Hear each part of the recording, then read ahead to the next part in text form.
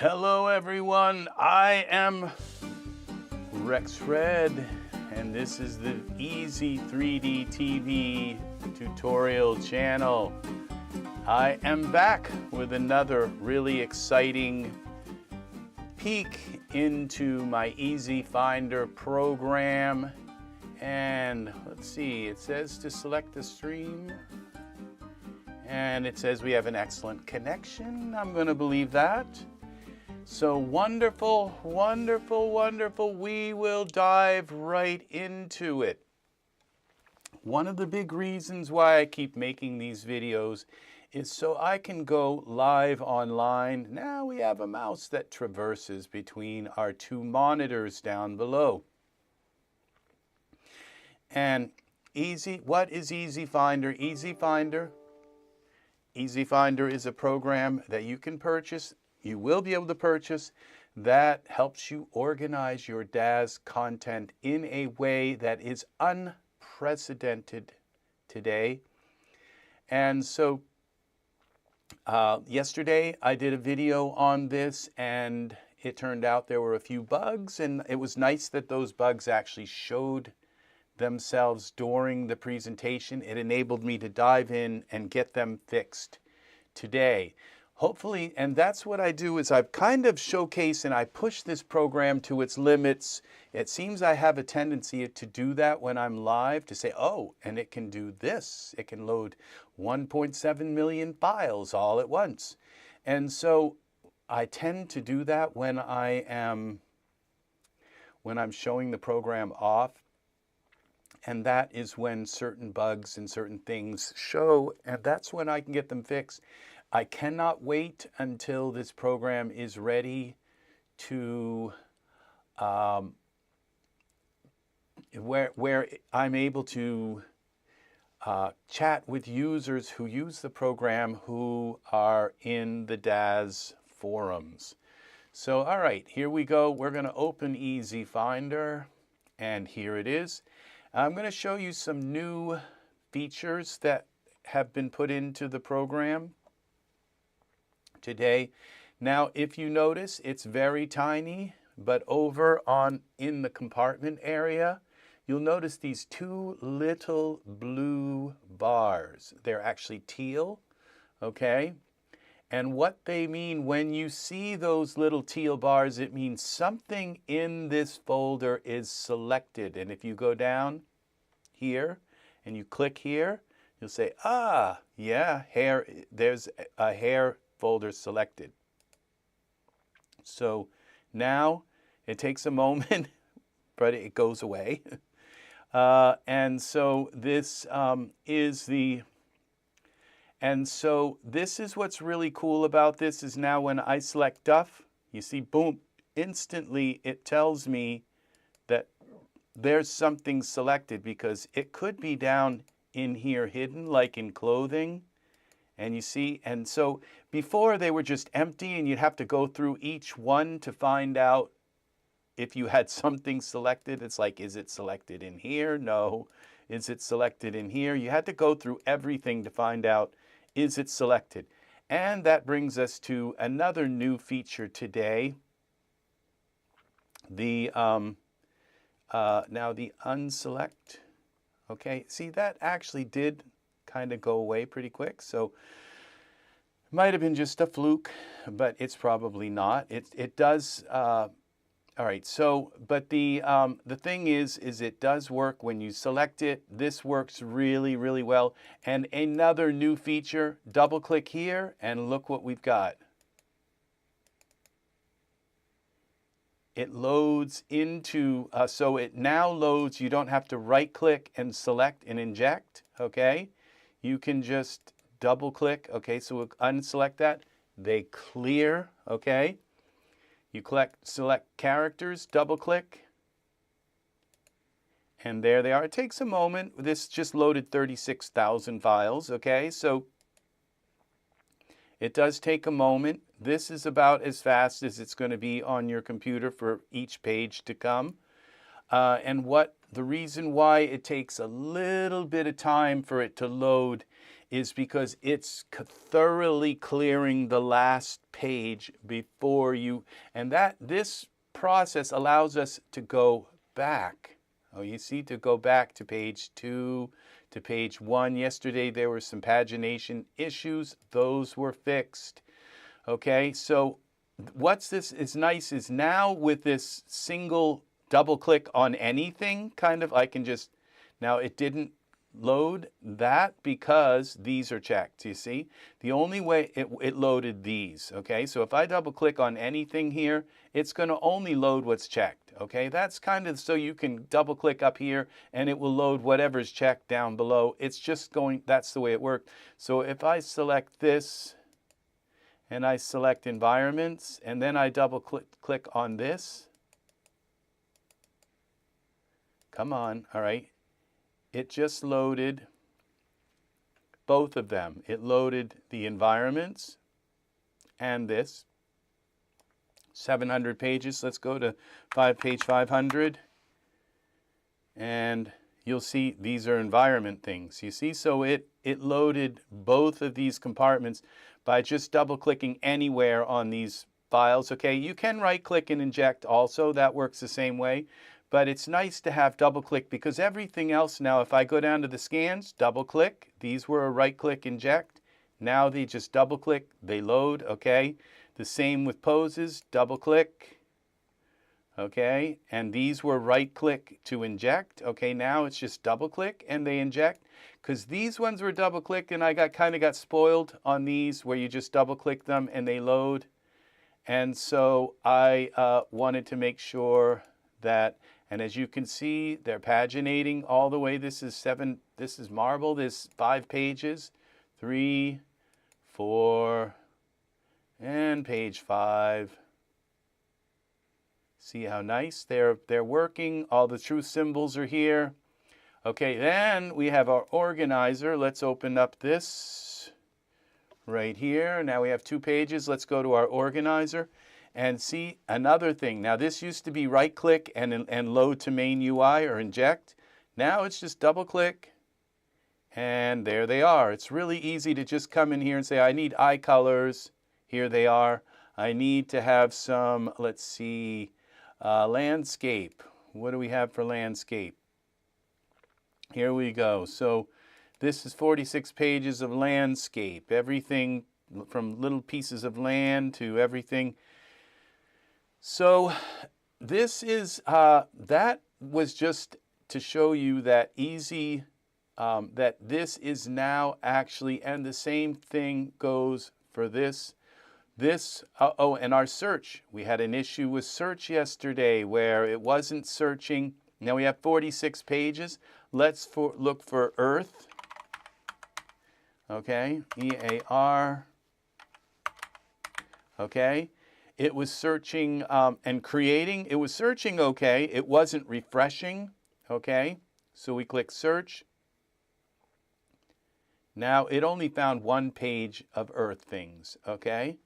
But what is nice is now if we go back, and back works. Okay. If we go to, and let's now unclick characters. Now that took, and then we double click again. And this just brings our environments, okay? And now we are with our environments. Let's look for ground. All right, search. See if we can get something that has a few pages. 9 pages, okay? Now before, when I would select and drag here, so now we go to environment and let's call this ground 2. New folder, ground 2. All right, now we have a ground 2 folder. Now yesterday when I selected on this, welcome. When I selected this and dragged, what happened was it dragged everything from environments. It didn't drag from the searched items, okay? There's 9 pages here. See the 1, 2, let's go through them. Just to, just to kind of test things out and say, are they really here? Are they actually going to show all 9 pages of ground?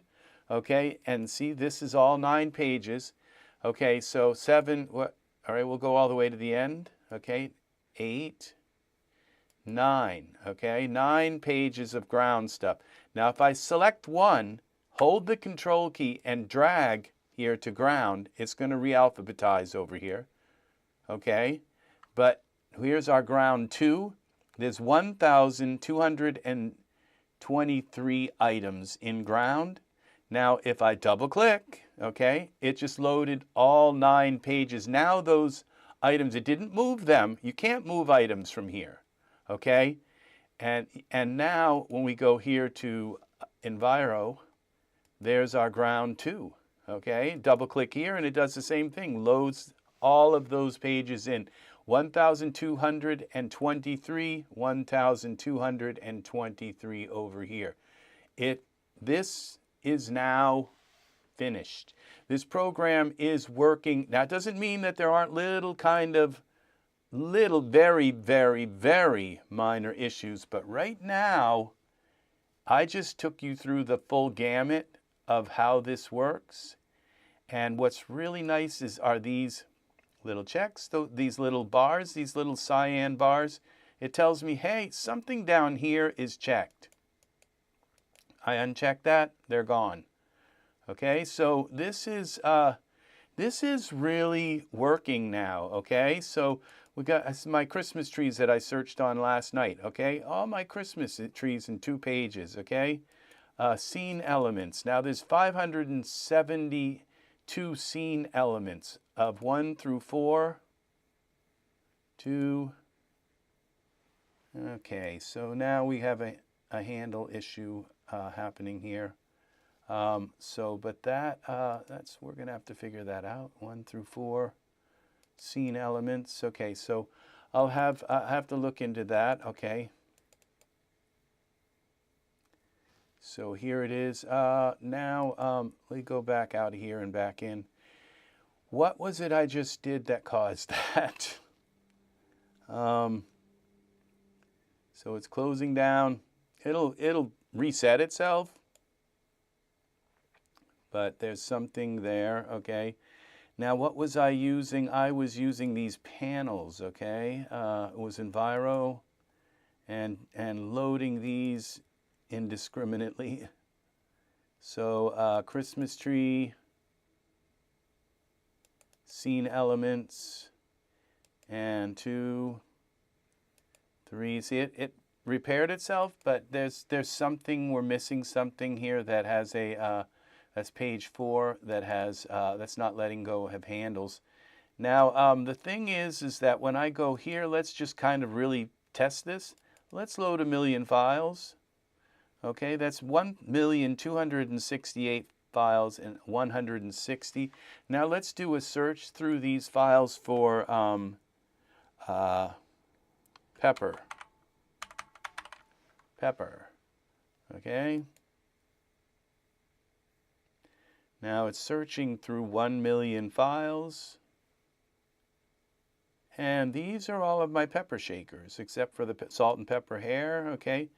And so this is, looks like the pepper shaker. There's another pepper shaker, salt and pepper up here, okay? Pepper spray holder, the pepper horse, okay? The pepper horseshoes, pepper horse. Okay, more salt and pepper here. We have 3 pages. Okay, more salt and pepper stuff. I don't know if I dare open this because we may end up with seeing something here that that may not be too good here.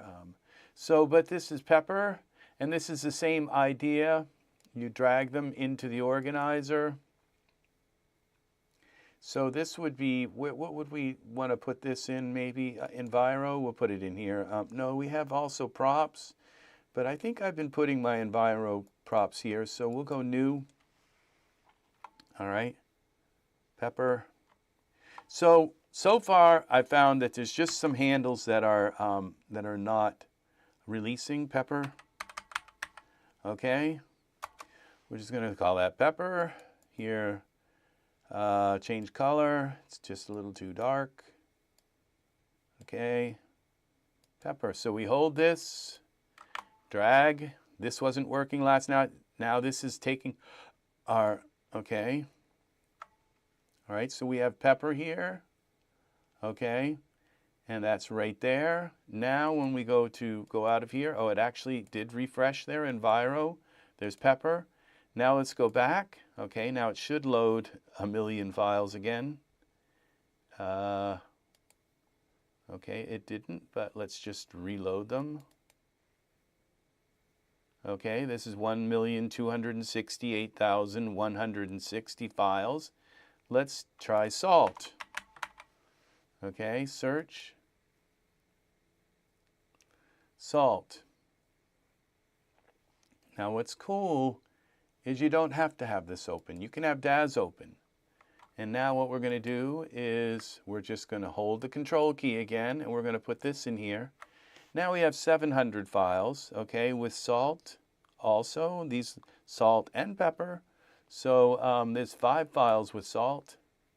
Okay, those look like they were okay, so to show, but so now when we take this pepper file, okay, and load it in here, I can come in here and say, okay, this right here, these are not salt and pepper. Neither is that this kind of pepper spray. I don't want that in pepper. So we're going to take those out. We're going to right click and remove from pepper. Does it work? Yup, it does. See how cool that is? Now you can come in here and you can say we're going to here. Those are peppers, okay? Pepper, we'll take that out. Take those out. All right, and we can take these salt and pepper things here. Those are hair. Peppermint, okay, remove from pepper. And we go here. These are pepper also. We take them out. Salt and pepper, remove from virtual folder pepper. Okay, there's a few more gone. Now we can take these. Those are not pepper, pepper, pepper, pepper, pepper, pepper. All these can go. Remove from pepper. And we go here. These can go as well. Pepper. Removed from pepper. It's working here. Now we can remove these also from pepper. Those are chest hair, pepper, chest hair. Remove those. And these are all also pepper. Remove them. Pepper. And I can rename that to salt and pepper. Okay, salt and pepper condiments or whatever. Pepper, remove those. And these. I might do better if I just go to page 2, but and I think that's what I'm going to do. We're just going to go to page 2 here and see if we can get the whole page. Yeah. I don't see any pepper here, so we can do the whole page. Right click, remove from pepper. Okay, this is the end of page 2. So we go here, remove those from pepper. And see, this is working nice. These are the wrong kind of pepper. Remove from pepper. Those would be bell peppers. Okay, this is more salt and pepper kind of thing. Peppermint. Remove from pepper. You know, it's like, do I need salt and pepper on the table? Yeah. Okay, we have people come. This is some kind of salt lake. All right, we're going to remove those. This is salt on the rim. Okay, this is HD pepper. Damage SD. Okay, I'm not sure what that is. I'd have to look at it more closely. We'll leave it. These don't look like pepper shakers. Remove from pepper. Okay, now let's go back to page 1. See, this is working, and now we can get rid of these, and we don't have them. We could deal with a whole page of stuff. Now we don't have to do them like this. We can kind of now come in here and say these clothing items are not pepper as well. So we're going to just come down to here, make sure there's nothing in there. Then we select Control, Shift, and then Control. Okay, and we can do this all in one go up and up here. we got these two. You can do them in one go. This is how the control keys help with the key clicks. All right, so then we just remove them from Pepper. Now we have 120 all in one page. I don't know if this was worth isolating. Okay, these are not Pepper.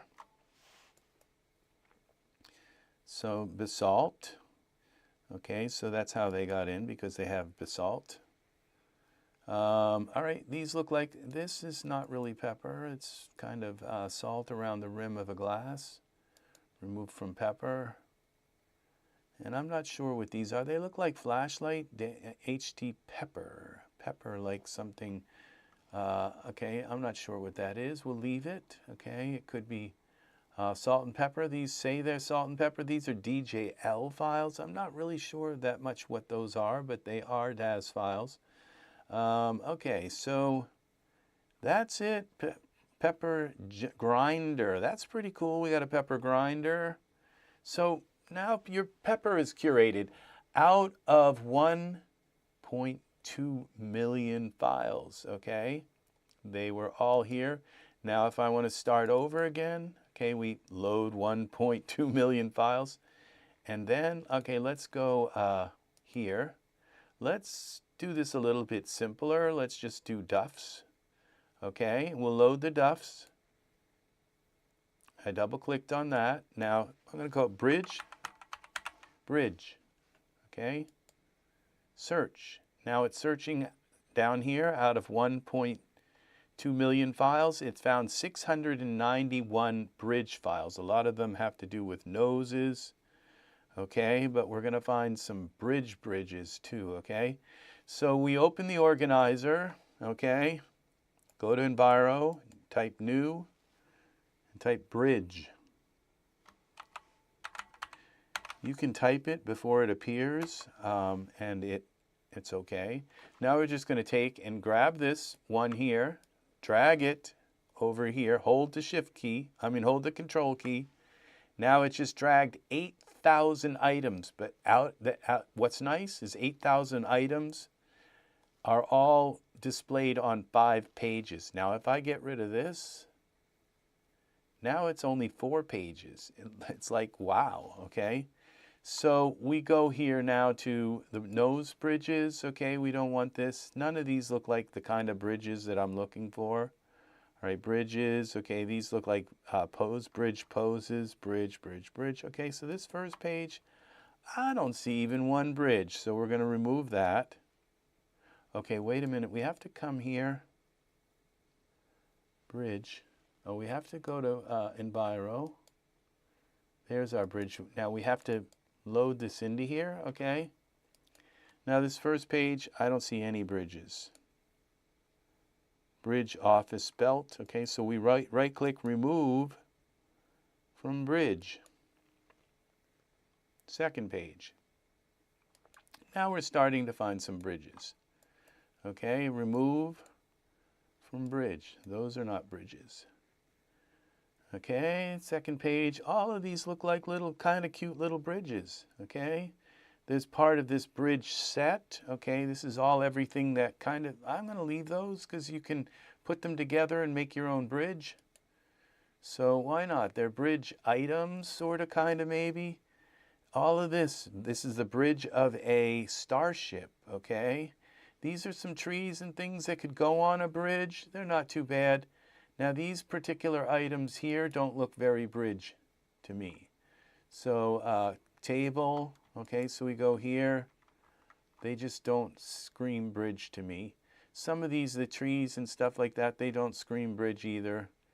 So we're going to right click and remove them from bridge. Hi, Chris Cox. I'm working with my new program, friend. Welcome, welcome. These are bridges also. This is EzFinder. It will be in your hands soon. I hope. We are doing this column. Okay, these don't really look like bridge items, but some of these, look at this bridge stuff. Every kind of bridge that I have.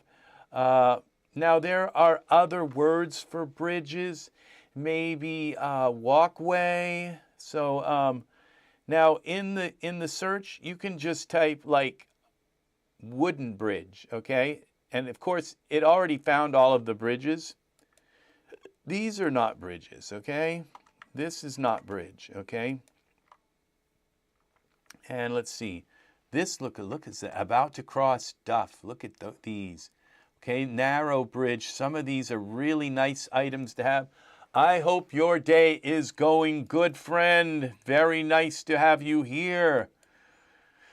This is EzFinder.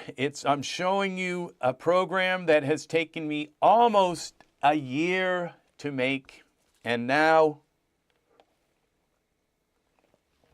it seems to be like within days of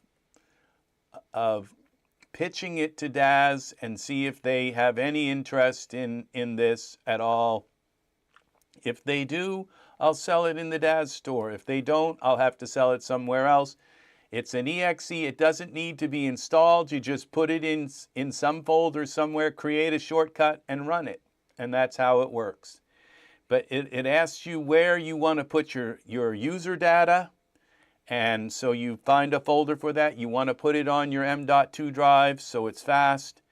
And basically, when I click on it, scans your entire Daz library, doesn't change a single file in your Daz library. And as you can see over here, you can just drag and drop, create folders, curate everything into here. Once they're into these folders over here, then you can load them from here, okay? So you can just get rid of this. This is for like saving configs and exporting to Daz.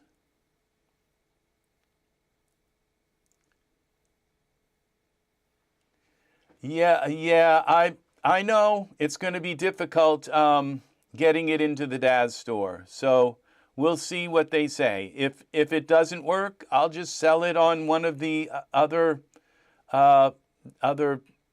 program sites. There's plenty of them to sell it. Plenty of places I can sell it. I've got at least 5 other places I can sell it on. So that's it. And once Daz people find out about it, they will, they're going to want this program, okay? So these are my poses, okay? So I can just then select them from here. So this program is for like dragging things like across, so you can move things around. You can drag things from one folder into another, just drag things around. But once you have them organized kind of where you want them, you have them saved and all of that, then you can just use them here, okay? And then you just double click. Here is my HDRIs. Here are my HDRI, let's see, the HDRI scans, okay? So this was what started this whole program, these HDRIs. That started it somewhere in around February of this year, okay? I said, I got to find my HDRIs. I want a way to do this. And so I created this program called EzHDRI Scanner. It's this scanner here. And all you have to do is tell it where your Daz library is, click scan, and it takes about 20 minutes if you have a huge library like me. I have 4,831 HDRIs it found, okay? 28 pages of HDRIs. And that equals 4,000. It found every single HDR and EXR file in my Daz library, every one of them. It created images for the ones that don't. It opened them, and that's why it takes 20 minutes. It opened them, took a snapshot of them, and if there's no image that comes with it, it creates one so that every HDRI that you have, there is either an artist image or there is. And so we bring this over here, okay? And there's something I didn't check, okay? Was this? Okay, this is supposed to now have I believe I haven't checked to see if it works yet, but it's supposed to have a scroll bar if it gets too long, okay, where it doesn't show. So, all right, now we open. So what you can do is you can double click, and if I double click, it will just open Daz 4.24 and load whatever it is into it if it doesn't require an object to be selected already.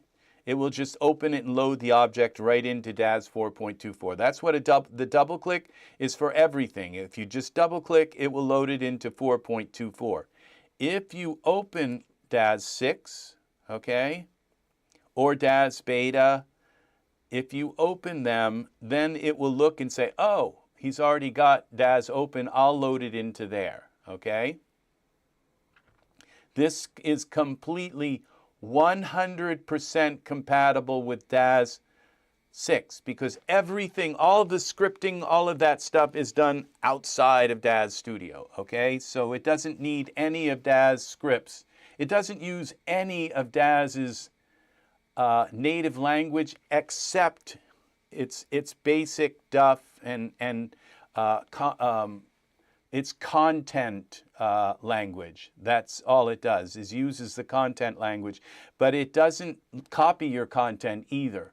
It takes and makes these tiny, teensy, as small as I could possibly make them, teeny files. So out of this entire scan here of 1.7 million files, the folder it creates isn't even a gig. It's like 800 megabytes, okay, for your, and this basically doesn't change. You don't delete, you don't copy, and you don't do anything. You just basically load this into, like these are all of your duffs, okay, all of them. There's 1 million duffs that I just loaded into here, okay, and I can just go through them, but I can search through them and search for like jewelry or search for earrings or search for rings or search for anything kind of thing, gold ring. And you don't have to put quotes, you don't have to put anything. It's just basically just type it in what you're looking for. If you're looking for a wooden bridge, you'll find it, okay? So this, and it doesn't just use metadata, okay? It also uses to search, to tell you what it's finding. It also uses folder location names. It uses names for PAs. It uses names for the file name. It searches the file name. It searches any kind of metadata I could get my hands on. It was added into the metadata of these created folders, okay? Linking data, what other items does this require? Linking data. So if I click on this right here and I have this open, it shows you the linking data, okay? Whatever was written in, okay, product, ring fit, okay? So, yeah, and see now, this isn't working, okay? So it's not showing the, you can barely get at that. So it's supposed to have a scroll bar, but it's not showing it. Let's see if it's over here. No. So the scroll bar isn't working yet. It has a scroll bar here, which I didn't need. It's actually needs to be the scroll bar here, a vertical one. Okay, so because this little button, what it does is if you select these items here, it will show you the relative items. If I can get at it. Okay, I don't know that that's even working now. All right, so that's not so important. This is a kind of side issue, but all right, so now we go back to the HDRI scan, okay? And now if I double click on this, it will load this right into Daz because it looks and says, oh, this Daz, what's up here? Okay, why isn't that moving around? Yeah, viewport, what's going on? Perspective view. Okay. All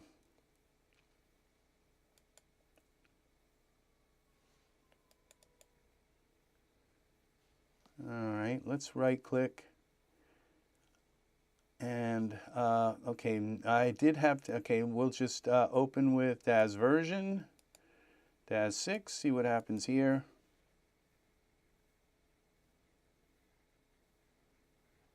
Okay, I just did some editing with, let's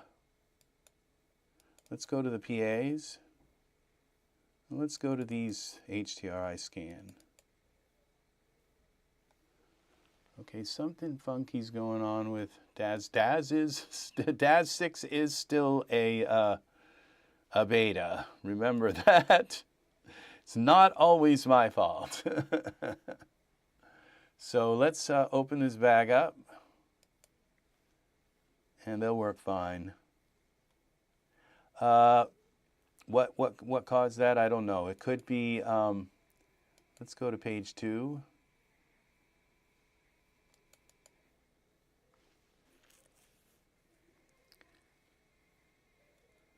Okay, this is front view.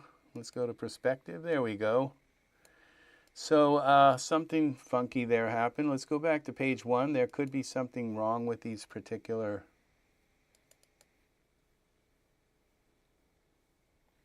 No, they're fine.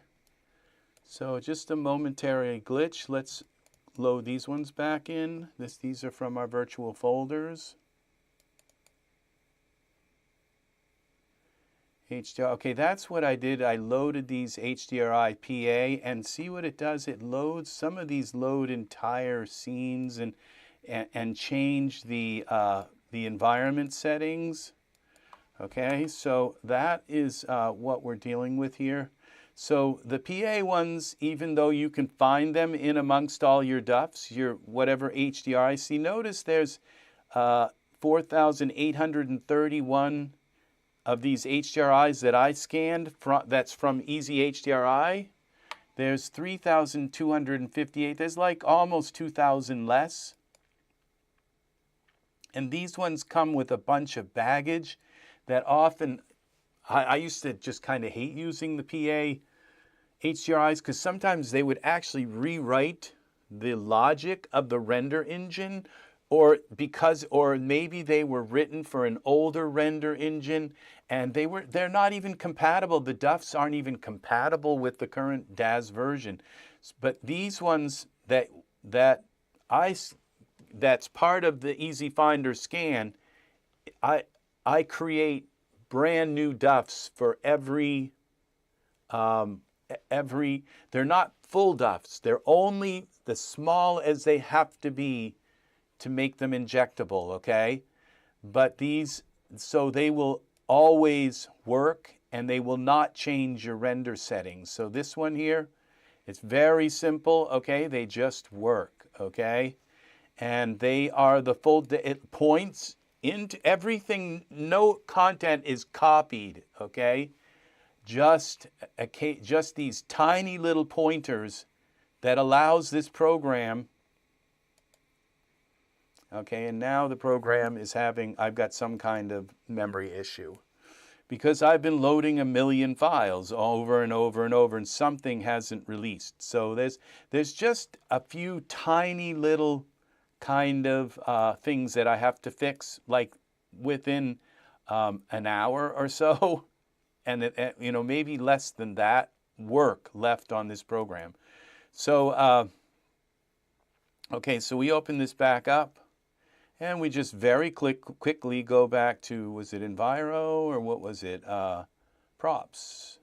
We go back to our HDRI scan. Okay, this is our working directory. And as you can see now, it will go fine perfectly through them. Okay, 3, 4.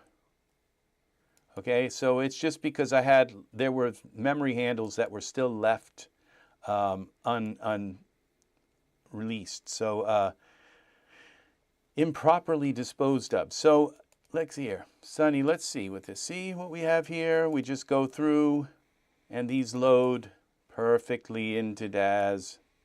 Look at this. These are the HDRIs you didn't even know you had, okay? And just because these PA ones, you can find them in the DUFs, and find them, and I was able to find 3,000. I can't find them in Daz. and the possibility that they might be listed as DUFs. They may not even have images made for them. They may not have the metadata to actually be found with smart content. This is intelligent content, not smart content. This is content that you curate. You don't have it curated sort of halfway, kind of maybe by something, by metadata that most Daz PAs don't even bother to put in. Or if they put it in, it doesn't even work. It's like they have to kind of take it out to get their files to actually work. It's just those metadata tags, I've tried to use them, and you use them and the DUFs don't work until you take the metadata out. So this is it. This is these are all of your HDRIs that you haven't been able to find, okay? You're going to look at this and say, like, I've never seen this one. Look at that star field. That is amazing. This is just, wow, I wish, and this one may even be higher res. There's 2 of them. There's a reason there's 2 of them, okay? See, because they're not duplicated here. There's a reason it found 2 of them, okay? One of them is probably a higher resolution. Or something. So, because you see, there's not like a duplication problem here. Ever had to deal with duplication? Yeah, well, there's not one here. Okay, so if there's a duplication, it's because it's a different file. So here we go, and these are for setting up lighting. Okay, for putting your figure in, and these are HDRI lighting.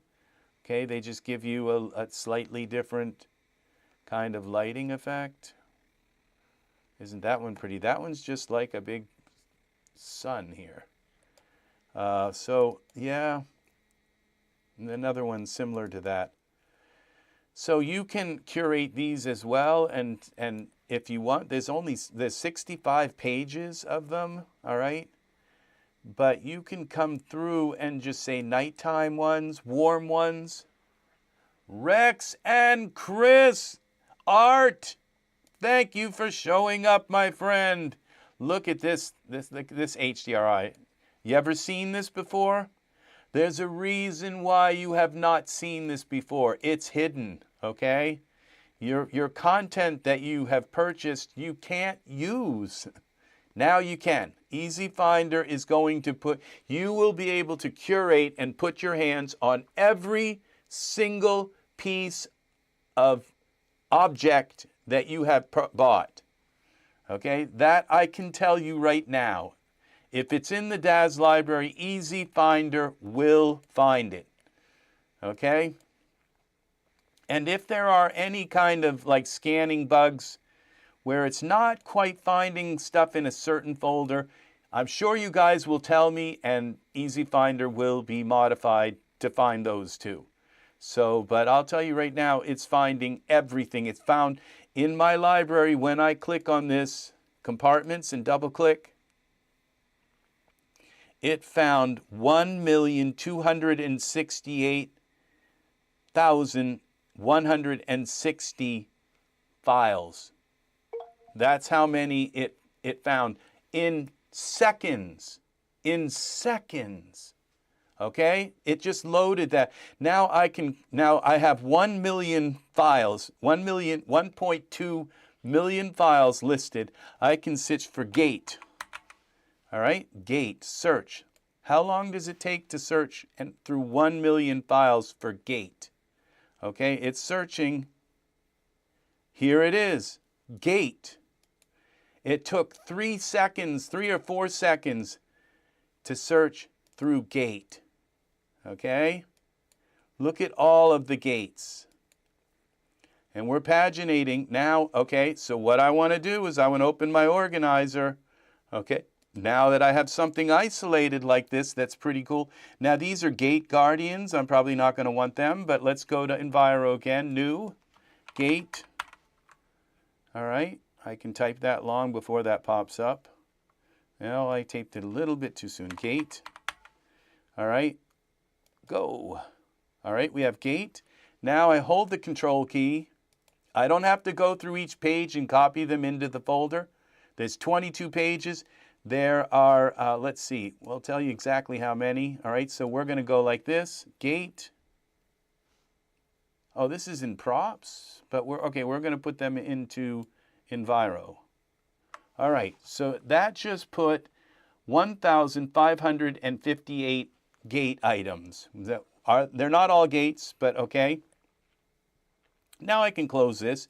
I can go to Enviro. Okay, now I can load these because now they're isolated, okay? Out of the 1 million files, they're isolated, okay, to gate. Double click, just real quick, and here they are of 21 pages. And now I can come through and say here, and say, I don't know, these are geometry. Okay, these are obviously files that are not, they're not injectable. Okay, so we're going to move them from gate. Okay, these are as well, they're geometry files. We don't need those because I used everything, every file possible, okay? So we have DSX files. All right, these are aged. Okay, these DSX, I think those are kind of script. They're matte files. Yeah, okay, those are matte files. Now these 3Delight. Okay, these are obviously Gate products, Gate Guardian products. I don't want them in Gate. Okay, those go in clothing, so we'll get rid of them. All right, see how you curate these down to what? These are microphones and noise gate maybe, a Gate Guardian, something weird here. I might leave these gate flowers, okay? I mean the gate right hand, we don't need the 0 hands, okay, for gate. Now we go here and see these, all these gate items. I'm going to keep them. They look kind of, this is the rounded gate. I've used that and stuff. Here's part of it right here. That's the full gate, okay? And we have 19 pages of gate items. Look at all the gates. Daz was never been shy of giving us gates, and they've made some really, I've seen like the Versailles gate and all kinds of really awesome stuff in the Daz. The artwork, that's what's amazing about this is when you load these things, okay, these are HDRIs. I don't really want them in here. So we're going to remove them from gate. They are gates, but I'm not going to have them, the gates of Avalon.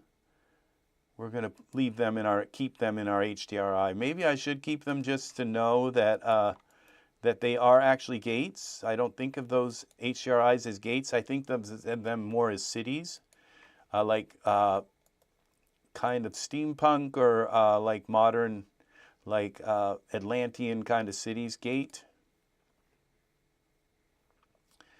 But we're going to kind of remove, and these elongate, we don't need those either. These are stargates, okay? We're going to get rid of these as well. Okay, these are gates. Okay, let's start here with this, and that's a gate.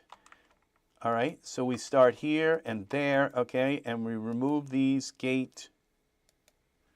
See how awesome this works? Now we go here. See, I'm secretly like curating my own content. Azimuth gates, so the agate, okay, we don't need agate. So we can, I don't think that really belongs in gate. Those belong in stones and rocks and stuff. And it looks like they already are in rocks, okay? So we go here, remove that from there. These are, again, corrugated. So we're going to remove them. These are definitely fences and gates. I guess they would go fit into corrugated. We don't need them again. So, and elongated, we don't need that. Gateway nebula, these look like they might actually be HDRIs, but we're going to remove them from gate. Okay. And these now, look, I'm quite sure those are HDRIs, but we'll leave them for now. We're going to go and get rid of these, remove from gate. Those are in corrugated. Again, we go for a bunch of these, remove them from Gate. And I think what I'm going to do is go to the next page and then we'll move back. Okay, these are glass, these are flooring. We're not going to use those, even though they can be used on the floor of a gate. Okay, but I don't think of them as gate material. Okay, we don't need this, but we are going to keep this. These poser, they look like there's some kind of gate there. I'm not sure what this is, but we'll get rid of everything up to that. Heaven's Gate, let's leave that. I'm not sure what that is. Remove gate. Many of these things I have never seen before. Okay, these gate objects, OBJ. Have you ever been able to find OBJs in your Daz library? Well, every OBJ that you find, you can isolate by clicking on one folder here. Here you go into here. OBJ, unselect this. Go to OBJ right here, select that, and load every OBJ in your Daz library into, well, let's do it here. Okay? These are your OBJ files. Many of them don't even have images for them. I should have created, well, I really can't create them because EzFinder does not have a rendering engine, and I will never probably make a rendering engine for it because it really requires a lot of paying NVIDIA a lot of money to own an NVIDIA rendering your own NVIDIA rendering engine. But if I double click on this, will this Bolero? Let's see. Earth. Let's find something that looks cool. Jacket. OBJ. Okay, so OBJ import objects options. Okay, it comes up with this, and let's just click accept. There it is. There is the object. Right, done through. So do you have a bunch of OBJ objects? There's a possibility you can use this import external. Okay. And what'll happen is you tell it where your OBJ files are, okay, and give it a name like these are my OBJ files, description, the OBJ files that I've collected over the years. Some of them are this, that, whatever. Click import to, and when you click it, it will show down here, there'll be, these are my OBJ files name that you gave it. You double click and they show up like this in here. You can categorize, and you can double click on them and they will load into Daz like this. You just click accept. Okay, where's the tank top? Let's get rid of the jacket. There's the tank top. Okay? And the same for, I can't vouch for every kind of file, but we do have FBX files here. We have DUF, DSX, DS. So that's how they're set. So if you've ever wondered, I'd like to isolate my CR2 files, okay? Double click, inject. All right? These are all your my CR2 files that I purchased, okay? And you might say, okay, well, I would really like to have, let's see, there's 93 pages of them. Let's see what these boots look like. There, CR2 files. Is that cool? I mean, really? I wouldn't even know how to load a CR2 file from within Daz. But here it is, okay? And they're all, so basically now I can go here to Enviro here, okay? We're going to call this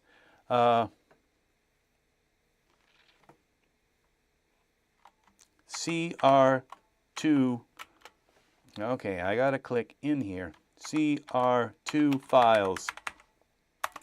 Okay, now we go here. We click on one of these, hold the control key, drag. Come on, mouse, stop fighting me. And that just dragged, where's my CR2?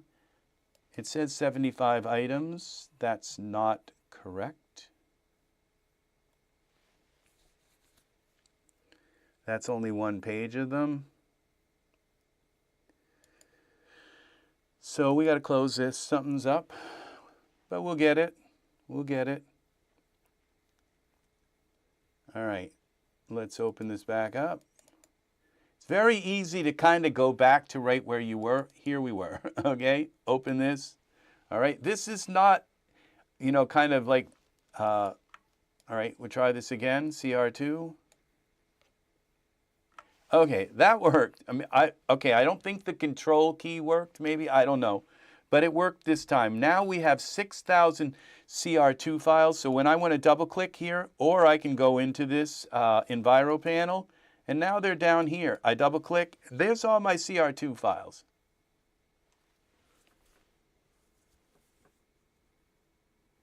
Not as, there won't be all of those options, Art, okay? Let's see, what images, you can go larger images, but if you figure, okay, like when I double click here, it's loading 1 million files, you know, and you want to be able to curate and grab a whole page of them and put them into a folder or this. And so what you do is if you, like this right here is on what you're seeing here. This is an HD monitor, okay? So it's 1080p, all right? Okay, so if I move it over here, you'll notice now, you see this is a 4K monitor, okay? Now you'll notice that they are larger, okay? And these are the CR2 files that I just loaded, every CR2 file that I own, okay, into this one folder, all right? So the only problem that I've seen so far is I've got a few memory handles today that have to be released. They're hidden, okay? They might be in the text, they might be in these true symbols. Something is not releasing memory handles, but that's really the only thing left. Now, as you can see, this is on my 4K monitor. As you can see, they're much smaller, okay? Now, if I close this, and I close this, because I don't need that anymore, all right? Look at how many I can look through in one page. You see, this is a lot of images. Now, if I say, oh, I can't really see what they are, my eyesight's not what it used to be. So all I have to do is go here to my Windows display options and just say, hey, let's make things, instead of 150, let's go 200, okay? Makes the text a lot of people have large text. Then when we go back to EzFinder, okay, now you see they're bigger, okay? It doesn't fit as many on a page. The lettering is larger here, okay? The lettering is larger up here. So it's just a matter, most people have their monitors set up. I have I have ant eyes, so I can see like little tiny things on my computer screen, and so I can't see certain things at just the right, like from a street sign away, I can't read the street sign, but far, far away, I can see things beautiful. So it's like somewhere in the middle of between like my monitor and the street sign, my eyes go like crap. So I have glasses that I use only outside, so I can read street signs. That's it. Other than that, I don't need glasses for anything. And really up close, I can't see anything at all. So this makes them larger. Okay, so you just change your Windows fonts if there's an issue with it. But chances are, if you have problems seeing things, you already have this set high. Okay, so now this is at the 150 recommended. Now, when you go to 150 here with this program, like what it's recommended for this, look at how many images you can see. There's like, what, 800? 152 images. Now, if I close this, and I close this, and close that, there's 200, oh, one more to go. There's 126 items here. I think there's a lot more than 126, but let's see. Flying poses. All right, well, I only have 78 of them. Animal poses for animals, okay? So there's, it doesn't say how many here. So, but this is a lot on one page, okay? And when I click the next page, look how quickly it loads. Boom, done. Now, the reason why it takes a little bit of a moment before it loads the next page is because it has to release all those handles from the previous page and then repopulate. Make sure it disposes all of those handles so that it clears the memory, okay? And then it loads this page. Yeah, thank you, Art. Thank you. This is I thought about like having the mouse wheel so you could just scroll and it would scroll in and out. That will not happen. It may never happen because we're dealing with there's 6,700 files here. And so when you scroll in, you're literally trying to take a different chunk of those 6,000 files. Okay? We're dealing with what I've created. No one else dared to do this, okay? Nobody has dared because everybody said, well, when you end up with 13,000 items in your Daz library, your library is over 1 million items. You can't curate that. You can't find things. You can't create a program to work with over 1 million files just, and I just said, yeah, you can. And here it is, okay? This allows you to look at there's your Daz cat poses, all the animal poses. Look at this, all the poses. So you say, oh, I need a pose for my Daz horse. So you open your animal poses and you type horse, okay? Here are all your horse poses, okay? See, 3 pages of them. I don't have to look for this product. Go in there, look and see if there's poses in there. They're all in here, okay? And this animal poses thing, I just typed animals when I had all my poses, and boom, and there's going to be all your bat poses for your bat, human bats, Genesis 8 Batman, kind of with bat wings and all that stuff. Poses for your morning star wings, poses for everything. This would probably be in these animal poses. I don't know. But you open this back up, and you select from your panel, you say Enviro. Okay, these are those CR2 files. So if you have 2 4K monitors, okay, then you're basically, because when I bring this over here onto this look, at least it still works, okay? So it's backward compatible. Yeah, yeah, I think that is that's very, very smart of you, Art. I think they wanted Daz Central to be a content finder, but they got completely lost, okay? The first thing they needed to do with Daz was to completely copy the install manager into it, okay? That would have been number 1. So that people would never think of using the install manager. But Daz Central, you only could install one thing at a time, okay? This succeeds. This completely succeeds. And I'll show you why I say it succeeds. It's because of this right here. This right here. It succeeds, okay?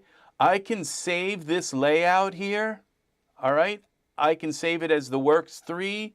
I can just go save as and then load another entire layout of folders for this. So this completely succeeds. And like I said, I have this set so that my icons are really tiny down here. And I have it set at the recommended. And I still have tons of room to put more shader categories, like we've got hair shaders, heart shaders, lace shaders, leather shaders, leaves, marble. And these actually, when I click on that, this is my marble shaders. Okay? When I go into shaders and I look for marble, I can't find it. I can find like 10, you know?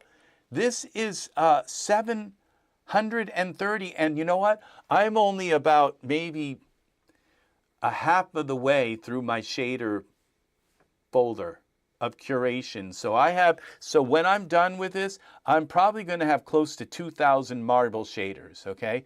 Glass, okay? We go up here to glass. I have 1,663 so far. You ever kind of needed a glass shader for a window, for like a 3Delight window? It's like I can't see through the darn thing because it's 3Delight. Well, here they are. All my glass, there's 19 pages, there's 1,000, and like I said, I'm only halfway through my shader, my curation of my shaders. The one that's I'll tell you right now, the hardest thing to curate in Daz Studio, any of you want to guess what it is? I'll let you guess, okay? First, what's the hardest thing to curate, okay?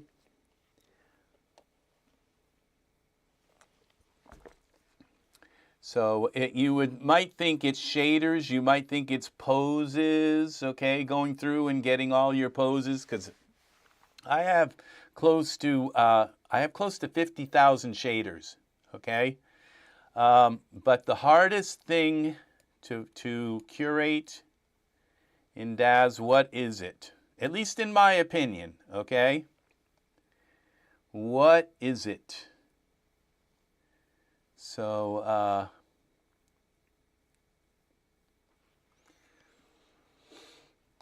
and hello, nobody wants to guess, nobody wants to guess. What is the hardest thing to curate in Daz Studio? What's the hardest thing to organize? What is the hardest thing? I will tell you the answer, at least from my perspective. Magnets? Oh yes, it's very hard to curate magnets. Every time you try to grab one, they're repelling each other. No, the very hardest thing to curate in Daz Studio is environments, okay? In my opinion, okay? It's because when you get here to this, all right, now here are your compartments, okay? You unclick this, all right, it removes everything from here. Then you go to Duff, and you go to Environments, okay? Click it, double click it, and it loads all of your environments. There are 87,000 items in your Environments tab, okay? And so in your environments, 87. Yeah, see, yeah, it's environments, okay? And out of these, and so in these environments, there are so many props. And out of those props, you want to find, like this is the entire Tinker's Workshop here. Okay, so we got Daz open. Let's clear the scene. All right, let's get rid of these boots. These boots are made for walking. All right, let's see what we got. And let's load the Tinker's Workshop. Double click. All right, just this one little item is an entire scene, okay? And we'll load it inside. This is an HDRI. So let's hope we got the entire workshop. Yeah, see how long it's taking to load. Look at all this stuff it loaded. Okay, we're somewhere in the middle of a wall. All right, we got to get inside. These boots are made for walking. And that's just what they'll do. All right, so this is the Tinker's Workshop. And inside this, look at all the items that come with this. All these candles, the chairs, the table, the rug, the folded rug. They probably even got a regular rug on the floor. Some kind, it looks like another rug here that's not folded. They've got this really funky thing here going on here. They got the lights, they've got walls and this gramophone here. Okay, it's an MP3 player. And let's see, so this is,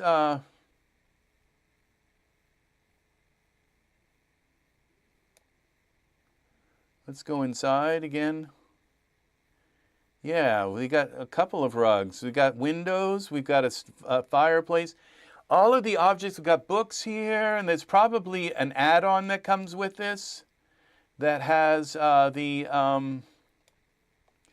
that has, you know, a magic kit and all kinds of bottles and potions and, you know, all kinds of things that go with it for the workshop.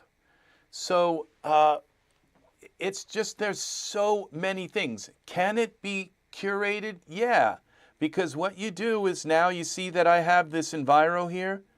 You see what I've got here, it's as you start working through your stuff, you look and you say, look at this scene element. Okay, I have scene elements. That would be like all of these little items here, okay? And then, now these stuff, there's no images here. The reason why is the artists that made them either stuck their images somewhere, they didn't follow the Daz format, and and there's a good possibility these don't even show in your Daz library at all. But they show here, but they just don't have images. So if you want to look and say, this says Marina, I'll double click on, these are mats, okay? The images, if they included mats, they threw them in, they didn't keep the images right within the duff. They didn't list it in the right place or those kind of things. So there's very few items that don't have images, but they're still listed here, so you can use them. Okay, now what I want to do, now this says scene elements, but somewhere, see there where it says scene all, this is for things that are the entire scene. So now I found an entire scene, I can drag it and drop that in. Now it's at 37. Now I have 37 scene alls. Now I can take this right here and delete all of this. All right. The Tinker's Workshop. It was very nice going and seeing the Tinker's Workshop. Now let's try this streets. This is a script. Does it work? Yeah, we have an entire street scene. And I believe this, you can also go inside of this. If you can't go inside, yeah, I think you can, because I've made a scene with this. I put a big Christmas tree inside and made the windows all shine and everything. I think you can buy the interior guts of this. All right, all decorated. So there's two products. But we'll throw this in. This looks kind of like a scene all kind of thing. We throw that in there. So I only have 1,161 pages to go. And so as we go through the Tinker's Workshop, okay, and this is having that issue again where it's not paginating. So let's try this again. So yeah, that's not paginating. Okay, returning to 0. So we're going to open the text. Okay, delete that. Okay, not 0, and we've got another issue with it will repaginate once I come back in. All right, so but I have to figure out what's causing that. So it's not returning to 0, but we do have 87,000 items loaded, okay? And this is something that will get fixed eventually. It's like that's the way bugs are, just like the Daz viewport issue finally got fixed. It took them months to do it, but They fixed it. Okay, now the same thing with not returning, and so handles not being released. All right, that's another thing. So not being released. So I've only found 2 issues so far, okay, with this, and we've been at this for an hour and 14 minutes, and those are the only 2 issues. So if I close this down, like I said, this is the workaround if you're working with it and all of a sudden it's like, oh, it won't paginate. Chances are you can just open it back up like this. It remembers your page, which your location. If you put it on this monitor or that monitor, it remembers it. So now we were in the DUF files and we were here with environments. Okay, so now let's go to page 2. See, now it's paginating, okay? So we go, and now we close this, go back here to this. Let's get rid of the street thing here. And let's try the desert ruin. There's a Tinker's Workshop. Okay, this is the street DUF. We added that. Remember, these were in the Enviro folder. Now let's try the desert ruin. See if this is a complete scene or what. This looks like a complete scene to me, okay? So we throw that in here. Scene all. Now we could take some of these products here. These rocks, and this, and throw them in scene elements, okay? Now see how cool that is? Now this OBJ, let's take this out, all right? We're curating, okay? Now we go to OBJ and see what this is. Now look at this. See, this is something you've probably looked for a million times, and it's like, where can I find a nice little field with a road? Okay? So where do I put this into? Ground, okay? I know that's ground, all right? And so when I need some ground, here it is, okay? This is a really nice road, so if you come into the landscape here, you can take this road here, which looks really well made. You can go into surfaces, all right, and you can turn off the grass.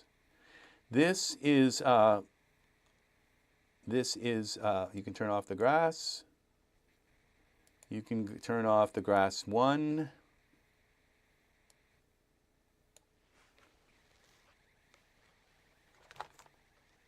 And you can turn off the flowers. And then you can come in here and you could use ultra scatter. We got flowers and you got plants. And you can put your own, you can scatter your own grass in here. Okay? And this is really cool that you have this. Now we take and we go back to scene, select that, we go like this, and that's our piece of land. And how would I scatter this? Okay, well what I do is I would create panels. Okay, so I would go here into Tool Settings, Geometry Editor. All right, and we're kind of switching gears here, but I would go like this.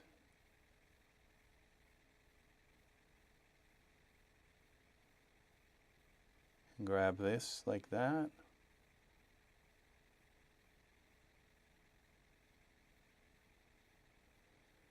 All right. Here. And okay, I can say, I didn't quite do that right. Okay, so what I can do is hold the Control key and say, I'd like to erase these. Shift key. Oh, I messed up. Well, see, I want to grab this up a little bit higher. Like this. All right. So you go like that.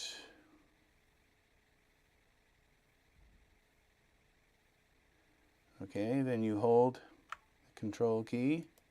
Right click, selection mode, lasso.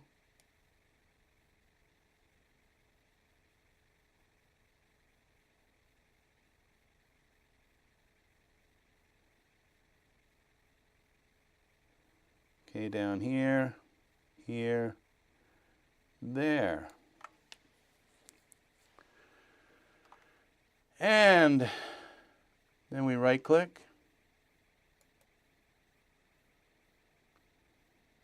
And we go to, so you might want to do them in separate parts. Let's see if we got the bottom here right correctly. You see, I don't think I have the right things selected. I think I have to have the surface. I think it grabbed like plants instead of the terrain. Which one is the actual terrain? This is the surface, okay? Let's see what happens when we do this.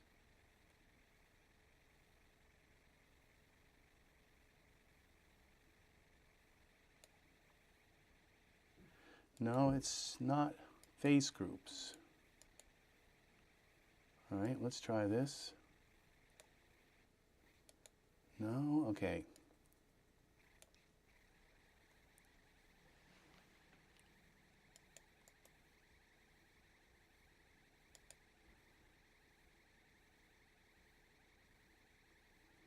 Okay, we turn the flowers off. Land, there it is. Okay. We just turn these surfaces off. There's our land, okay, and plants. All right, now we come in here. We select the surfaces.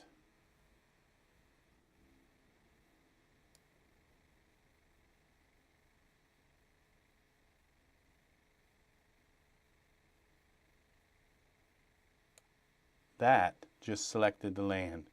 Now I could come on control. Okay, which one is it? Alternate.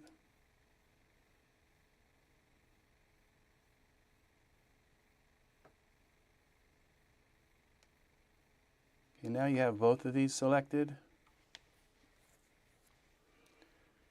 Or maybe not. How about if we try shift?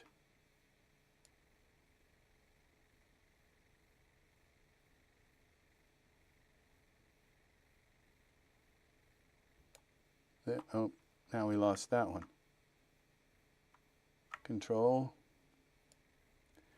I'm sure it's control. It's got to be control. There. So now that you have both of these selected and we don't have them completely, so we take control and we add a little bit more here. Take control and add a little bit more here.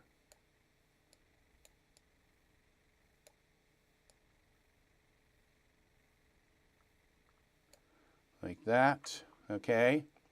Then you right click here and create a surface from selected. All right, we do that. The name must be entered. Okay, enter grass custom.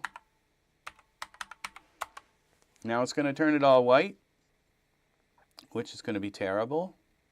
You don't want that. Okay, so what you do is you go this grass custom, you go back to your surfaces, and you go land, okay, grass land, right click, copy selected surface, and then you go grass custom, paste. And it didn't quite work. I think it might be because it's selected. It's still selected. Land. Okay.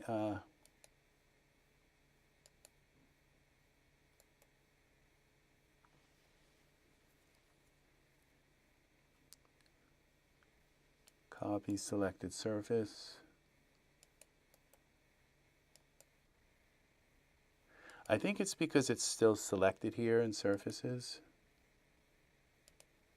Okay, we go to, down to the tool settings. There. See how that worked? It just completely melded those two, so it still has the same, it still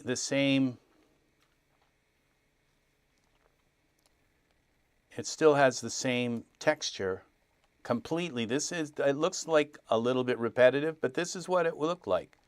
And so what you can do now with this, okay, we go back to scene, landscape. Why is it zooming me way in on some kind of, okay, now we zoom back out. All right, there we go. And so it looks repetitive, but this is the way it actually looked, okay? I will tell you. So we just copied and so it matches up perfectly because this little strip in the middle has the same. So what you do is when you open your ultra scatter now will show this surface as a scatter area, these two areas as scatter areas. And I'm not doing that now because ultra scatter doesn't work in Daz 6. So the only way to do it would be to switch this over to Daz, and that's on my other computer. And I haven't really figured out, my other computer has the exact same Daz setup, and I have it set up and kind of ready so I can just push a button and then I'm on my other, this little monitor here in the bottom of the screen switches to my other computer and I can work with Daz 4.0, but I haven't quite figured out, like I got to go into the other room and unplug something and plug it into the other computer or push a button here. I've got some monitor switching stuff. And, oh, maybe, yeah, see, I still have to move this DUF file to the other computer. I just kind of figured out how to do that. Let's see if I push this button. And see, that didn't work.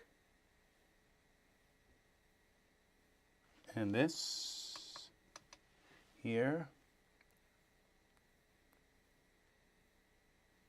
See, that didn't work because I don't have that set up yet. So I think I've got to buy another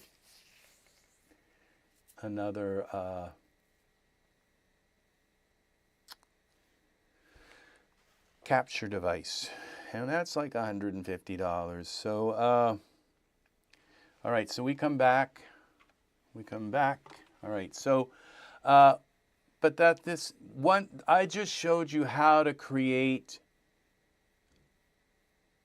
new surface properties, okay? So when you come into surfaces here in your tool settings in your geometry editor, now you have this.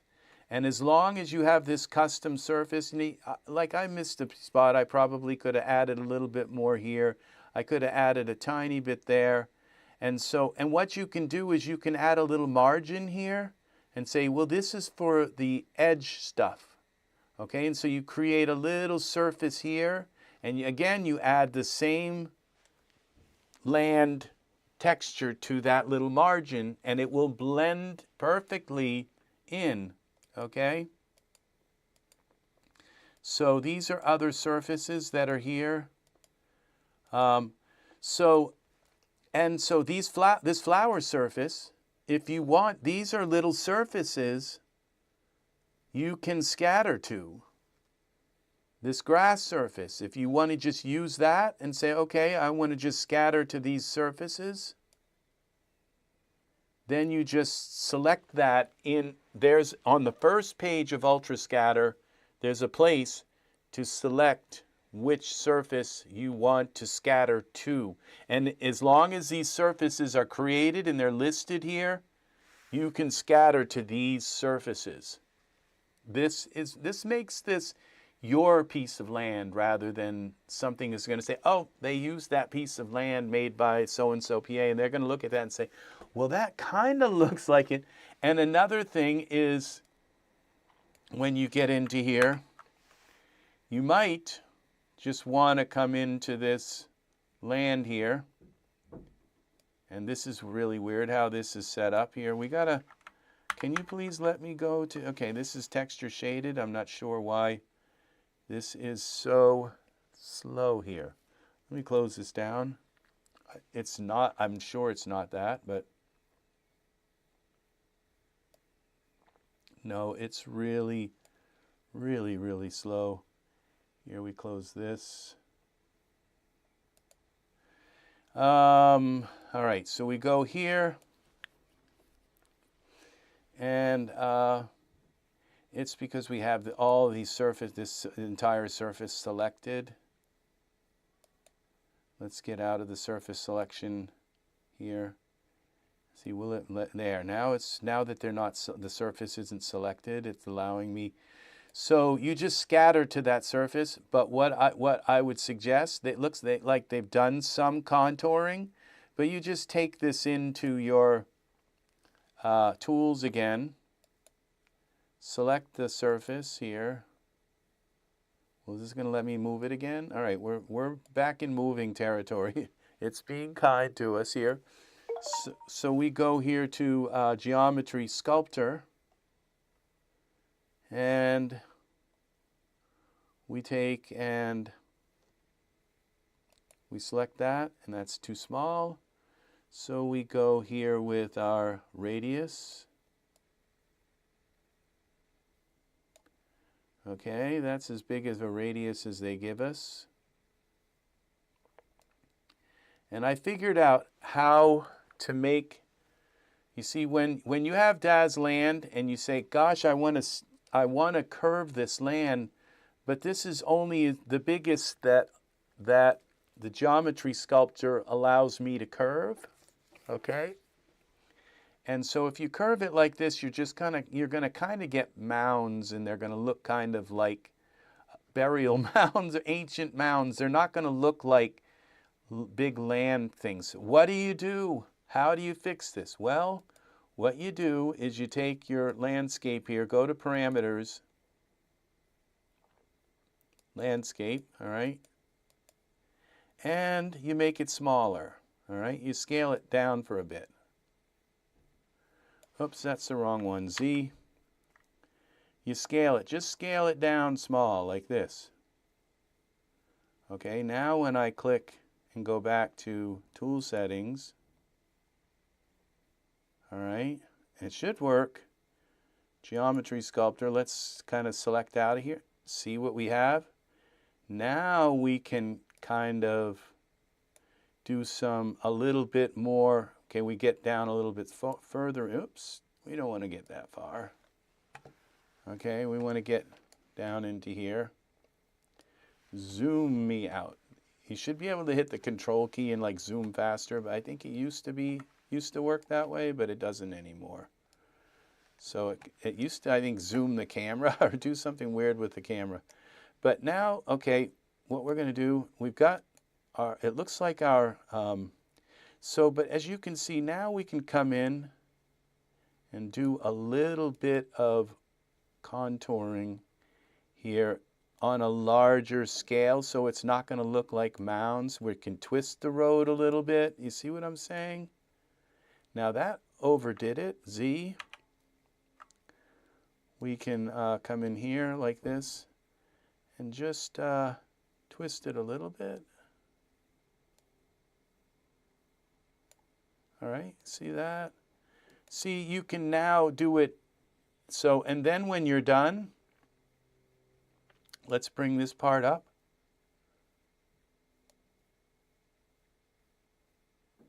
All right. And let's bring this part down. Let's take, now we can actually use this in a more intelligent way. Okay, like this. And bring this down.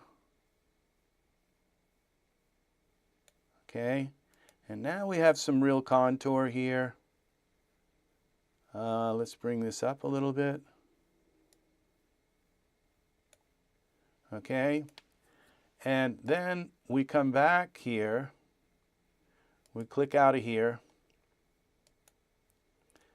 And we go back to the scene. Okay, what we do is we just click on this, and that gets us out of there. All right, now look what we have. We have something that looks a little more naturally curved, okay, than if we just used that one little spot and started to try. And okay, then we come back to our parameters, okay, and go to our land here, and we just set this back to 0. Oh, I think it was 100.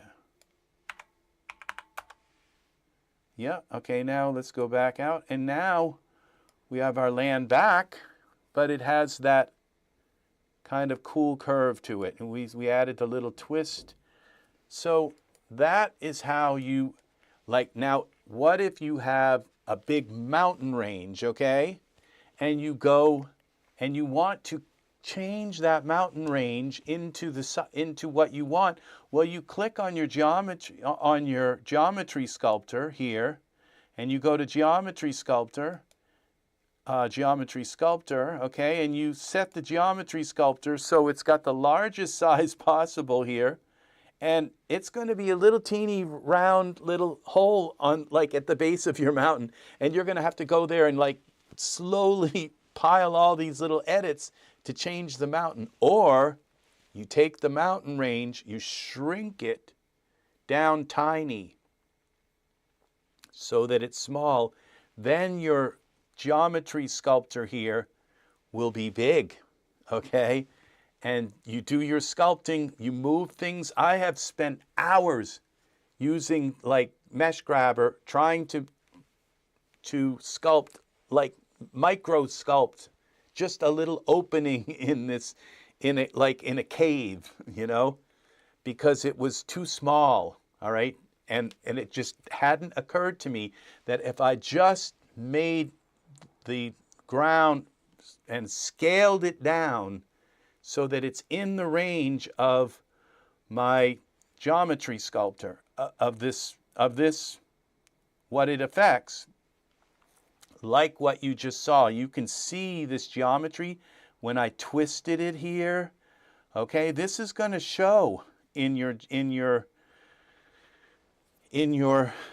way it looks like when we get down here. Hi, Matt Martz. Welcome, welcome. We have I think Art and Chris Cox here. It is nice to have you guys have like veterans here and non-veterans, just curious people.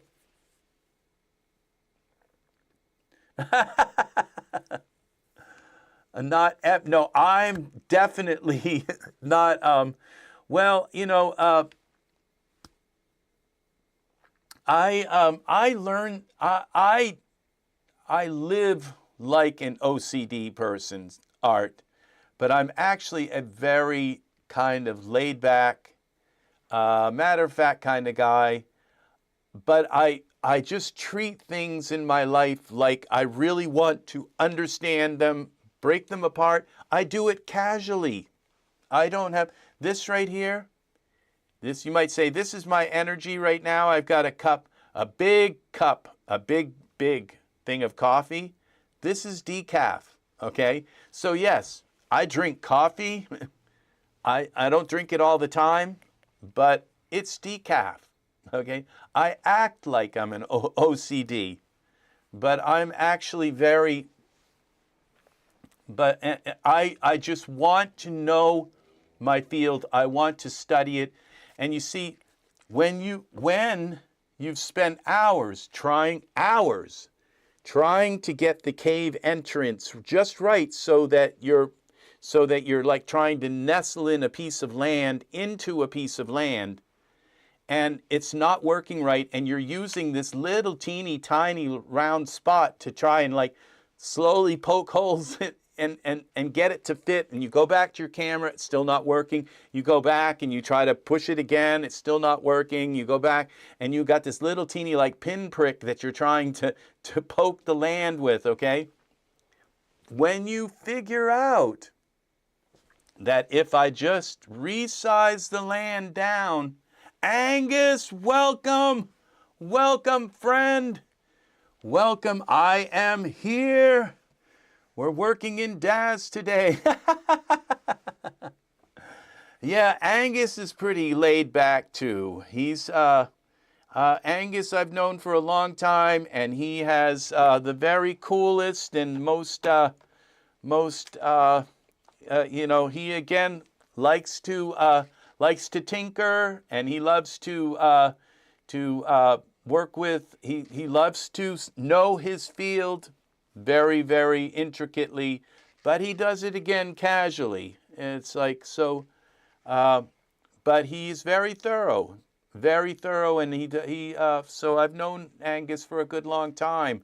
Welcome, Angus. Welcome, welcome. So this is your big tip for the day, okay? For using your okay. Remember, you heard it here first, okay? And the reason why I know about this is because it took me days I'd say like months of figuring and thinking and I actually went into the Daz forums and I'd said, why can't you make the radius like much larger? Like, why can't you just make this is all the radius, how big the radius goes. What if I need it for a big mountain range? And you know, Daz sells mountain ranges, okay? What if I need it for a big, gigantic mountain range? Well, what you do is you make the mountain, you select the mountain range, you go into your parameters, and you scale it down so that you're working with a miniature model of it. And then you shape it the way you want it. Then you set it back to 100%. And there it is. There is your own custom mountain range, okay? And then you grab sections of it and start scattering your items onto it. So this is how you do it. You don't scale this up, you scale the land down, all right? And I mean, one night I was just like, I don't know, laying in bed, and I opened my eyes and I went, like, oh my God, I figured it out. You scale it down. So I ran into Open Daz, and I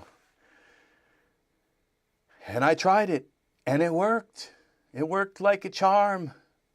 And the thing is when you have a mountain range, some of the mountain ranges can take you, like, when you're trying to get to the other side of the mountain range, and you're just scrolling and scrolling and scrolling, and you're just like this, trying to get to the other side of the mountain, so you can do some editing, so you can do some things with it. Take that mountain range and size it down, and then move it to where you kind of want the center to be, where you want your platform to be, and then set it large again, set it a little bit larger, then move the center again to where you want it to be, then stretch it a little bit more back until it goes back to 100%. And that is how you do it. Okay, so now this looks like a naturally contoured piece of land. It doesn't look like it's got a bunch of like mounds that have been like lifted out of. Yes, I've been in Moundville before, where I just couldn't get the mounds. This looks like a mound here. I may have grabbed it before I actually, but you can go into your mesh grabber and smooth that out, maybe.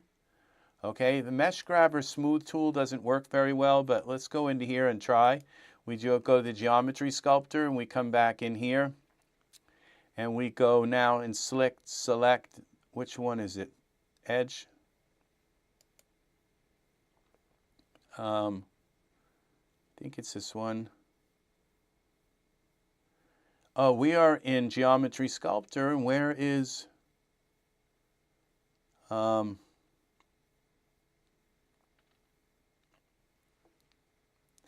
That's right, only Geometry Sculptor works. I don't even see this anymore. Okay, let's try this.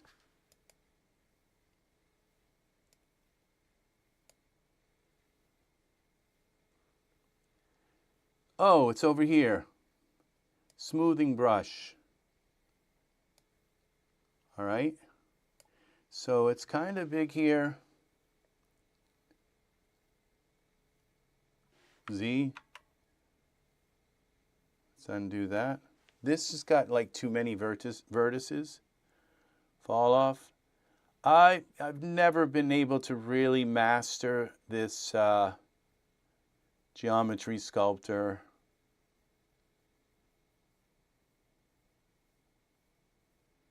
All right, so we go here, normals, display.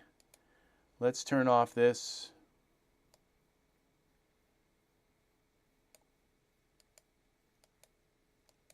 Just see if we can smoothen this a little, and I don't think it's going to be.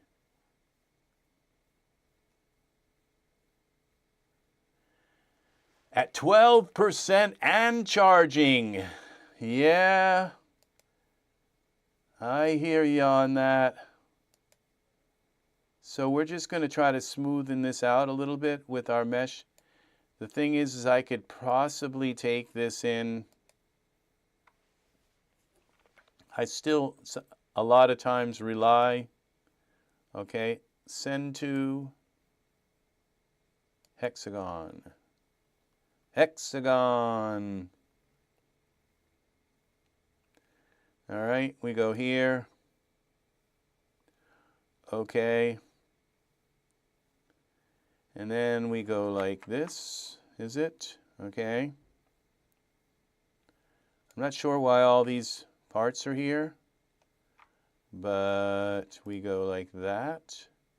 Then we go here to select the landscape.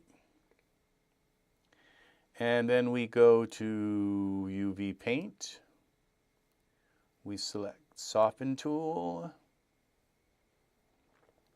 And then we go to here, which would be size. We go to 6. All right, and then we go like this. See, now why can't the Daz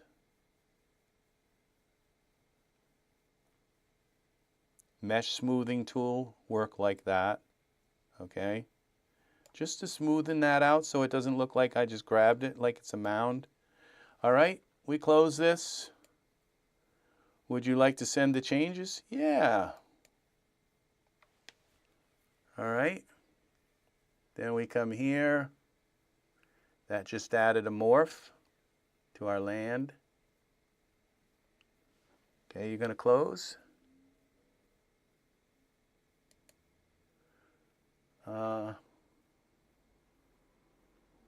I think I just did, but let's close this. All right, let's close it now. All right, let's just try file, quit. I just did. Well, this is too bad that just doesn't close anymore. All right, are you going to close hexagon?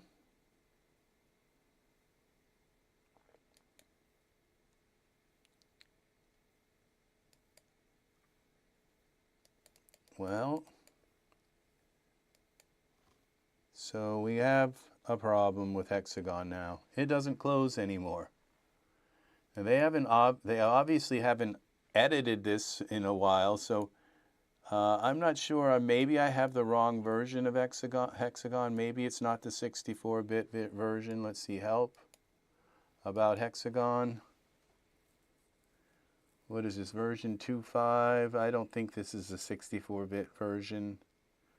So I may not have installed it, and it might not be selected, but it works, but it just won't close now.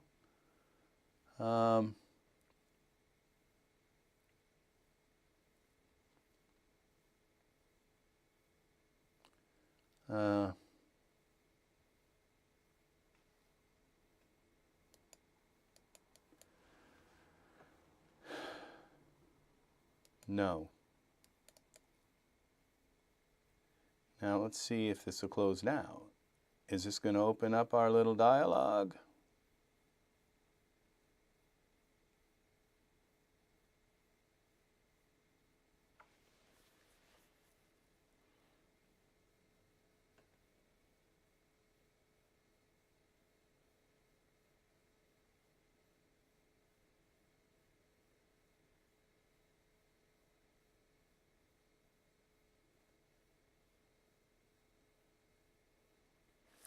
All right, I think this is probably going to be a lockup. So it's not just my program with problems. So I'm lucky it's not just that, you know, because, you know, the hexagon code is pretty complex, but, you know, I don't think it would be that complex where you couldn't go in and just add a few things here and there. So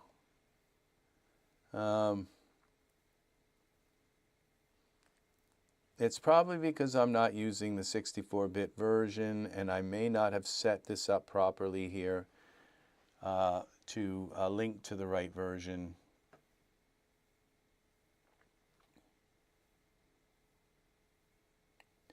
Let's see if there's something, alternate tab in the background. No.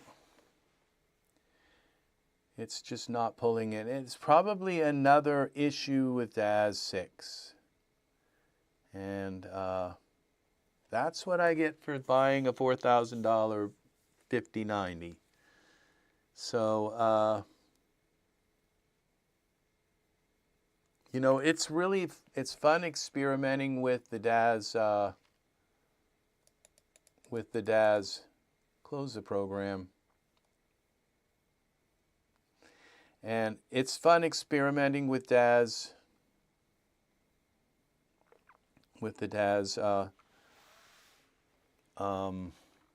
Daz version 6, but it just doesn't, there's not a lot you can do with it right now. And whether if they're working on it or not, I just don't know. It seems as though whenever they come out with an update, it's usually for the alpha, okay? So it seems as though, because the last few updates that I've gotten have not been for Daz 4.24. They have been for the alpha version. So eventually, they're going to get the version up to the point where the PAs are going to start, like, bringing their scripts into Daz 6. So, but it's not happening yet, and I don't think any of this was saved. Towers, no. Back here to EzFinder. Let's open EzFinder. Okay. So let's go now into our, and you know, I told you that the hardest category to curate is your environment, but it's also the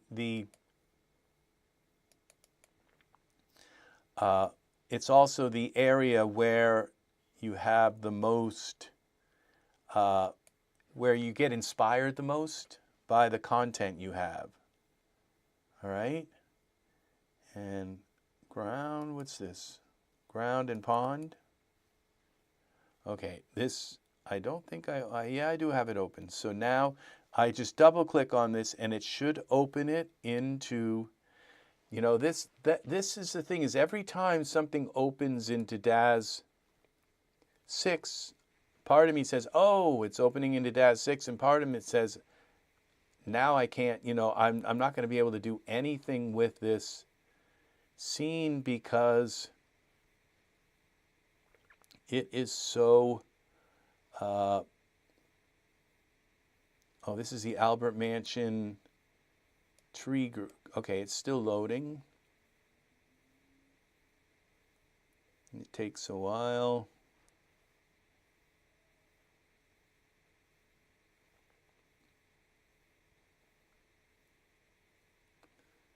All right, are you here?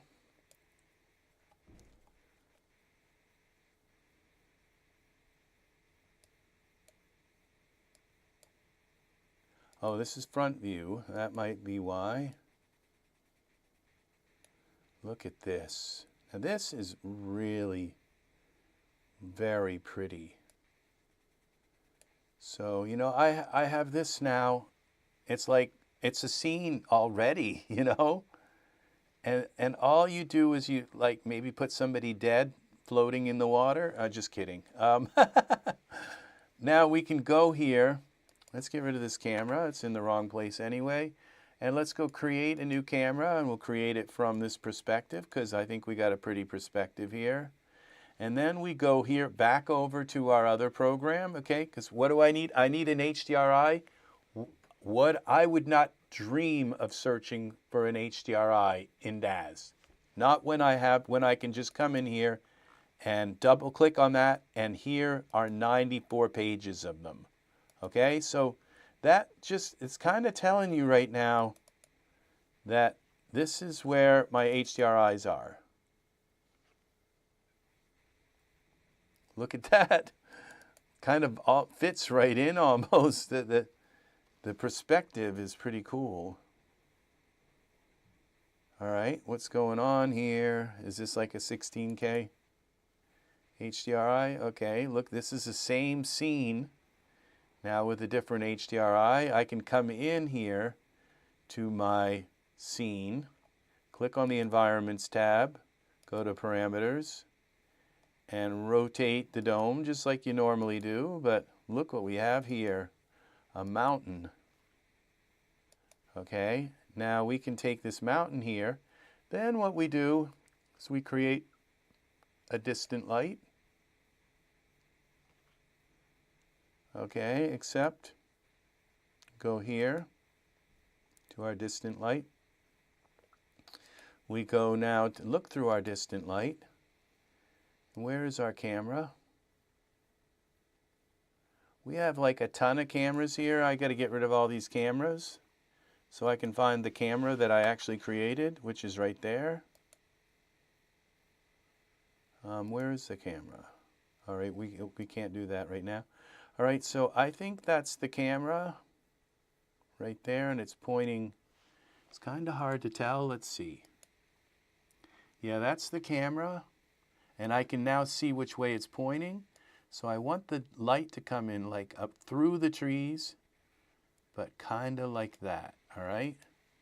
Now we go to the camera, and you can see our light angle here. We can alter it that way as well. We go to the distant light, we go to our parameters, and we go to distant light here. Let's get rid of this. And we go to lumens. Let's do 2. And let's give this a little bit of temperature. Okay, and a little bit more. We go 2.9.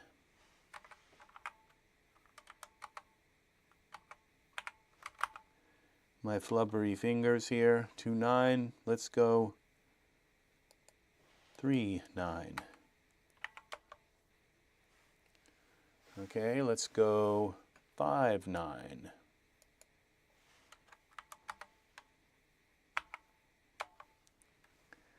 All right, and we give it a little bit more temperature.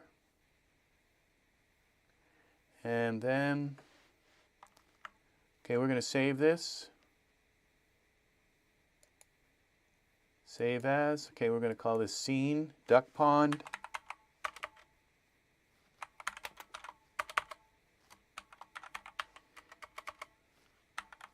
Duck pond.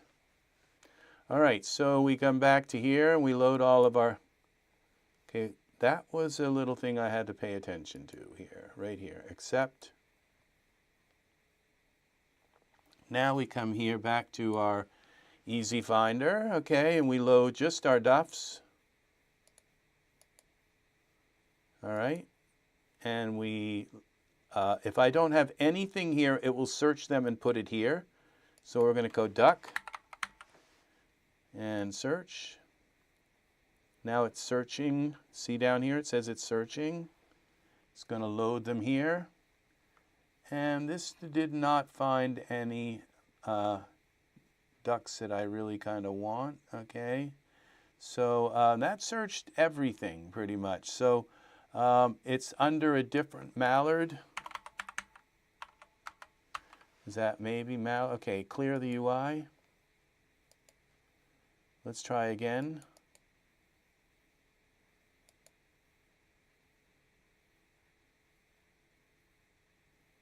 Mallard, maybe.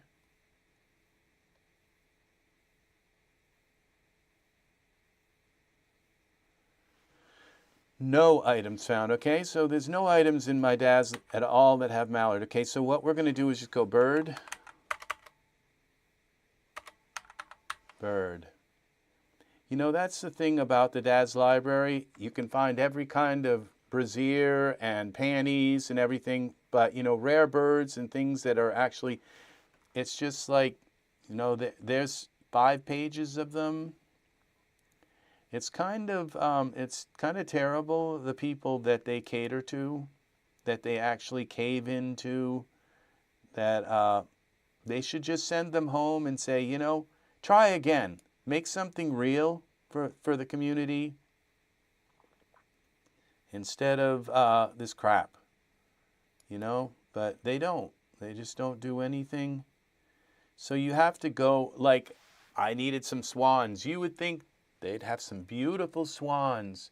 You see, the opportunity for real art, for real, is kind of gone with the current situation there. It's too bad, but it's just, what can you say? Bird, okay, what would it be under? This environment is the, that manor house. Let me see, it's seen here. Let me go full screen here. Okay. This is called the Albert Mansion. I'm sure you've heard of it. Yeah, the new bald eagle, you just have to put it in the right, that's the thing, Matt. Don't go by the promo images. Go by, think about the way you would make things, okay? Because most of the times, you'll be able to do better than the promo images. Do they do that? Sometimes I think they literally take these objects and they do them, they make them look bad, sort of bad, on purpose, so that you look and say, oh, I could do much better than that. And you'll buy it just so that you can prove that you can put that eagle in a situation where it's actually going to look like a real eagle, okay? So,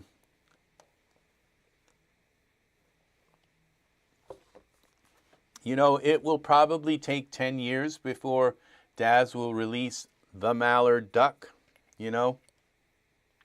Maybe they have, but I don't see duck here at all. Let me select the entire thing. There might be something in the CR2 files or OBJ files. Duck. Because years ago, they actually had some serious artists, you know, that didn't have their head in the gutter, you know. So it's searching now. Duck. Okay, they used to have artists actually in the Daz library, but no, I don't see anything for duck at all, which kind of sucks.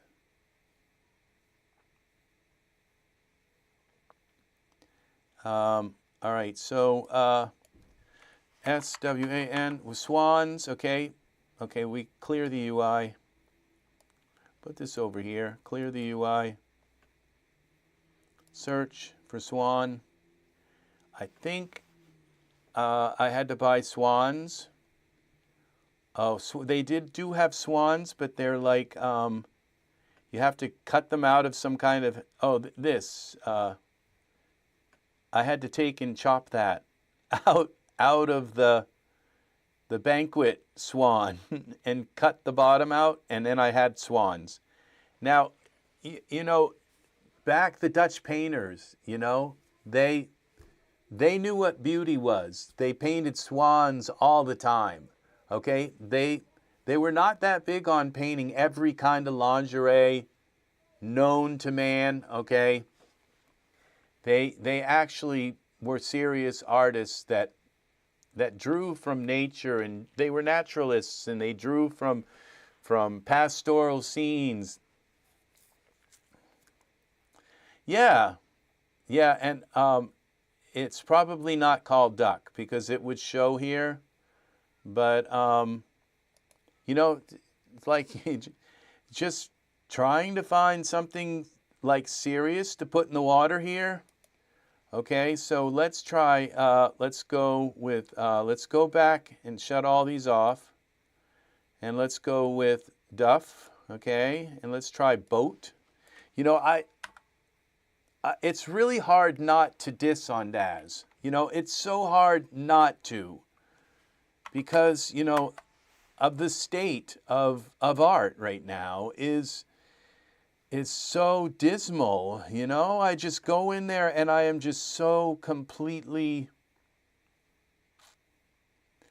All right, this...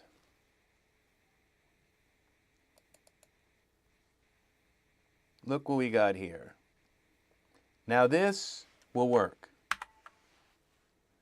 Okay, so we take this boat, the boat, bring the boat around, my friend. Okay, let's first go to our, what would this be, props? Go to scripts. Let's save this. Let's go to scripts. Double click, I'm at my scripts, okay? And I need a particular script. And it's not too far in here, I think, or I could search for it, but I don't remember what it is. Lock, I think it's called lock. Lock. Lock.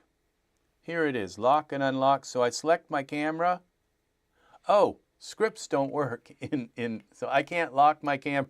So I have to do it manually here. So let's select the camera, edit, object, lock, selected node. Okay, my camera's locked, so I can't move it around now by accident, okay? Because I kind of got the scene the way I want it.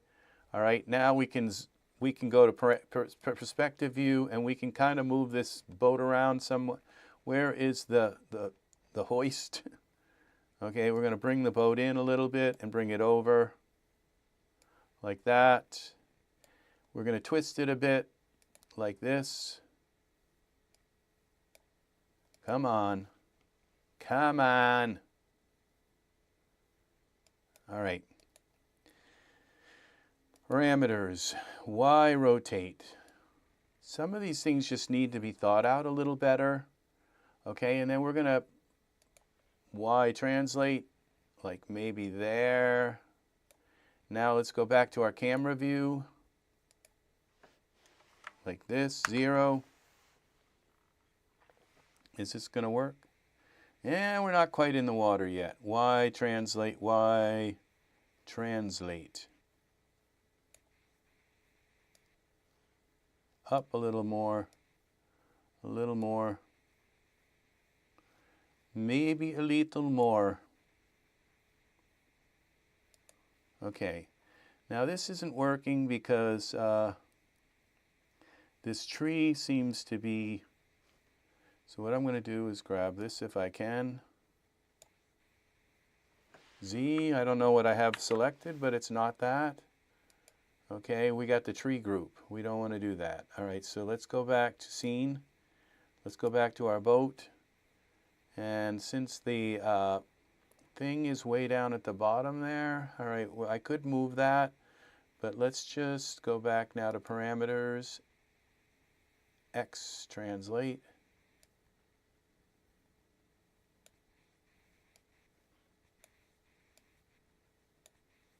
Okay.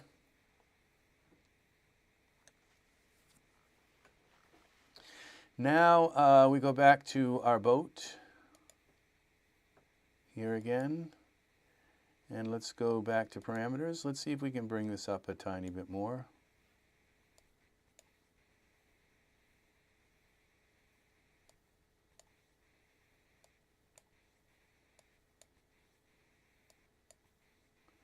Okay, there's our boat. And so save this. And now we go back to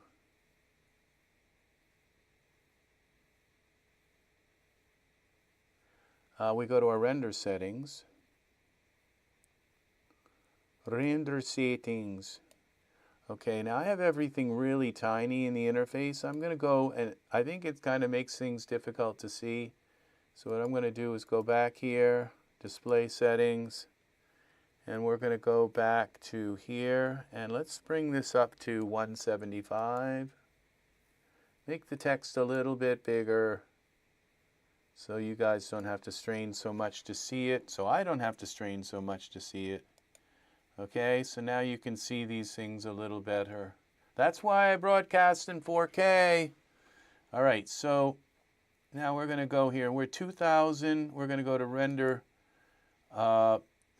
progressive render. We're going to grab the maximum samples, maximum time. We're going to go here to render this, and then we're going to go to render. Okay, that's 2000. Let's go 11024.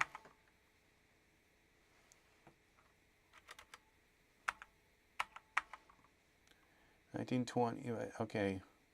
Let's just go small so we don't have to have this big render here up here. Let's see what it looks like.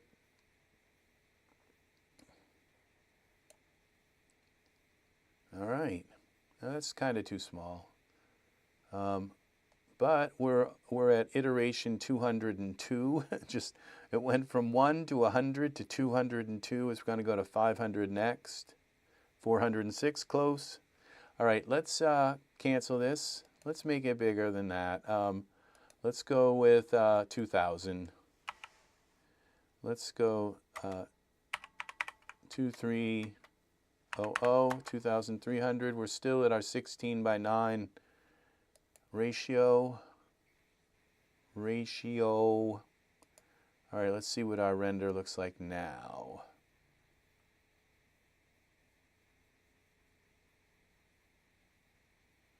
There it is. You have to take the boat out to get the boat. Or you swim out, you just get into the boat, and then you unlatch it. But you have to take the boat out to get the boat. So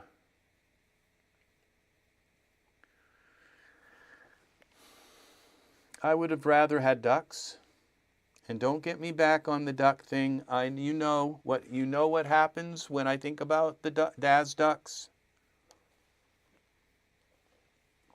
You know, the Daz ducks. Instead of being so negative about it, I probably should be really nice and just go into the forum. And you know what? I've already done that very nicely. And I said, could we have more animals? Could we have more ducks, more birds? I've asked for more birds, like every kind. Think of how many birds we have in the world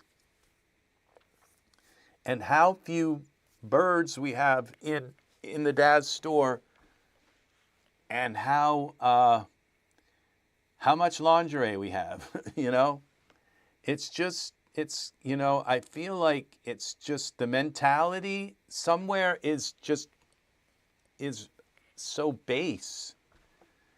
It's just so base that it's you know what? And why wouldn't I be the person to say something about it? I'm the content king. I'm the one getting you and helping you find your content. And when you go and search your content and you find out none of this stuff is here, but you have 50,000 pieces of stringy, you know, lingerie made from strings, you know, and mesh and whatever else, leather and every kind of bikini and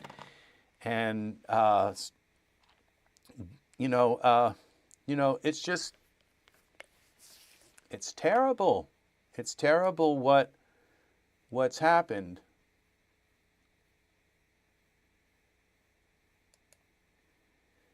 if the bodies were you should check out the heron. It's similar to a swan. I have it, and it's great. The heron is very nice. Heron, we do have that. Okay, will it find it? So let's clear this out. I believe I have the heron. What's also nice is I think they have an ibis bird. I think that's what I use, okay. Search the duffs, okay, it's searching. Here it is, okay, this is the egret. The heron plumage, okay, this is the eating duff, okay, these are poses. Here's the egret duff, okay. Blue heron, these are the actual herons, the one that say OBJ. These are materials for them. And so, yeah. Now, this is an amazing thing. Let's see, I've done scenes with the heron. Okay, I've actually made scenes.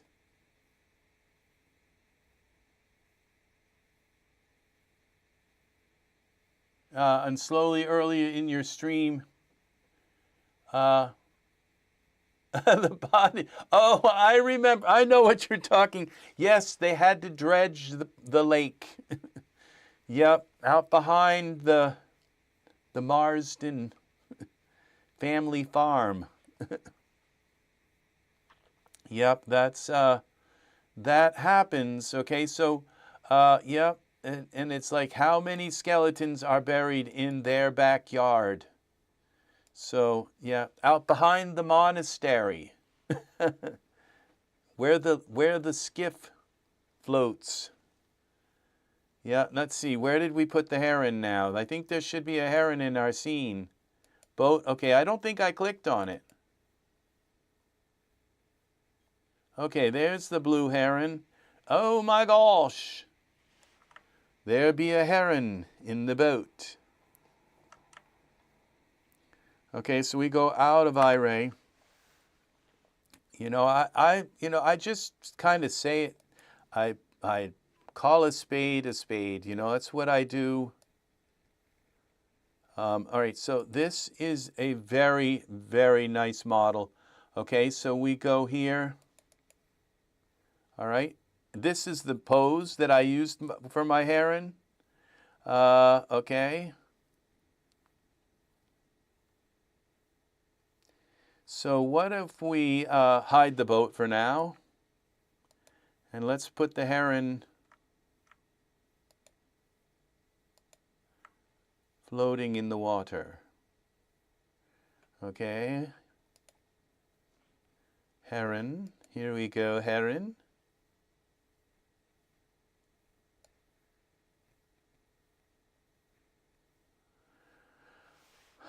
O herring, a harvest where fishermen glean. Ocean the tide through the deep ocean green. And when herring harvests reach old Aberdeen, they're known as the silver darlings. Silver darlings on Aberdeen quays, brought by the fishermen home from the seas, where the city stands twixt the dawn and the Dee, the home of the silver darlings. See, that is where art, you know, that's where music and literature, they talk about beautiful pastoral scenes, and where the fishermen, you know, are looking for, with their catch open wide, in hope for the silver darlings on Aberdeen quays, brought by the fishermen home from the seas. You know, it's just the difference between that and, you know, the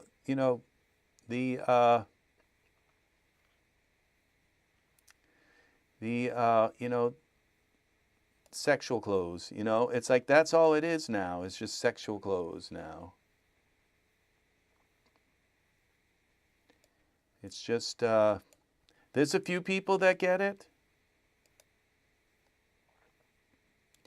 Let's bring the heron up so it looks like this is shallow, okay?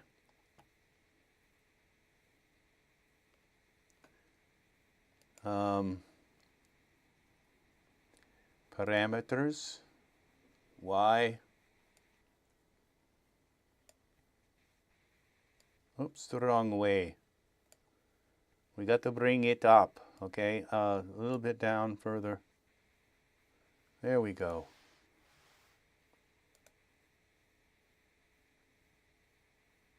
Let's bring him in a little bit more.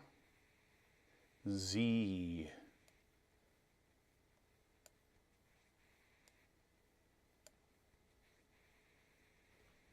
I think we're bringing him out more. Okay, I've grabbed the wrong thing. We got the tree group again. Let's go back.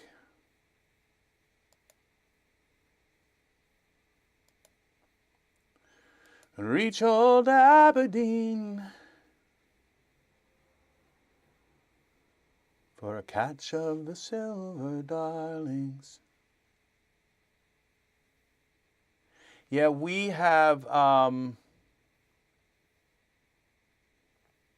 cranes, which I think herons are like a part of the crane family. I don't know. Z translate. Okay.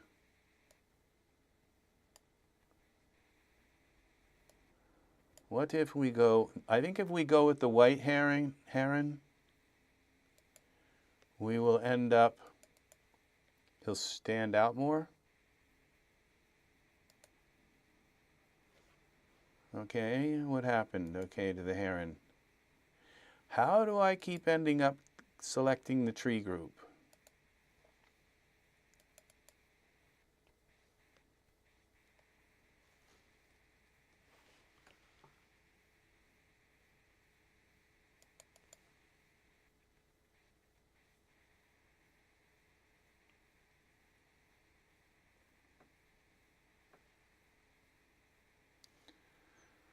All right, what we do,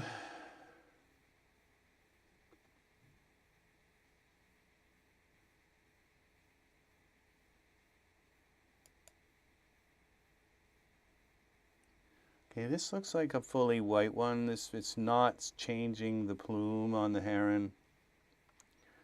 Let's grab the whole thing and try it. All right, let's go here and see what happens when we go to heron. Content library, let's smart contento.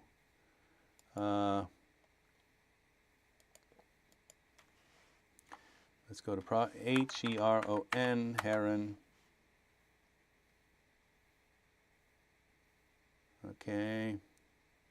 See, you can use EzFinder to find the things, and then you can say, oh, let me look and see if there are textures for it. Let me look and see if there are other things in the... It finds things that you couldn't necessarily find very easy. Okay, figures, anatomy, where is...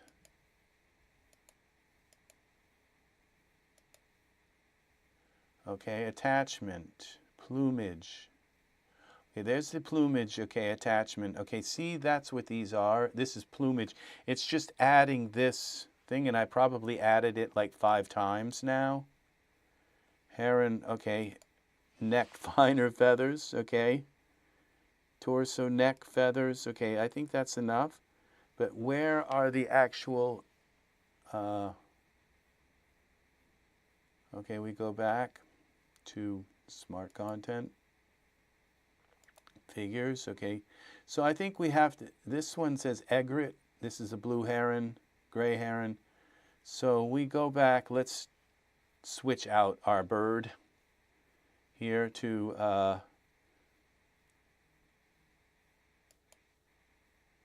now We go back here, and I think I've grabbed the wrong thing. Okay, the heron. Okay, I think we can still hold the control key. Double click here.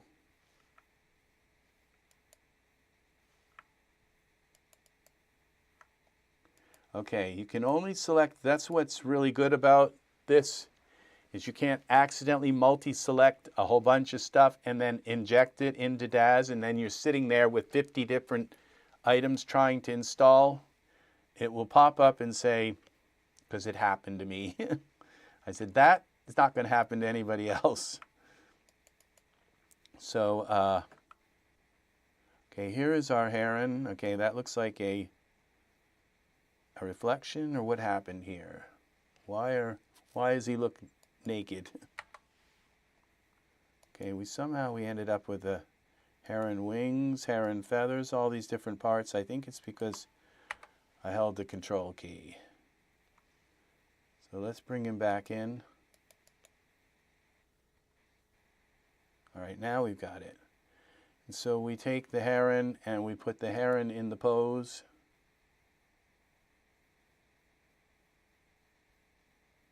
This one I think is better.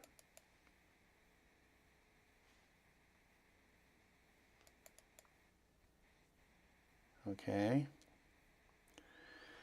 Now we rotate it.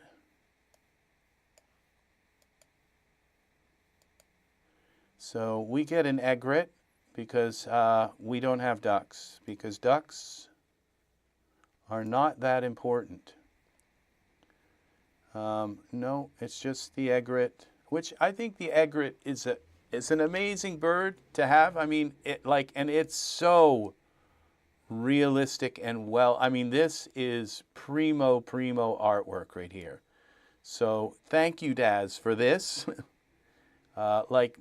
Big thanks. You know, this is an amazing piece of art, but there's a lot. You have a lot more to go. Okay, a lot more. This isn't turned on, this AM daytime. What is this? Look at the fog. We can add fog to the scene. But if I'm going to add fog, I'm going to do it with an actual, we're going to just delete that. We're going to do it with some VDBs, okay? So we can totally, this in the back is, remember, is a HDRI. Okay, so we take our heron, our egret, I think it's egret, I'm not sure how you say that, egret, I think. We go back, so we're in scene, then we go to parameters, we go Z to bring it back. All right, and we go X to bring it over, like right about here. And we go Y to bring it down.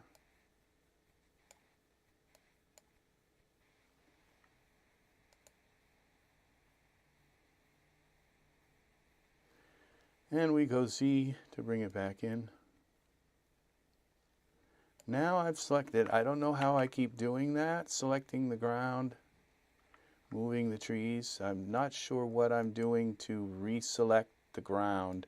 I must be clicking in here somehow. Okay, so it's just a habit of some sort. Parameters, egret, Z.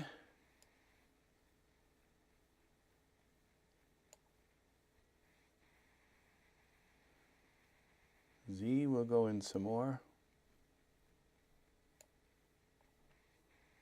X.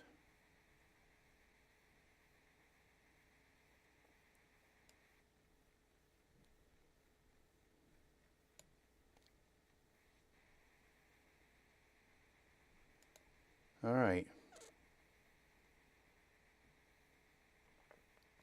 It's like, where are your arms and fingers? Okay, save it. All right. Then we go here. And let's put the boat back in, but put it back here. So we have something else kind of interesting. So we bring the boat back in, and we push the boat back.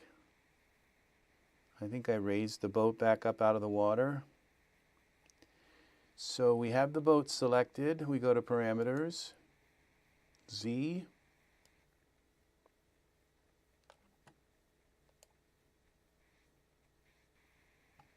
It's definitely up out of the water, so I did something wrong here. Y translate.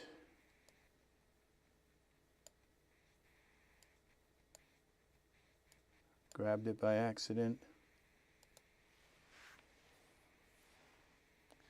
Let's move the boat over here.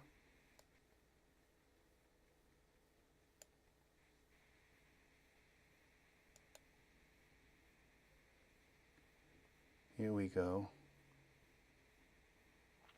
What could we put here? A giant rock?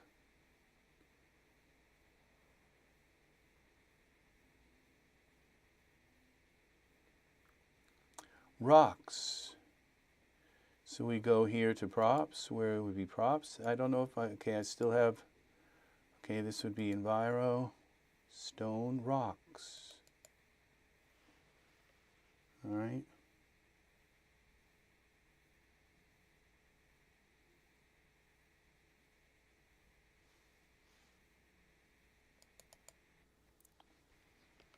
Well, that's a big rock. When you ask for a rock and they drop a whole mountain on you. 9. All right, but that means this rock is going to be very detailed. Parameters, scale. Let's move it in first. Move it over. Come on, rock. Cooperate with me. This way.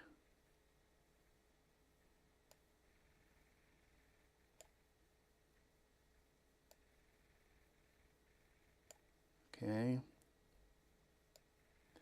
Now I have to go and look and see what we're doing here. We got to get up to the rock and see if it's actually sitting on the ground. No.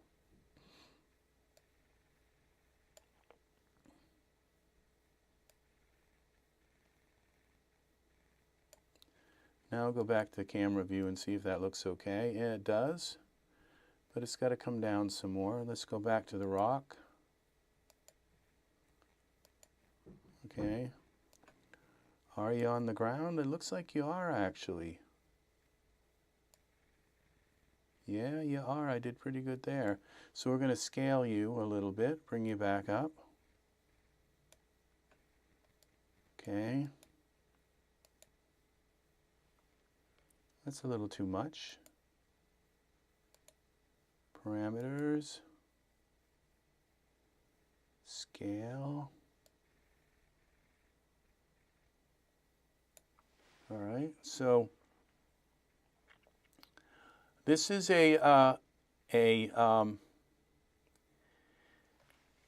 something I don't know where. My mother actually taught me this, okay, is that when you make an art piece, you always have like 3 items in it, and they represent the Trinity, okay? Okay, it might be something from like Leonardo da Vinci or the old masters, and the way they would always arrange 3 things in the scene, okay? So they would be the Father, Son, and the Holy Ghost, and they would put them. And like even with like flower arrangements and things like that, you always have 3 items so that it, for some reason, that number 3 is is completeness in a scene, okay? So here you go. This is your Trinity. All right. Now, whether if there's any truth to that, you can decide, you know. But it gives you something to fill the scene up, okay? Now, we got 3 trees here. We only got 2 of these dead trees. That's okay. So we got 3 trees here also, and a few little kind of scraggly ones. Now let's do a render. Let's save this. And you know, I don't know that it's actually like that there is, you know, I'm not going religious on you all and everything. I'm just saying that's the way it was taught to me.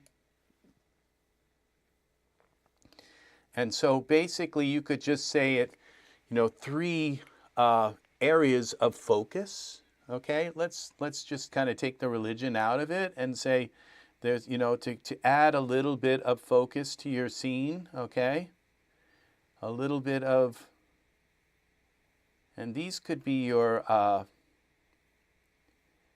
Fibonacci lines or whatever they're called. They're the golden ratio lines. They're almost lined up with the golden ratio, which is like cuts it in thirds, you know. So there's something here. When you do this, when you put these 3 elements in here, suddenly your scene lends itself to symbolism, okay? To where people say, okay, the bird is the Holy Spirit because it can fly, and you know, and the boat is a vehicle, okay? And the stone is, you see, do you see now the how people can see the symbolism, and you know, the rocks in the back, the trees are life, and the water is, you see, the water is baptism. You know, people can suddenly draw all of this from symbolism, okay? And something you wouldn't have, it's just a bird in the water with a boat and a rock. That's it, you know. But you see how people can take that symbolism and how the boat is anchored, okay, so that it won't float away in a storm, okay? It's anchored, you know. There's so much symbolism here, okay? And the still waters, okay? The still waters, and you know, and peace, you know, the Prince of Peace. There's all kinds of symbolism that you can draw from and these dead branches, even those seem to have some kind of you know, amazing grace kind of thing. I once was lost.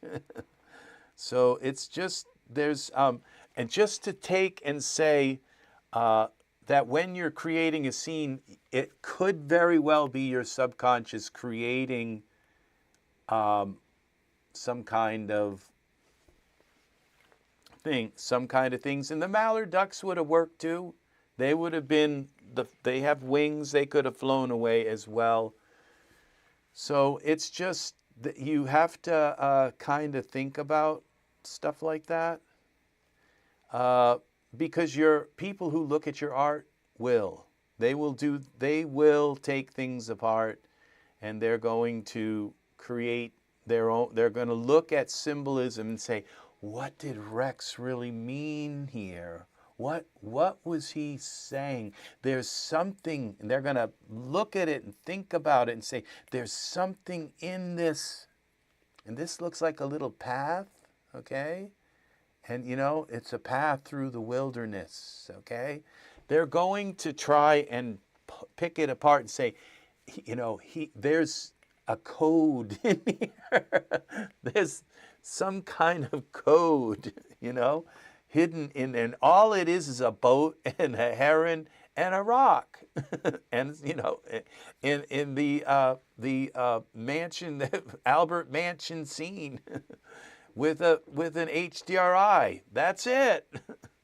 So, and we also, but you know, the light is coming from the right into the scene, okay? You could say it looks kind of sunset-ish, okay? So the sun is setting. There's, you know, there's some kind of thing. This is in the shade, okay?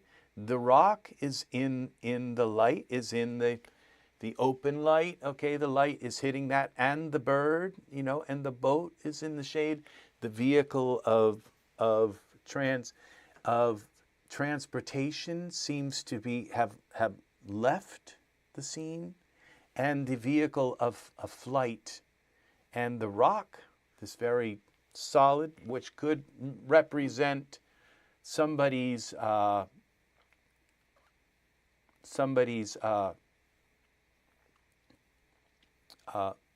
virtuous truths, their truth, something that's immovable. So, and the vehicle, the boat, is anchored, chained to an anchor, you know. So the boat is actually looks like it's still floating on the water a tiny bit. I can see under the boat a little bit. Nobody else would notice that, but I do. I notice. So we take this boat and we just drag it down a tiny, teensy tiny bit so we don't see that little piece of ground under the boat. What I could do is make the boat a little taller, but we're going to leave it like that. And we save this again.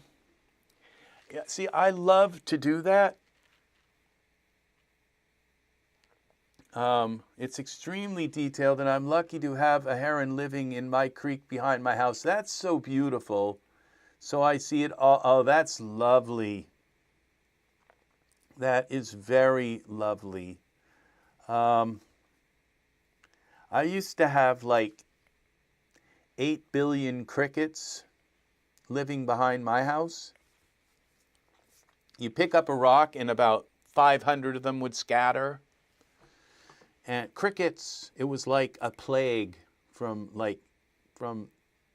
Pharaoh. It's better than grasshoppers.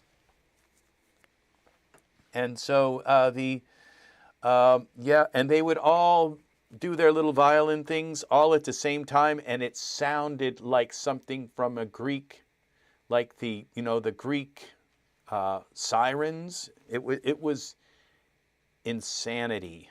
But and it's just when I moved away, it was like, I don't hear that anymore. I don't hear that constant screeching like almost all the time, all night, all day, them just screeching.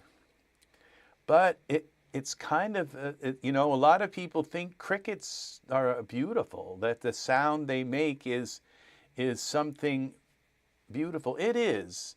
I can see that, so they're not totally ruined by me. For me, the crickets were just an interesting part of my life at the time. They were crickets, and that's the way it is. So this little shadow here is from a tree over here that the light is coming through.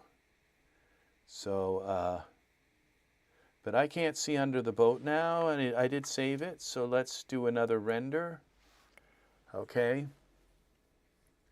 And then we have to give it some kind of name. Yeah, I think that's the thing. When you have like 2 billion of them, then it's just way too many.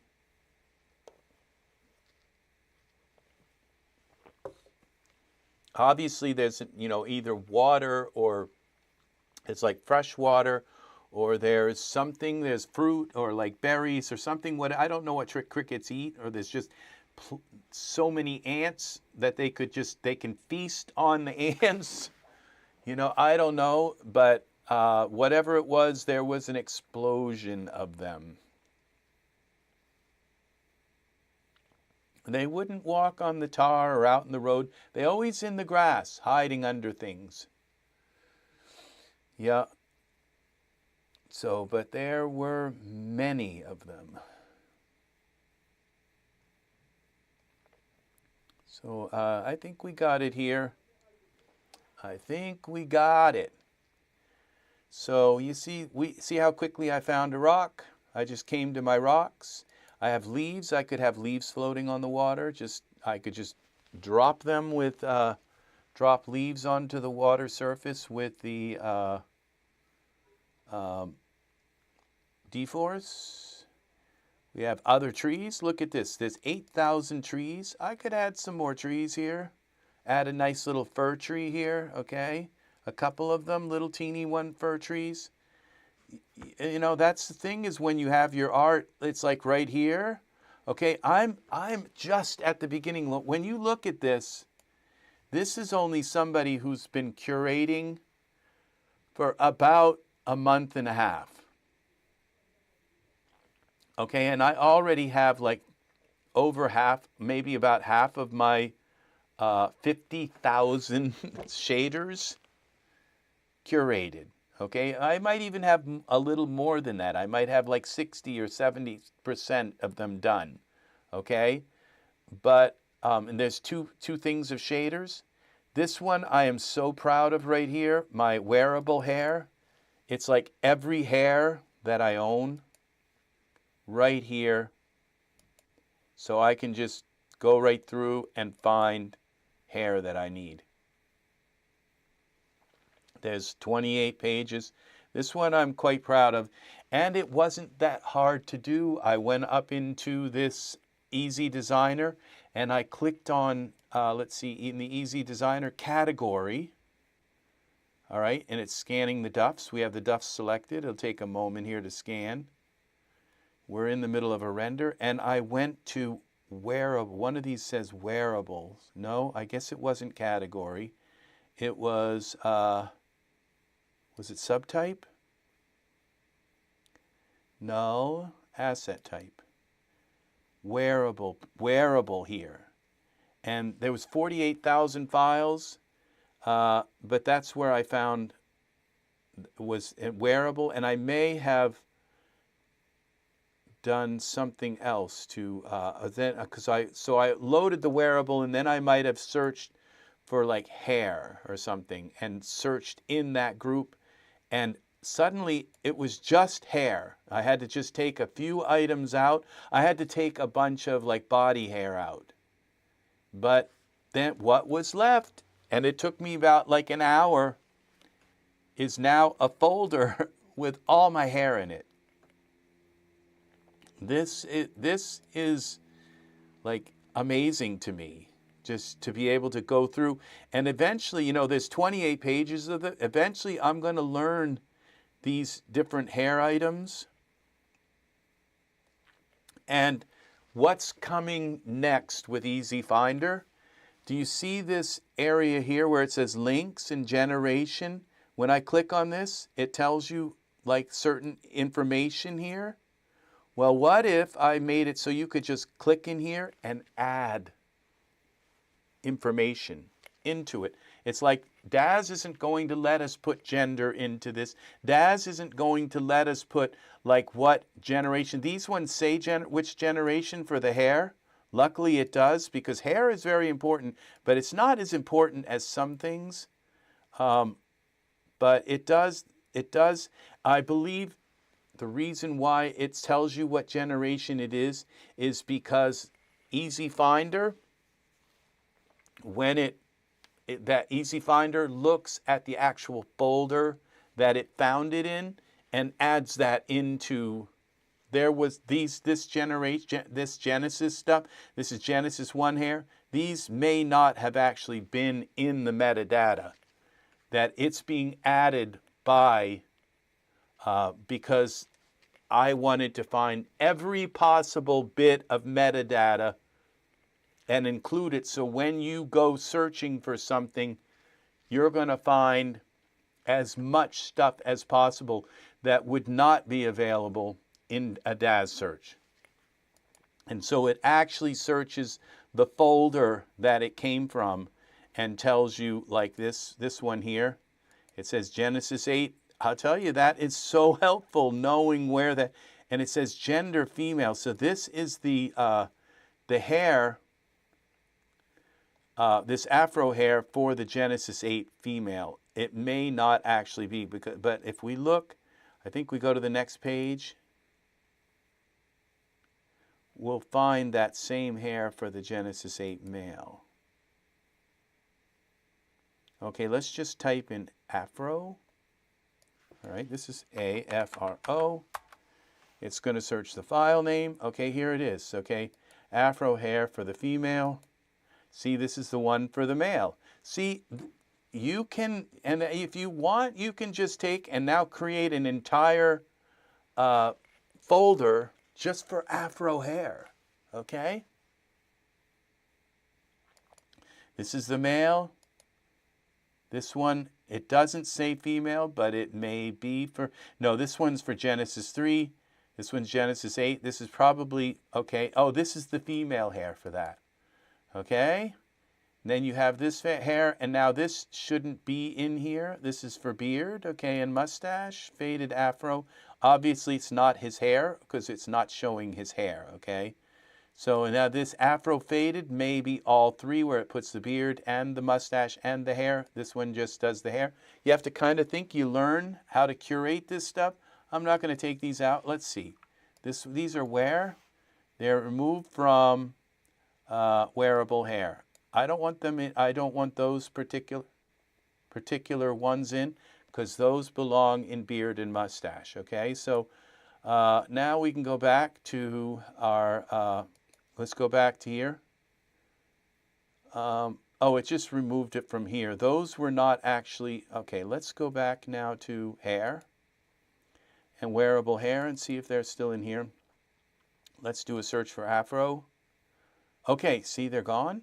All right, we were working directly from our virtual folder, okay? Now, goatee, that's where you want to put that stuff, okay? And we'll probably look in here. Let's see if we search for afro in the goatee. And there they are. See, we have the afro goatee, and afro goatee. There was a mustache. This says goatee. It doesn't have mustaches, okay, because the mustaches go in the mustache folder. Where is that?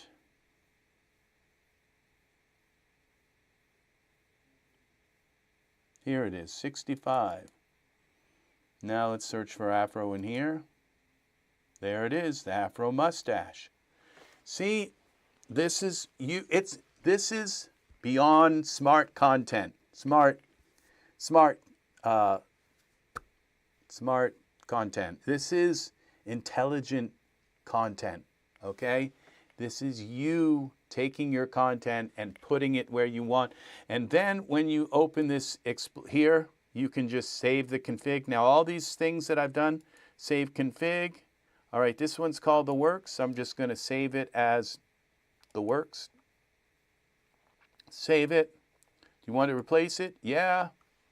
Okay, now all of these changes that I've done are saved in the works, okay? Do I want to save it as a different name? Save it as the works too. As you can see, I have different, I can just now go over and save my backups. All right, and there's 419 folders saved. All right. Backup files 419. That looks like about 419. Okay. It's pretty amazing how this works. Now this part here where, now we go Christmas tree, we change, edit, rename that. It's kind of got some issues. We don't want that 2 on it because it makes the thing longer. And let's go just like this. Always trying to shorten the name of Christmas things. Okay, here we go. So now we don't have that little line because when it goes, like when it overlaps, then it gives you the kind of line here to go across if the names are long. But I like them to kind of fit, like just fit enough because I'm OCD. Just kidding. So, but yeah, now they all, now notice when you select this that each one shows like a line around it, okay? And that didn't just happen in the program, that had to be built into the program, okay? That little line around it to say this is selected. So when you right click up here, now if you just come here and right click, it selects it. Now, at one point, it didn't, and that was very bad because you'd right-click and change the name, and one over here would change the name over here because you didn't know which one was actually selected. But when you right-click, these things have all been built in. This has been a very difficult, long thing, but they're in here for you guys. So when you click on it, and when you right-click in a blank spot like this, okay, and say New Folder, it automatically selects it, okay? So these things are here, okay? You don't have to click and then right-click. You don't have to click up here. You just click in here and go New Folder, and it knows where you want to put it, okay? These things, I want this to be easy. It's EzFinder. I want it to be easy so that when you want to come through here, and when you save this, okay, that is saved to the hard drive. You're never going to lose that file unless your computer crashes or something. And all you have to do is save it into OneDrive or save it into the cloud. And you will never lose your curation. You'll never lose all of your work, okay? Because there's a save. You can just save it, okay? You can save it. You don't have it being saved for you in some sort of file, some sort of user data file that's somewhere deep in the system that you have no idea really where it is. You know, it's saved where you put it. And you can save it as many times as you want with different names, and then just load them when you're ready. So you can have all kinds of setups of curated data. You could, because you know what, really, for environments, I feel like I could fill 8 of these. And one would be like indoor environments, outdoor environments, swimming pools, kitchens, you know, living rooms, you know. Each one of these could be bedrooms, you know, opulent, okay? And then you could go with, or, you know, but you could just say basically in here, you could create a folder or an entire layout, this is called. See, you can save the panel, okay? Save panel. So you can just save the panel and load the panel. Load panel, see? Or you can save the virtual folder, okay? Export folder, okay? And right-click, import folder, okay? So you can take and save a folder. You can just move it, okay, from here to there. But you can save a folder if it has a ton of things that took you forever to make. And when you save it as a folder, it has its own extent. It's not like the same extent as when you save a panel, okay? When you save a panel, it's VFP, okay? When you save a folder, it's VFF, virtual folder file, okay?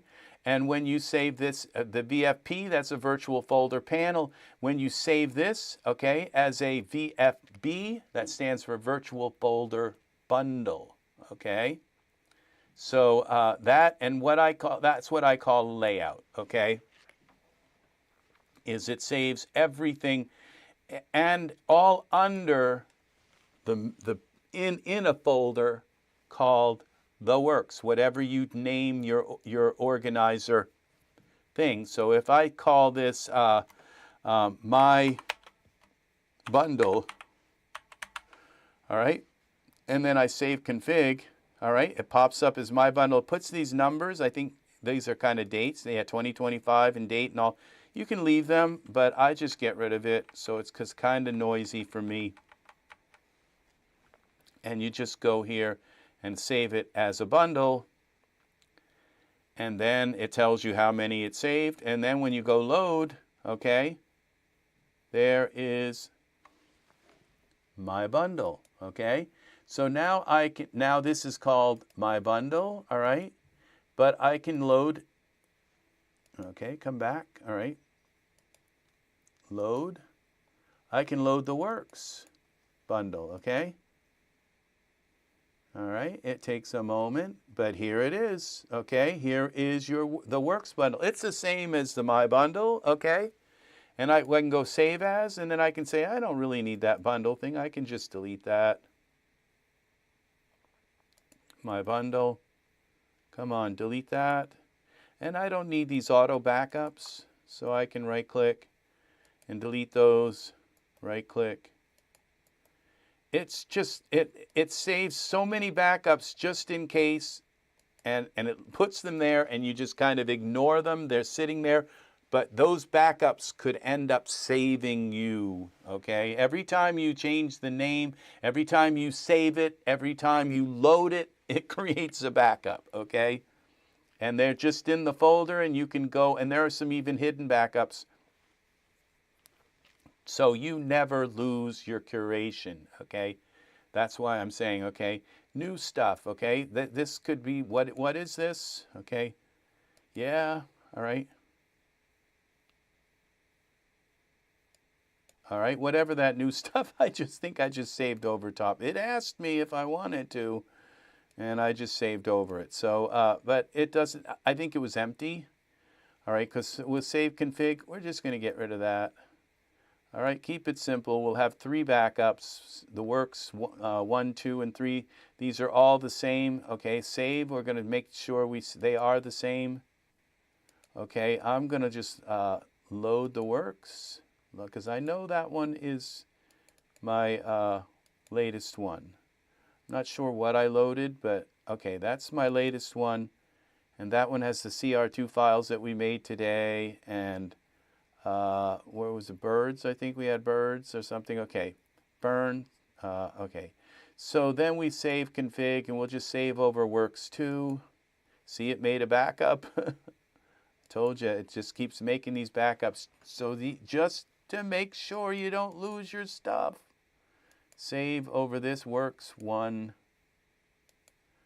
Yeah, so now they're all the same. I know they're all the same. I have 3 of them that are the same. Hopefully these backups aren't going to mess me up someday. But now, so now when you go messing with these panels and say, I want to remove this panel, I want to save it, and I want to load it into another layout, okay? Make sure you have the master layout like saved twice, okay? Because if you happen to make a mistake, you could lose an entire panel, okay? And that could be heartbreaking, okay? It's up to you. It's up to you to not mess up your panels, okay? To not make a mistake, okay? And I know when I start messing with these panels, I always make sure that I have like a couple of backup configs and of the layout, of both layouts. If I'm moving stuff from one layout to another, I make sure I have backups of both layouts, because I'm gutting one. I'm taking panels out of one and I'm putting panels into another, okay? And so at some point, I'm going to have incomplete ones, and I'm going to have complete ones, and then I'm going to be pulling panels in and out, and just make sure you have backups in case you get confused and you think, oh, I put the hair in that one and they're gone, and suddenly your hair panel is gone, okay? So that's, and you can come in the forums and say, I accidentally deleted my hair forum. I hate your program, because it's like, I really feel bad, because I know what it takes. It takes hours and hours, days, sometimes months to curate a panel, okay? It's up to you to make sure because like as I said, every time you load a panel, it backs up. It makes a backup, okay? All I can do is try my best to back up your, under a total, it just back up under a totally different name, okay? So that to help you, so you don't lose your panels, because these represent days, months, weeks, years worth of of curation, okay? And now, also, what if your friend has a library that's very similar to yours, okay? Well, you can, and you've worked on your panels like much more than they. They have a library that's got most of the same stuff yours, but you can share your panels with them. It's not going to give them content that they don't own, but it will, when they load up, they're going to have the items that you've curated, okay, that it finds in their library. And I'm not sure about the items that they don't own, okay, and what's going to happen when that. So they just may not appear in here, or they may appear like with no images and like, or looking like dead comment, like it's gone. Well, you just delete them out, okay? You just go and add them into your, like this asphalt. If there's items in here that have bad things, you just click on each of them like this, and you curate them, right click, and remove, okay? So that's probably, they'll just be like, have a little circle in them, and it can't find the content. And if it does, well, you just go in and delete. As you're using things, you look and say, oh, I don't own that, obviously. And you delete them out. So, but what that means is that in the Daz store, you may one day be able to buy curated layouts of Daz content. Okay, so you don't have to curate. So you can buy like Layout Haven, okay, and somebody has spent years organizing their layouts, okay, and it doesn't matter if it's on a different drive or whatever, because when you load this config, it converts all of the paths in all of the files to match your Daz library, to match your stuff. So that's built into it, a conversion, so that people can share layouts. Because one of the things about this program is everything is on what's called an absolute path. Okay, in these, there are absolute paths to your Daz items. They're not relative paths. It doesn't like just fill in the my Daz 3D library and then the path. So they're absolute paths. And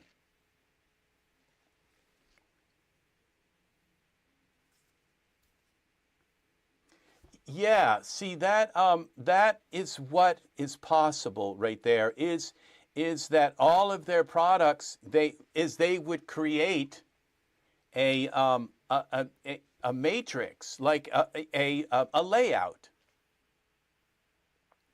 with all of their products, their shaders, a really good one would be to be able to just load and say this, all of Sickle Yield's products, okay? And here it is, her VDBs, her clothing, her scenes, all of this, and it would just say Sickle Yield, and boom, it would be all of her products. And all you do is you go load, and you have it right here, Sickle Yield. You open it up, and there it is, all of her stuff.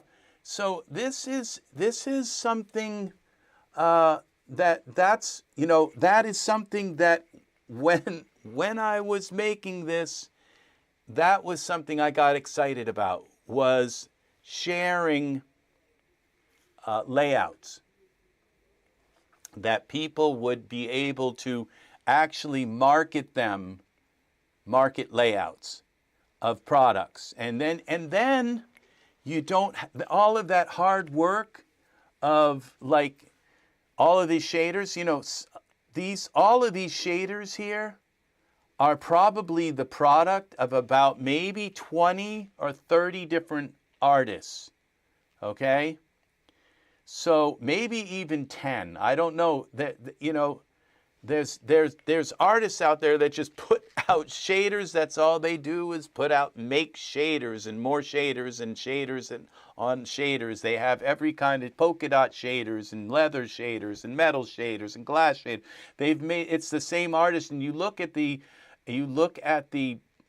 shader, like let's go here, and they all have the same kind of little sphere in the middle, okay? And you can tell that's from the same artist. This artist uses these little kind of images here, okay? But as you go through your shaders, these are glass shaders. A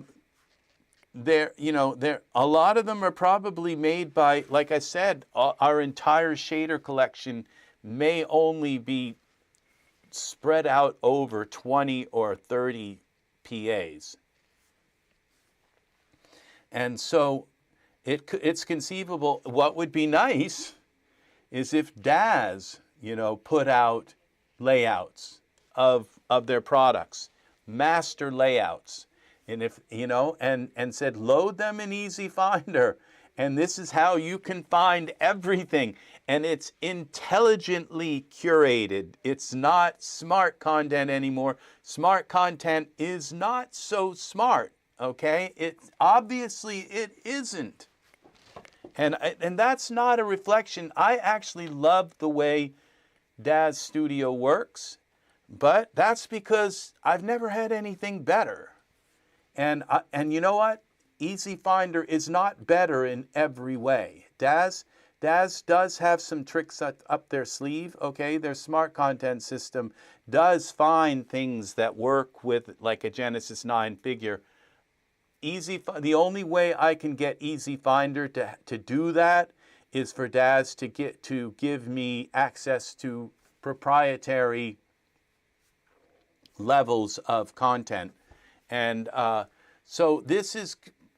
But being able to just like make any folder and put all of these things and say these are all of the items that go with this product. These are the textures that go with these clothes, and to create an entire layout of just clothes and say, okay, and name each clothing item, and in that folder, in that virtual folder, add also the add-on textures, okay? And wouldn't that be nice to be able to get a wardrobe layout like that, or even a bunch of them? So, and someday Daz, this may end up as part of Daz, and yes, these layouts may. And what's really nice about this, it's not a script.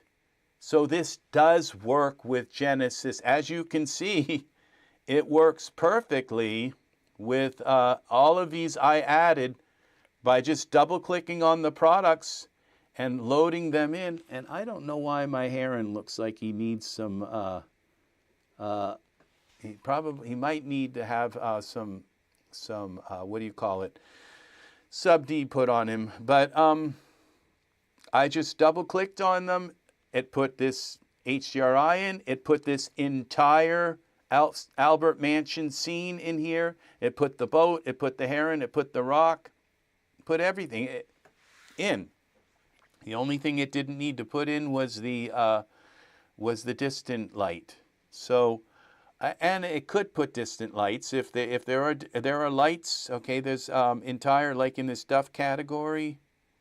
I don't see lights. The lights may actually be saved under a different, like under scripts or some other thing, but this does have lights in here.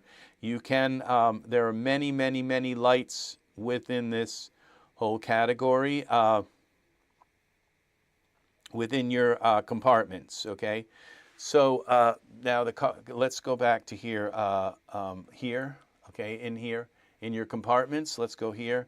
Yeah, in here there are many lights in your compartments also. Somewhere in here, I'm not sure which category it is, but there are many lights that you can load into. You've seen many artists create their own lights, and there's also 3D lights that don't work with iRay. So, but there are lights that you can purchase especially your gobo lights and lights that have like very intricate parameters that are not part of Daz, that they've actually introduced into the lighting systems. So that is another issue here. So the but you know, Daz has things, tricks under their sleeves to kind of make smart content a little bit smarter, okay? But there's nothing smarter than when you create your own folders, okay? That just completely tops everything. And you can create custom folders in Daz, but they're not like this, okay? They don't have little symbols and little and colored, like where you can see each one of them, that these are all part over here, that these are all part of, they don't have this, okay? All of these colors and different, they're in these different things where you can save each one and load them and bring them in, and yeah, you don't have that modularity, and you don't have I've tried to bring as much information into the product, each item, as possible. So by searching for the metadata, by searching where the item lives and say, is there something in the folder of the item name that might be important? Like it could say, you know, so-and-so hair for Genesis 8. It may not say that it's for Genesis 8 in the metadata, but it says it in the folder where that item lives. So that becomes part of the search. That becomes part of the metadata. It's written in the metadata of that item. And so that was one of the big focuses of EzFinder. That was from way back in the beginning, was to gather any kind of metadata that, even if it took like extreme kind of measures, like making the scanner take longer to scan. You know, even if it doubled the amount of time of the scanner took to scan this original, and it did, it doubled the scan to make to find as much metadata as possible. And so, and what was kind of shocking was that many items they don't say which generation they're from. The PAs don't say what gender they are, okay?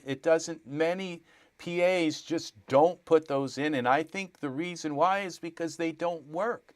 When you put them into Daz, when you put those metadata items into the metadata of your product, and you try to load it into Daz, it won't load, okay? And so when you take all of that out, it loads. So they just don't put it in because they don't want to deal with the hassle of why it won't load. And so it just doesn't get included. Ever.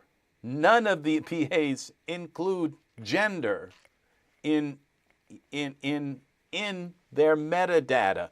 And I can show you, it's just not there. When you go and search the DUP files and you search for them, it's not in there.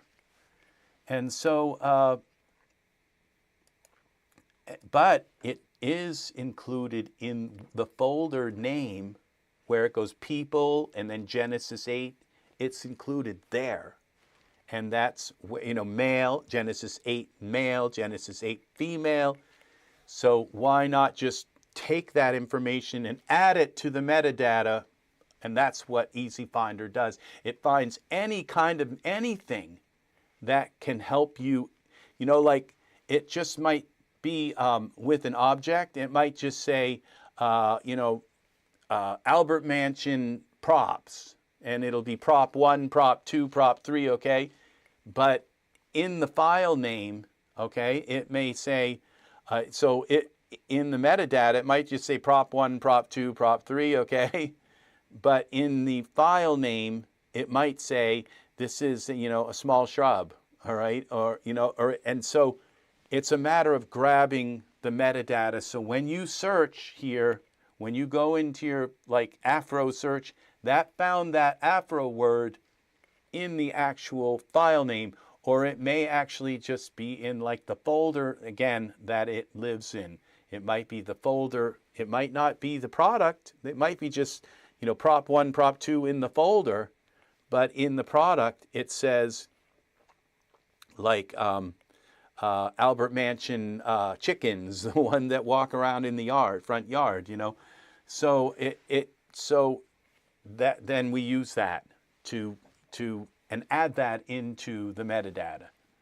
So anything that can help to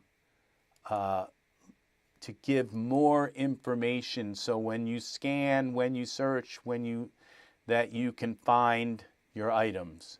They've been woven in together to the search. So that, and Daz has some proprietary deep stuff that may actually have some deeper information that we're not privy to. It doesn't matter, because as long as you can find the product, you can curate it. You can put it in whatever folder. You can put it in your folders of stuff I can, like, create a folder of things I can never find, called folder name, things I can't find. Boom, put them in there, okay? And whatever you want for folders, whatever you want for folder names. As you can see, I've been curating for like about maybe a month and a half, okay, a couple of months. Like all of these, this took me like a couple of days to do all these shaders. All of my gem shaders, okay, these are gems. Okay, look at this. These are gems. I mean, this is pretty cool. And you say, oh, these are rocks. No, but rocks can be gems, turquoise. And so, yeah, these are gem shaders. There's 7 pages of them. And like I said, I'm not even gone, maybe through about half of my, shaders so far. But these, look at these. That's tiger's eye, sunstone, opal. Look at these. See, so these garnet, yeah. See, these are gems, amethyst. So yeah, glass, gold. All right. I've only done a little bit of gold. These are not, I didn't do gold, so I haven't done gold. There's one page, because there's many kinds of metal. There's brass, there's gold, and they're only one shade away from each other, okay? There's brass, metal, there's pewter, copper, there's, and there's bronze, and then there's corroded metals, okay? So now I do have a field called corrugated, which is kind of my corroded metals. And if you go in here, it's just, I kind of got confused on what corrugated means. So you can see some of it is like eroded metals, and some of it is like patterned metals that have like little grates in them. See these corrugated? Does that mean corrugated? I don't know. It's like one of those words that I just say, okay, that's corrugated. So without even really kind of knowing what corrugate, I don't know, it could either mean like it has a bunch of holes in it, or it could mean that it's kind of corrupted. So like and now these ones just look like they really belong in a metal one instead of, see, so it's like a matter of, you're making them. You'll know what's in them because you know how that works. But for the shaders, I would always put like S for most things. Like if you have the word like gem, okay, you want to use gem, SHA, because your jewelry might be called a gem, okay, and it's an actual rock. It's not the shader for the rock, it's the actual gem. And so if you put gem SHA or something like that, you don't want just gem here and gems over here, because then they're going to be conflicting. It's going to be putting a 2 after it every time, so that because they have the same name, it puts a number after it. So so just name it gem SHA or something, so you know this is the gem shader, and then this one could be just gem or gem OBJ for gem object or something like that, so that you know the difference between certain things. You just don't want to call something wood, you know, wood shader SHA, wood something, you see, like some kind of little wood, or wood log, okay, or wood logs. And so all of the wood logs that you have, you can just go and search into your environment items. Okay, let's just go here and clear this, put all of our DUF files in here, and let's look for logs. All right, now it's searching through it's searching through over 1 million files. And so for some reason these think they're logs.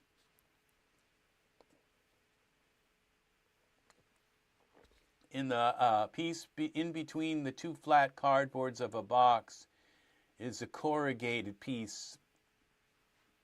Okay, I know what you mean. So corrugated, it just means like louvered. It's like it has a pattern, almost like the grooves of a record are like corrugated. Lenticular is another word. And you think lenticular is a very important shader, because I would love to have a folder of lenticular shaders. Because sometimes, like if you're creating like little knobs on a yeah, if you're creating, yes, up and down, and he says it's called fluted on Google. Wavy is another word for it. Grooves. Yeah. So, but okay, as we go through, these are logs. There'll be a few logs, okay, in here somewhere, okay. There's 26 pages of them, okay. These look like logs, but they're not, okay. But as we go through, we'll find a few logs. Here's a log, chalking log. Look at these logs, okay. See, it found them. Logs, okay.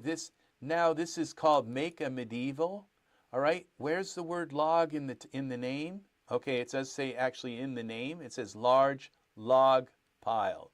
Okay, see, so now we can, what we can do is we can go here, new folder, in our Enviro. Okay, this is in Enviro.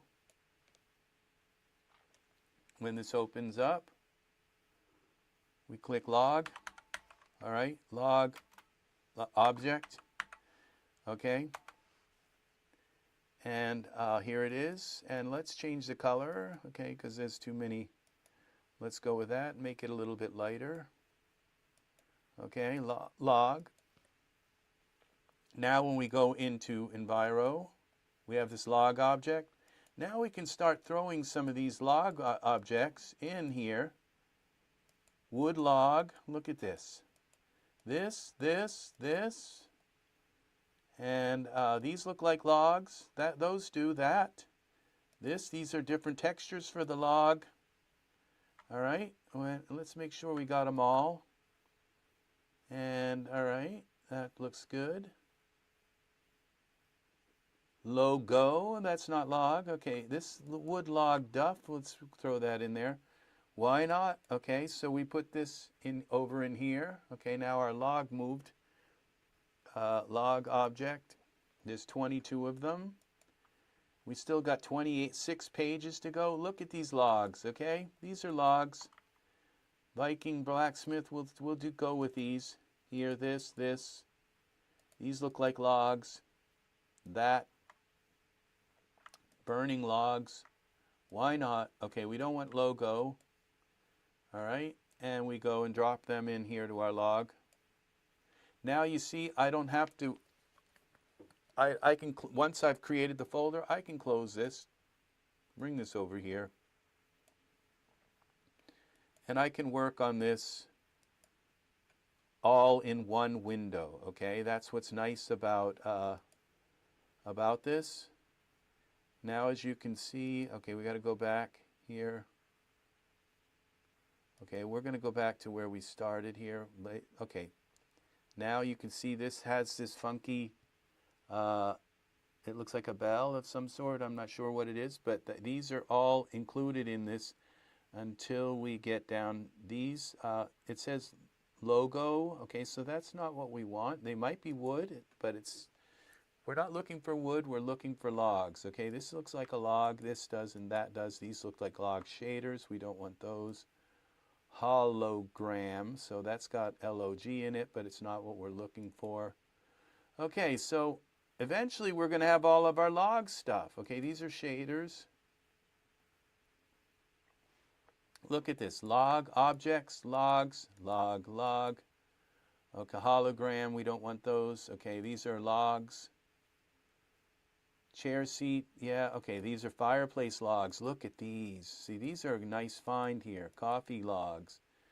Okay, sheet, okay, chair, wood, okay, we don't want the wood, log wood. Even though there's logs in there, we don't want them. It's not what we're looking. Lounge logs, they're not kind of round like a log.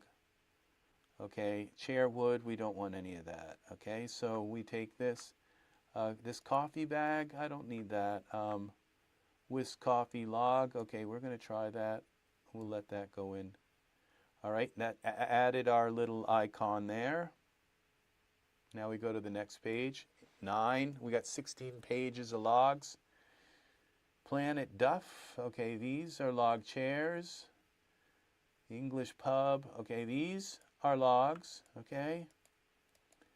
A lot of these may not actually work, but we try it. Rustic, I don't know what they are. Here's some more logs, okay. Log there. These are materials that go with some other log. Hologram, okay, cloud, okay. So, all right, so we're going to take these and drop them in here.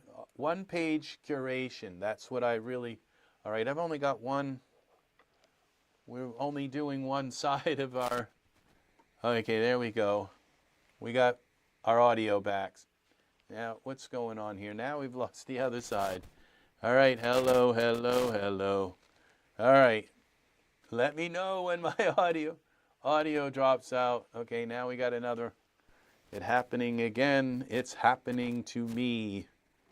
All right, okay, are we back? There we go. It looks like we got a solid connection. All right, so now these have our, I don't know what these are, but okay.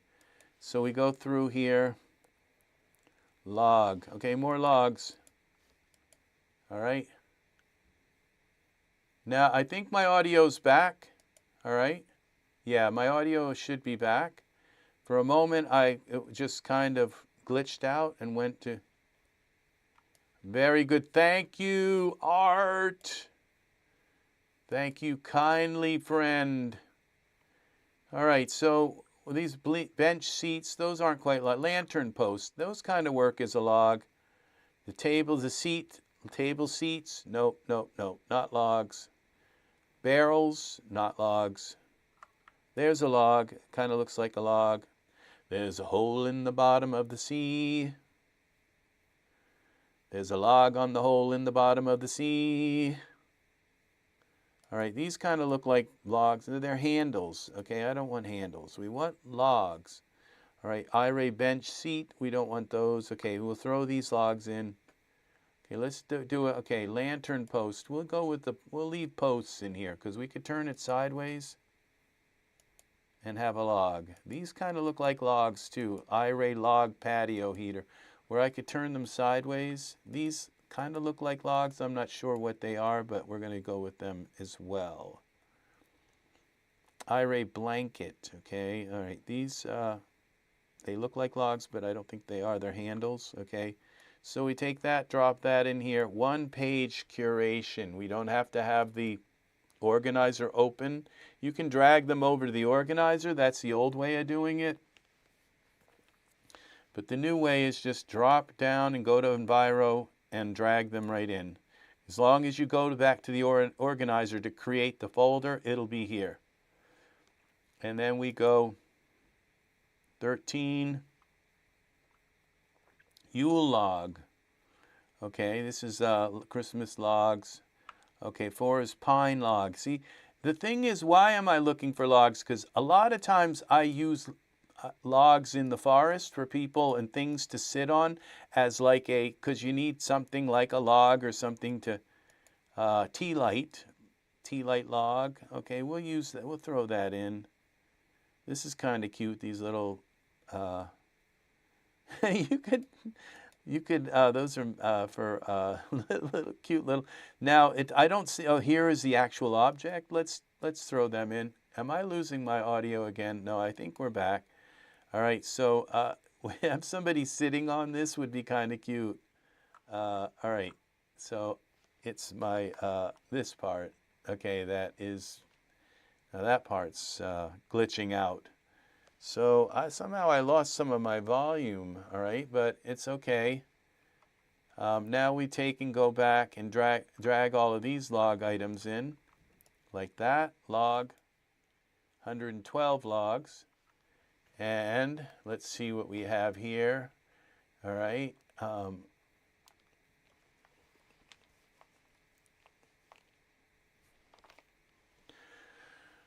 Okay, now we go. Now this is a log clock, I think. Christmas logs coaster. Okay, that's not quite the log we're looking for. These lampwood log, okay, these, I think those could kind of work as a log if I needed it. Just take the lamp parts and make them, okay, now these are textures, shaders, or textures for things, okay. Now wood logged, okay, these, okay, that's page 16. That only gave me 115 log objects, but here they are. Okay, now, what else might we want for log objects, okay? So I found them in the entire Duff category. Now, I might have some logs down in the OBJ category. There might be some up in the CR2 category. But, all right, what else would we want? So we go here to Duff and bring this back in. Let's go back here. And we're looking for something called stump. Okay?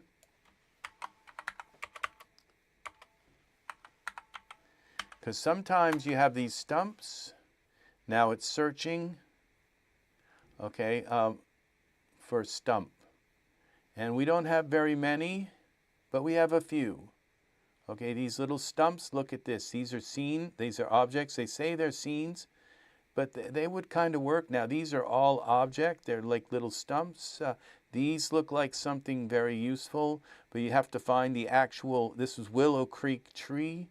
So we might have to go into the smart content to find the Willow Creek tree. It's not finding it here.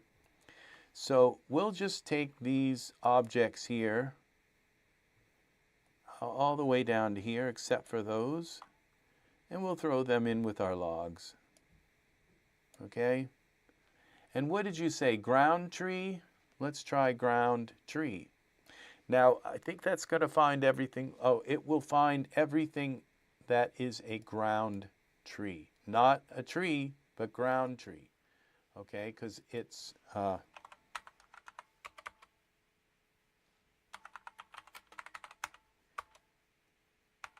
ground tree. Now, if we select that, okay, it will search through this entire, all the checked parts and give us that information. What's going on here? Search. Okay, there's background. No, so these might be background. No, not sure that worked. That's okay. It shows us that it did. What's nice is it found these are trees, and there's got the word ground, and they're trees. So it didn't find everything that has tree in it.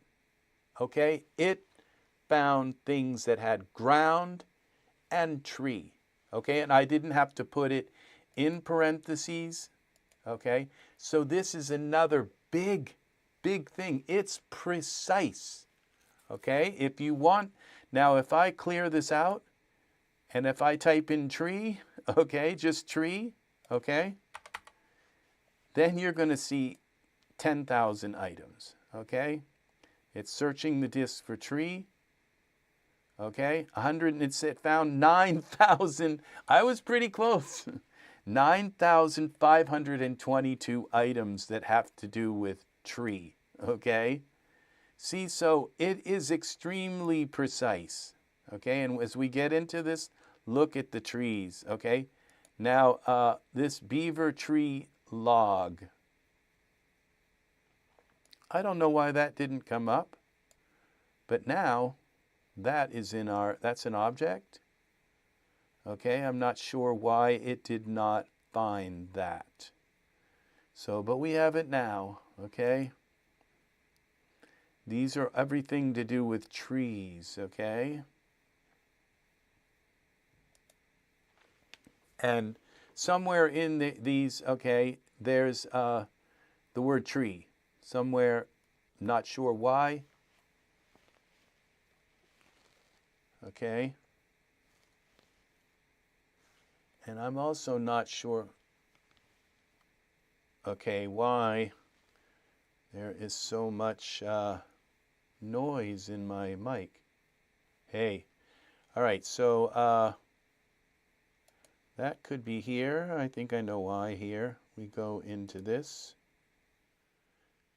I have so much complexity in my system here. Window. All right, let's go with this. Let's go up with that. Okay, we select, oh. Hey. All right, I think it could be here.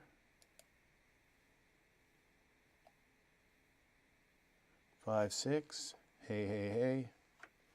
All right, that's that, and this is, okay, that's Windows sounds. That's 5, 6, 7, 8. Why is 7, 8? Okay. Testing 1, that's 7, 8. Hey, 3, 4, hey. Okay, 3, 4 is this. Testing 1, 2, hey. I'm not sure why that.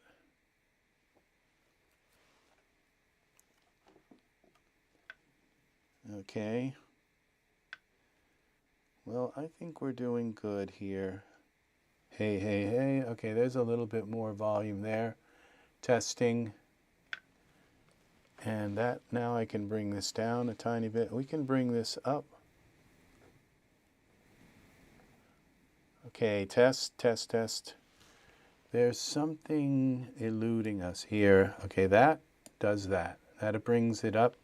So I can bring this down a little more. Okay, that brings the noise floor down a little bit more. Hey. Okay, that brings the noise floor down as well. By bringing that up, I can bring this down. There, it's almost silent now. Okay, I'm not sure why that got like that. So, all right, so I think we've made a scene today, and now we've got all these tree things, but now we have this log objects. And that might be a little too loud now. Hey. All right, there we go. Look at these log objects that I can just now click on and bring them into Daz. Most of them are objects, but some of them are materials, okay? These materials probably work for all of these log objects. Notice they all have that lavender background. They're part of a set. These are your stumps.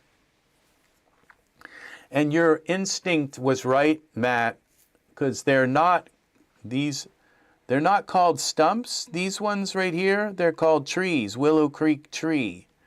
But they're stumps. So you were right.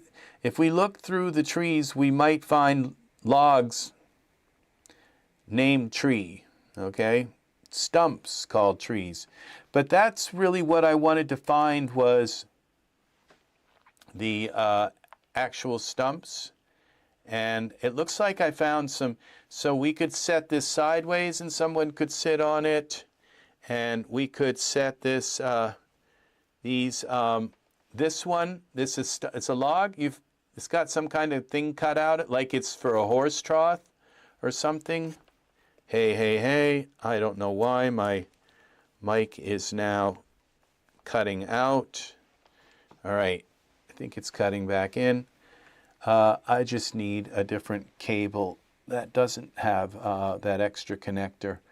So these are mats, but these go to another product, and it says fireplace logs. So if we look here, somewhere here, we might find fireplace logs that these go with, all right? Maybe on page 1, fireplace logs.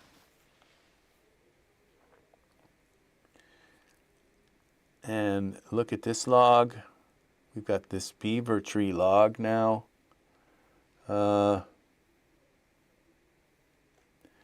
Let's look up fireplace. Maybe I missed it, okay? So we clear this out, clear the UI, and let's try fireplace. Search. See if we can find some more logs. See, we're curating. That's what we're doing, is we're finding things and just throwing them into. And eventually, you know, the curation starts to slow down. Like this is fireplace stuff, but it's not logs. Look at all the, okay, now it gives me an idea. All right, so there's only 3 pages of fireplace, but this is a pretty nice little area here. So we go back to our organizer, open that up, put this over here, right-click, new folder. Now there's hearth, fire,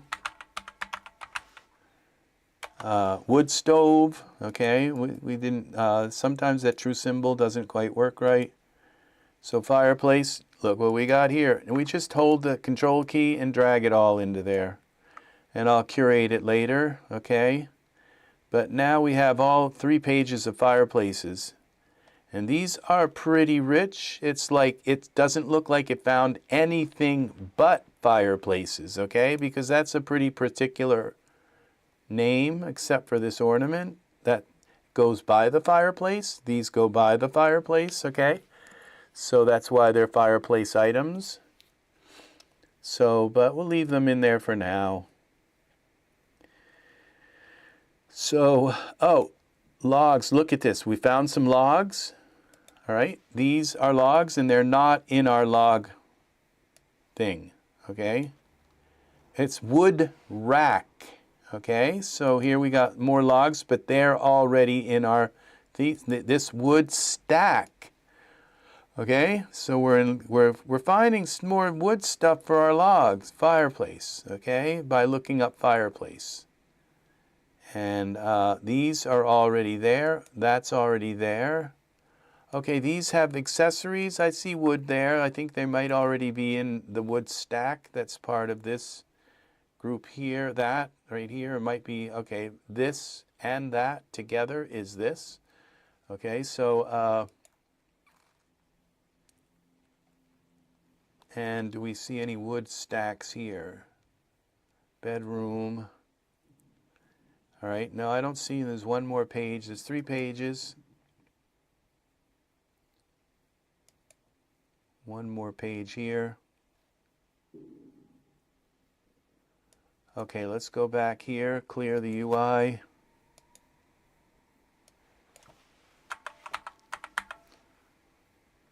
I think it's Hearth, H-E-A-R-T-H, Hearth. Or maybe it's Hearth, H-A-R-T-H. I'm not going to... Alexa, how do you spell Hearth? Hearth is spelled H-E-A-R-T-H. Yeah, see, it says hearth and they're chimneys, but it's not something used. Hearth, this is a hearth. This looks pretty cool, whatever it is. Looks like some kind of gem. All right, so, okay, this searches everything you own. The tree giant figure is a very figure. It took me a while before I bought it, like about like a day or two, and then I bought it. So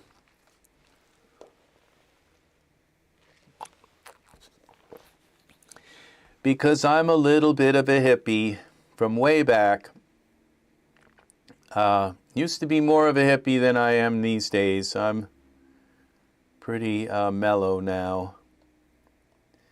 So hearth. Okay, so we're gonna go a fireplace. What would be just, oh, we can go with fire. Might not be a fireplace, but it might be like a fire, campfire. Okay, all of that stuff. But you guys get the idea. Okay, it's like right here is every file that you own. Every time I click this, all right, it's loading 1 million files. Okay, so all you have to do is search. Say wings. All right, I'm searching every duff file that I have, okay, for wings. Boom. All right, so now what we're going to do, okay, we got all these wings, flying, wings, hats, wings, everything. So we go back to our organizer here, and we're going to go Enviro, we're going to go New, Wings. All right. Now, if this isn't cool, I don't know what is. So sometimes it loads, sometimes it doesn't. So we go here to Enviro, Wings. Hold the Shift key. There's 39 pages. I'm a wing freak, okay? So there's wings. 39, 3,467 wings. Everything to do with wings. Look at this. Wings poses, okay? Flailing, okay? Wings, everything. If this isn't cool, now these are the crow wings, okay? That's another bird that Dad gave us. Daz gave us is the crow, and that is a huge, the crow is amazing. It's the best crow ever created in 3D. I think, maybe I think Blizzard has a crow, some crows and stuff that they've created, the animated crows. But look at these wings. There's 39 pages of 4,000 wings. Look at all of this stuff. You know what? This is all I did was search wings. I selected Duff and searched wings and dragged them all into this folder. It's as simple, and now I have my wings curated. Look at these succubus wings, all these funky wings. It's a way to learn your products. It's an education just going through. Now these are winged eye things. I'm going to leave them here, okay? They might go good with a winged, with a figure with wings. Flying, these are duffs. These are poses, okay? So we'll leave the eye stuff in there. More poses. These are all kinds of wings. You select this, and what does it say? Flight or fallen? Morning star wings. And which one? For Genesis 9. This is really nice. Preset pose. It tells you what it is. Okay, for the morning star for Genesis 9. Okay, look at this. Mats. Okay, morning star wings. Okay, copper, gold.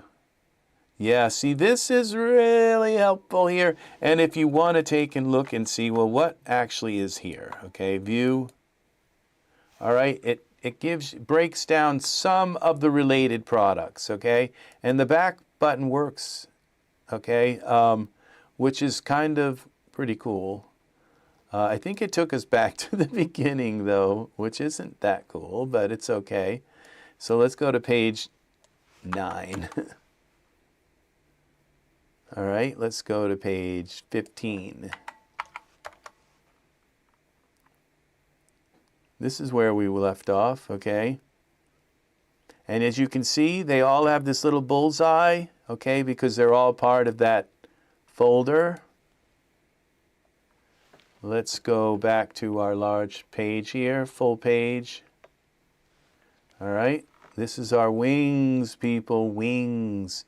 Now, you see, we don't have to have this, but we'll leave it here. Look at these blasphemy poses. So you say, okay, I remember buying, I think I remember buying these wings, but I kind of forgot I did it, all right? Here they are. There's obviously blasphemy product wings, okay? There's sacrosanct. These go with the morning star, okay? These go with the infernal wings, okay? So you have your keyword, then you can go to Smart Content, you can find those products, see if you haven't, and you can find,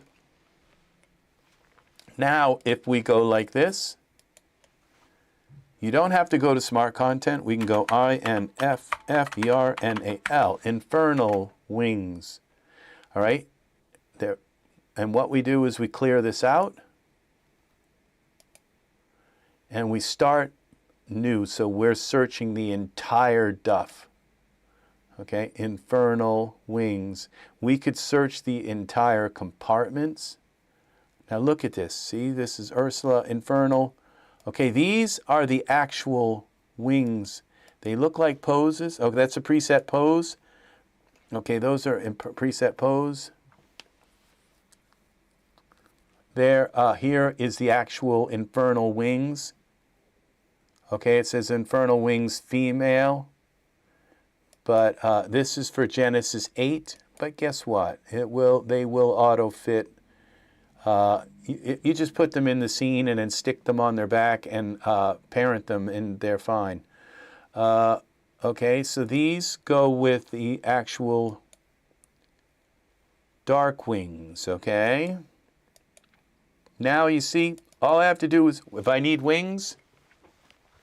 Okay, so we've got another issue here. So this is the final issue I have with this program, is the and we fix it by adding a page 4. No, so we have to close down and reopen. I have some handles not handled. I have to take and fix. That's the final thing. Everything is worked today except this one issue. So there's one more issue left, and it's the, okay, so we can cancel that. Our render is done. Okay. Let's go back here. Okay. Yes. And we're going to call this the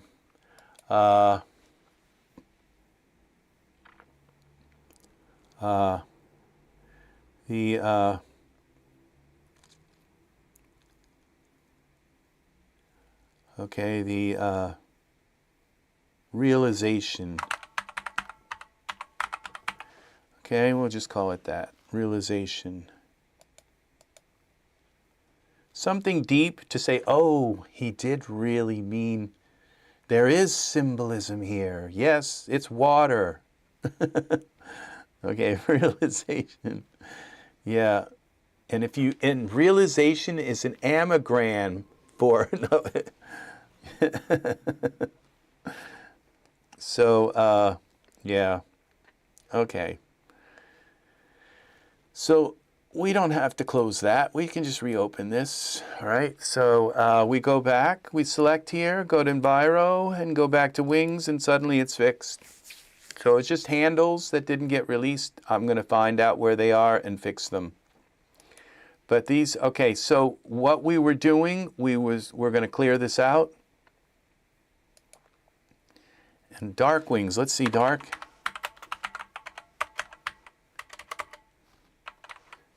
Dark wings. That's what I'm going to have for dinner tonight. Let's see. Let's see. Dark wings. Okay. It only found 2. Okay, but look at this. It's got all of these 500 items that are related to it. Isn't that kind of weird? So it looks like this particular artist loves to take all of their items and classify them together, maybe. They're all part of this LA. Look at this, LA and Samara. All right, let's load them. Let's load them and see what, is this all something from a certain artist? It's kind of cool that you have these related item categories that you can look and say, oh, is this all, why are these all related? Might be because they're all in the same folder. Okay. Dark wings. And something that happens when you load this, let's go to page 1.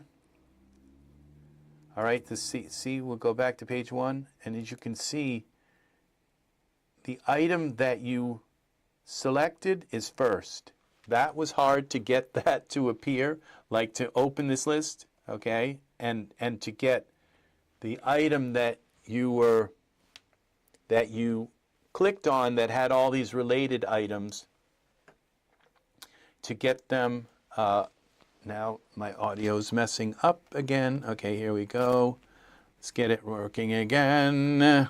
All right, so it's to get all of the items, to get this item to appear in the related items group, because it was like, oh, they're all here except the item that was the reason you could collect.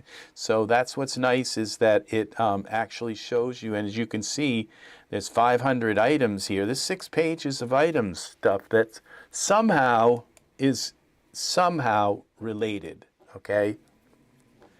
Showing, it doesn't say why they're related, but it's finding there is a link between these items.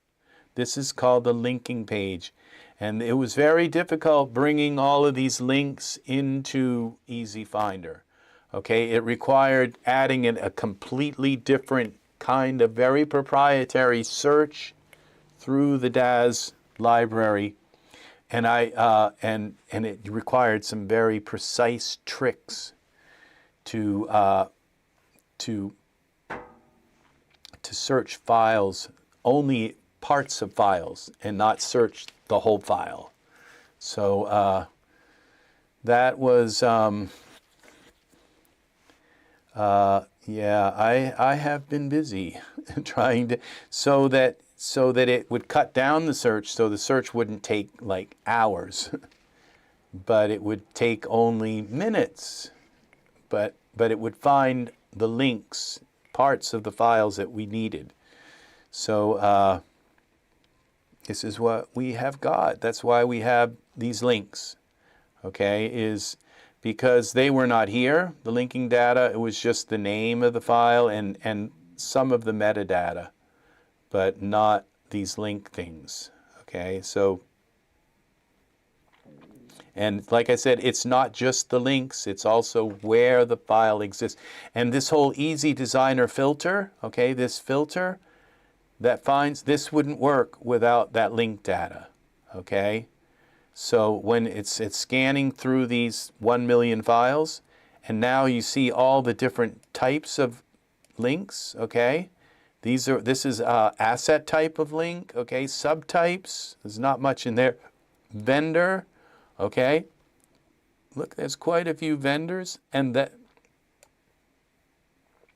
we have the product name. And look at this. Look at how many items are in here. So through this product name. So if you're looking for a product name, or you search for like tree. Okay. Oop. Not going to find a typo. Mexican Day of Dead, STREE. Okay. So so it's going to find everything. But so we just go here and clear the filters, right? And then we just inject tree, okay? And it's going to find, oh, I don't think it's going to find anything because we didn't select anything. So we go to the top of the list, click it, go to the bottom of the list, hold shift, click again. 4,000 items that have to do with tree. So street, what would be nice is to kind of look up street, okay? But this is a way of finding stuff. It's just one other way through links, okay? Of finding stuff. There's 54 pages. So you only have to go through 54 pages and you might find that tree that you can't find any other way. Sort of kind of thing. So, but as you can see, all these tree items, look at this ground item, right click. Where do I have this? Okay, it's in my ground 1, ground 2, props all, it's in trees, and it's in enviro all. Okay, it tells you where I have put these in. Do I need them in all of those? You know, well, you can decide for yourself. What's this in? This is in the virtual enviro all, props and trees. There's obviously the reason why it's in trees is because it says street, and T-R-E-E is in the word street, okay? So you can say, I don't really need that in trees. You see, so there you go. So you can take them out, like right here. You can take it out of any of the folders you don't need. Now see this, all this stuff here? I don't see a single tree here. So I can go right click. I don't see a single tree in this, okay? Remove from trees. All right, I don't need them in trees. Here we go again, another page. Right click. I think we already moved it. Yeah, we removed them from trees. Next page. All right, I don't see anything. These are not trees. None of these are trees. That could be considered a tree. We'll leave those. Those are trees, yeah. But these items are not trees. Okay, right click, remove from trees. See, suddenly everything, you can do things from the back door kind of way and still like curate. And so I'm curating my tree folder, but it's not even here. It is actually here in this particular list, trees. See, and it's like I got 8,000 things. Obviously, I just stuck them all in there and didn't curate them. So that looks like trees, but these are not wood post. We'll leave them wood post, okay? We'll leave the leaves. This is chimes. Okay, those aren't trees. All right, right click. Remove from trees. All right, so now this trees number, okay, we got 8229. Let's remove. Okay, it removed them, but it didn't remove, we're not in our trees folder. Okay, these are temple trees. These, we looked up tree, and remember it came up with every street, also street stuff. But let's just open our trees folder and see what we've got here. Let's find all the junk that's in here that doesn't belong here. Okay, the street, obviously those are street, Mexican street. These are awesome little products here. These, okay, but they don't belong in trees. Okay, so they're gone. We go to the next page. Street props, okay? Street trash. Okay, we just want trees here. We go here, all the way down to here. Remove them from trees. So slowly, as you know, I've kind of gone from being an artist to being a curator, okay? But eventually, when I go back to do Rooster Cage, okay, when I go back to actually working on a scene, I'm going to be able to find everything. I need hair, there it is. I need trees, there they are, okay? See, I'm removing them. I'm curating all in one. Okay, these cameras, I don't need these here in my trees folder. Street lamps, I don't need them. All right. But I do need the trees. So I'm going to have every tree I own here. Wood, okay, we'll leave the wood there. All right, so we're at page 4 of 91. I got a lot of trees. I went crazy buying trees. I really did. These are leaves. We'll leave them here. Plain, okay, these little pieces of ground. Okay, streets. These are blocks, obviously street blocks. Okay, I don't think that cactuses are trees. Oh, they are kind of trees, so we'll leave them. These are not. Those are house plants. We'll leave them for now. Okay, we go to here, here, here, here, here. Some of these are eye-rays, some of them are seen, some of them might be the actual object. Scene, okay, Mediterranean, those look like they have trees in it. Street, okay, so that's not it. Center tree, okay, these are streets. Okay, rain. So there's our streets, probably have to do with something with street. Okay, there's that, this. Rain tree, we're going to leave that. Trees. Oh, I lost my video. My phone went off. Okay, my camera went off. It's hot. Let me put my let me put the little. Let me put my the fan on the camera. Okay, come back, camera.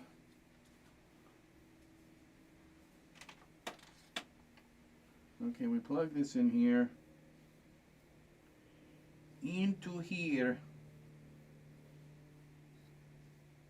Where does that plug in? Ooh, that wasn't good.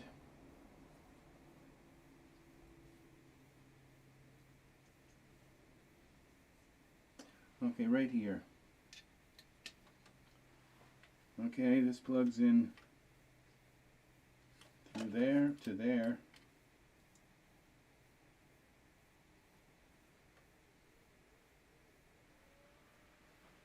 Okay. That makes a little noise, but it keeps my camera nice and cool, so it doesn't turn off. Okay, so we got a bunch of stuff here that aren't trees. Anvil, we could find that, probably a log. Take the anvil off and we have a log. Okay, so, but here we go. And this is blacksmith again. That looks like some kind of log used up. And we're going to leave these little trees here for the anvil. Boat. Those are little bridge trees, okay. We'll leave those. We'll take care of the bucket we don't need. This, the cart. Okay, cloth tree. Hut. Fireplace is not a tree. Hand pump. Okay, here we go. Trees. These, we can get rid of these rocks. Those aren't trees. Look at that little well. I'm going to need to do a search for wells. Fantasy medieval. Ground. Lights off. Okay, these are not trees. Okay, now we get here to this. That's not a tree. These aren't trees. No matter how much they'd like to be. All right. These are trees, okay. There's a swing. Okay, we're trying to find trees. There's a boat. That's not, that would have been nice to found that boat. Okay, I don't know, it must have been in the list, but I just didn't like it at the time. Okay, trees, remove those from trees. So I have 90 pages to go through, but when I do, I'm going to have just solid trees. This, I rendered myself in my art. Oh no! Here, this is it, this. Those go, we don't need the street lamp, they're not trees. Okay, we go here, those are trees. Okay, well this is a street lamp, that's not, S-T-R-E-E-T, street signs, okay. We go all the way down to here. Right click, remove from trees. And we got these little things, whatever, those are streets. Right click, remove from trees. And now I'm starting to kind of get right click, remove from trees. See, I find when I get down to the edge here, it just keeps filling it in and I can only do a few at a time. So I go to the next page and then go back. So in this, all right, there's not a single tree here. So we go like that. Decorative, look at that. That looks like a log, but I don't know what it is. Okay, but we're going to remove those. That might be a pillow from trees, okay, because they're not trees, okay? I'm just saying, okay, this is not a tree. That's not a tree. This all the way down to here. Those are not trees. That all the way down to here. That, this,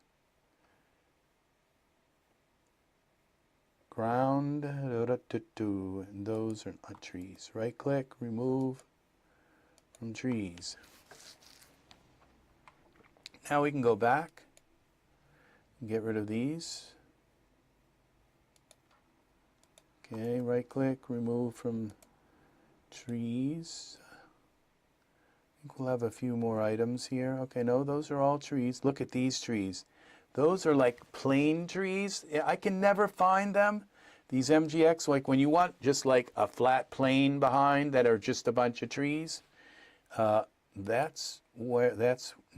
I can just kind of find them. It's like, and say, oh, that's on page 5 of my trees. You know, that you start thinking and it after a while, it starts to not faze you until you think back about, like, this whole page can go. Okay, but we now know when we look up street, we won't get trees, okay? We're only going to get street, but when you look up trees, you get street trees also. All right, so at least in this designer, okay, search. I don't believe it works that way here.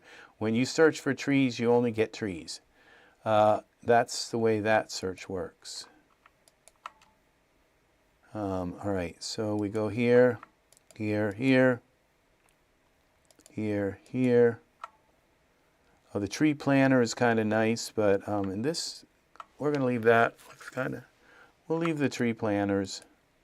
Why not? These would go on a post, okay? So they're kind of tree oriented because they need something to connect to, but we'll put them in signs or signposts. Street support trees, okay. Those are gone. Tree pot, we'll leave the tree pot. This tree board, okay, we're going to leave those. Street name, that can go. And the vintage street, I think I just injected that into Daz, okay, trees. You can't accidentally, like I said, select a bunch of things and then accidentally inject them into Daz. It will only let you select one thing at a time, okay? Inject one thing in a time to Daz, so you don't accidentally do that. Remove from trees. Okay, we're up to page 6. All right, another entire page of street stuff. Right click, remove from trees. Just double check to scan back over them. Another page. So really this tells me, hey, I need a folder called street. And I think I did do something with street, okay? Maybe that was in another in another, because I've had to kind of start over before because I changed the program so much that it no longer could read my it could no longer read my curation files. Cylinder, okay. All right, this is it. This we'll leave this tree skirt. Okay, these. Oh, there. Okay, those are already selected. Remove. So, you know, I may not get very far through this, but at least the next time I come in, the beginning of it will be all like trees. So that's kind of the cool part about it, is that you just keep working at it. But it's like when you come back, all your work that you've done so far is done. Now, you remember I did a search for Christmas trees? These ones, notice they're only coming up under Christmas. So that's another thing, is that I do have more Christmas trees than I did a search for Christmas tree. And all right, so this is done 6, 7, okay, none of these are trees until we get down to here. Garbage bags, okay, that's all props. You know, I'd like to throw them right here into scene elements, okay? Boom. Now I got more props. That's scene elements is another word for props. Okay, so okay, the snowy London, okay. These are gone. All right, we'll take these and remove these. Okay, something's, okay, it was just thinking or whatever. Right click, remove from there. We'll take these and throw them into props. Scene elements. Now we go, we don't want them in here though, but I might have to do that little trick again, because it's just going to fill it with more buildings. So what I have to do is go to the next page. Page 8. So see, we're curating, and this is working pretty well. You see what I'm saying? It's actually just letting me, I could just possibly go for hours just removing these items, and it's working. That's the magic of it. Shopping breach, okay, street bench. Okay, that looks like a tree in there though, so all right, we're gonna go, oh, we got that one. Okay, remove from trees, because those were all street items. Here we go again. So here, shopping street, doot, all the way down to here. This, that. And as you go through, you can kind of drag things into other categories if you're working it like that in all of, okay, treat from trees. Okay, these are not trees.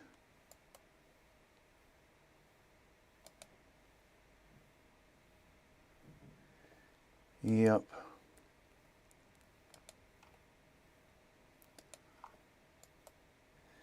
So, yes, and one of my favorite little jokes, we have some jokes that are in the program, they're built into them.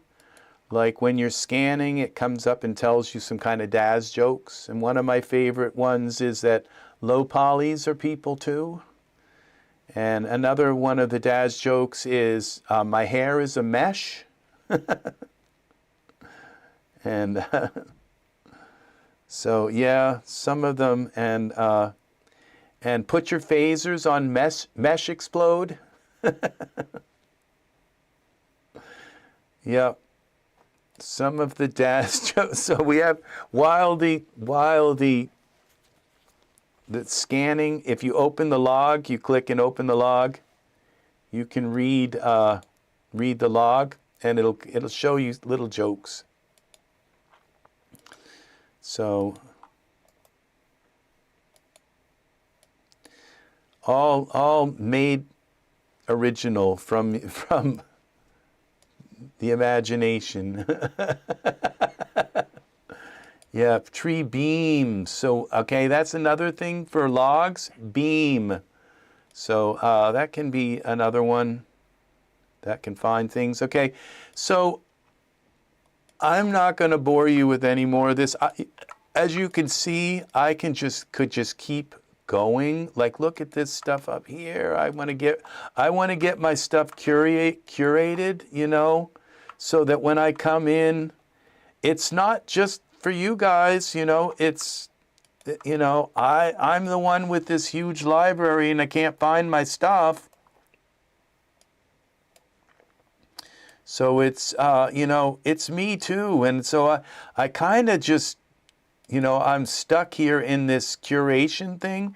And I say, well, this isn't art, sitting around and curating. But the next, when I come up for air and I look at, and then I start to make a scene, and it's like, oh, all of my trees are in that one folder, and they're curated, you know, and so it's like, yeah, I don't have to scroll through a bunch of junk, okay?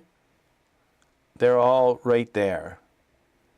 And like street lamps and these kind of things, street lamps, that would be another thing to have, okay, is a thing of street lamps. Buildings, okay? Boom, a whole thing of buildings, all right? Shops, restaurant, you know, things like that.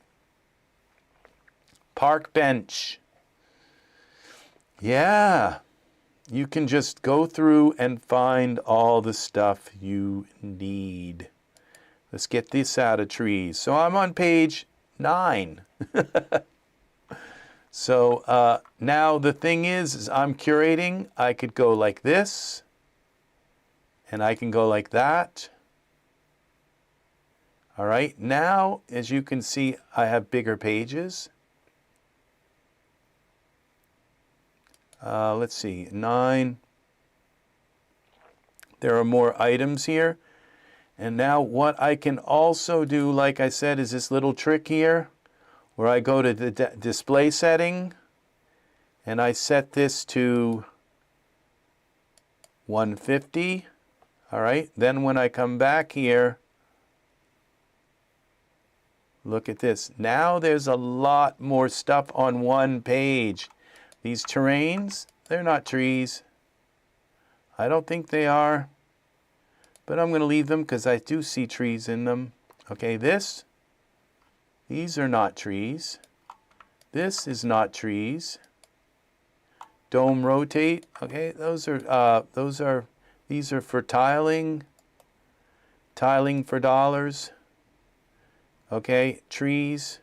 Don't select all folders. It'll take them out of all folders. That could be detrimental. There is no undo for a lot of things in this program. So don't make mistakes. Now, instead of 78 pages, there's 35. That's kind of workable, people. You see what I'm saying? Look at these trees, okay? I can go through 35 pages. And now you see, this is grass. Okay, this looks like tree stuff. These all look like trees. These are, some of these trees may not actually load. They might be trees that belong to ultra scenery, but it's worth a try. All right, I can't tell what those are. If I can't tell what they are, I'm going to leave them. All right, but now remove from trees.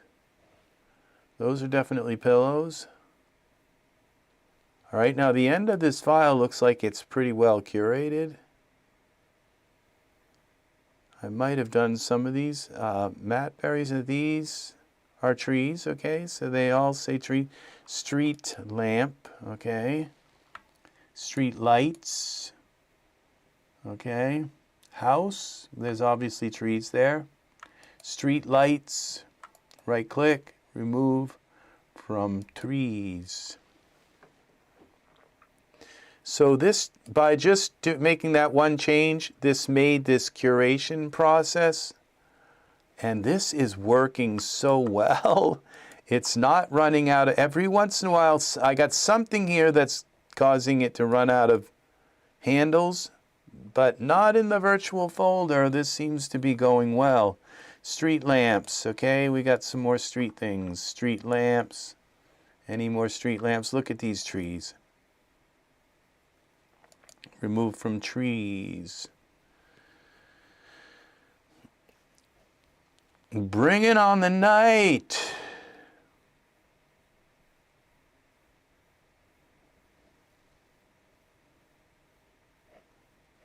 Watch 'em come and watch 'em go. All they go with only one thing in common. They got the fire down below. All right, here we go. Here, these items, those are not trees. They are not, these are not, those are tree display. The tree rack, okay, we're going to leave those. Tree netter, okay, we're going to leave those. Christmas. There's a tree, okay, these are lamps, okay. Barrel. Park, street. We got street. All right.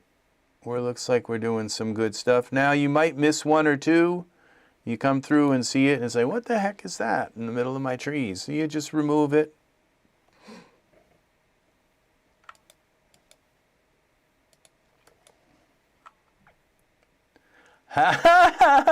From the blue blood streets of Boston, up in Berkeley and out in Queens.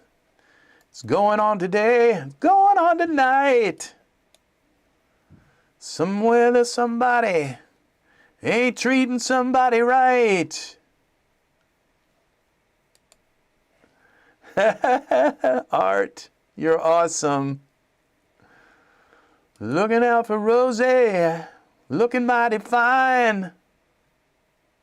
Walking the streets for Nancy, find her every time.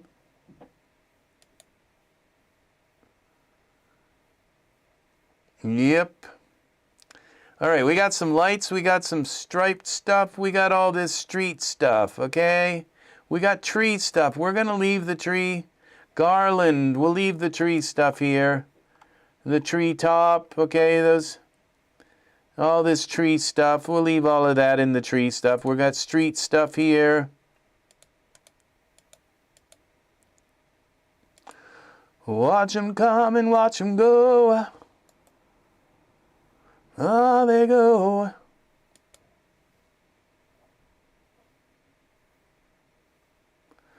They got one thing in common.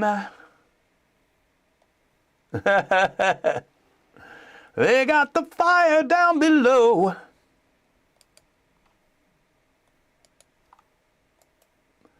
Yep. Remove from trees all of these street things.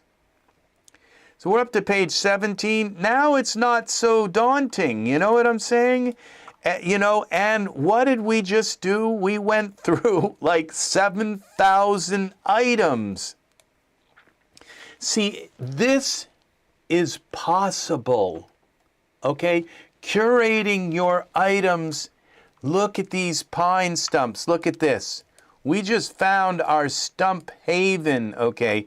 And look at, all I got to do is drag them into logs as well. All right? Those were in trees.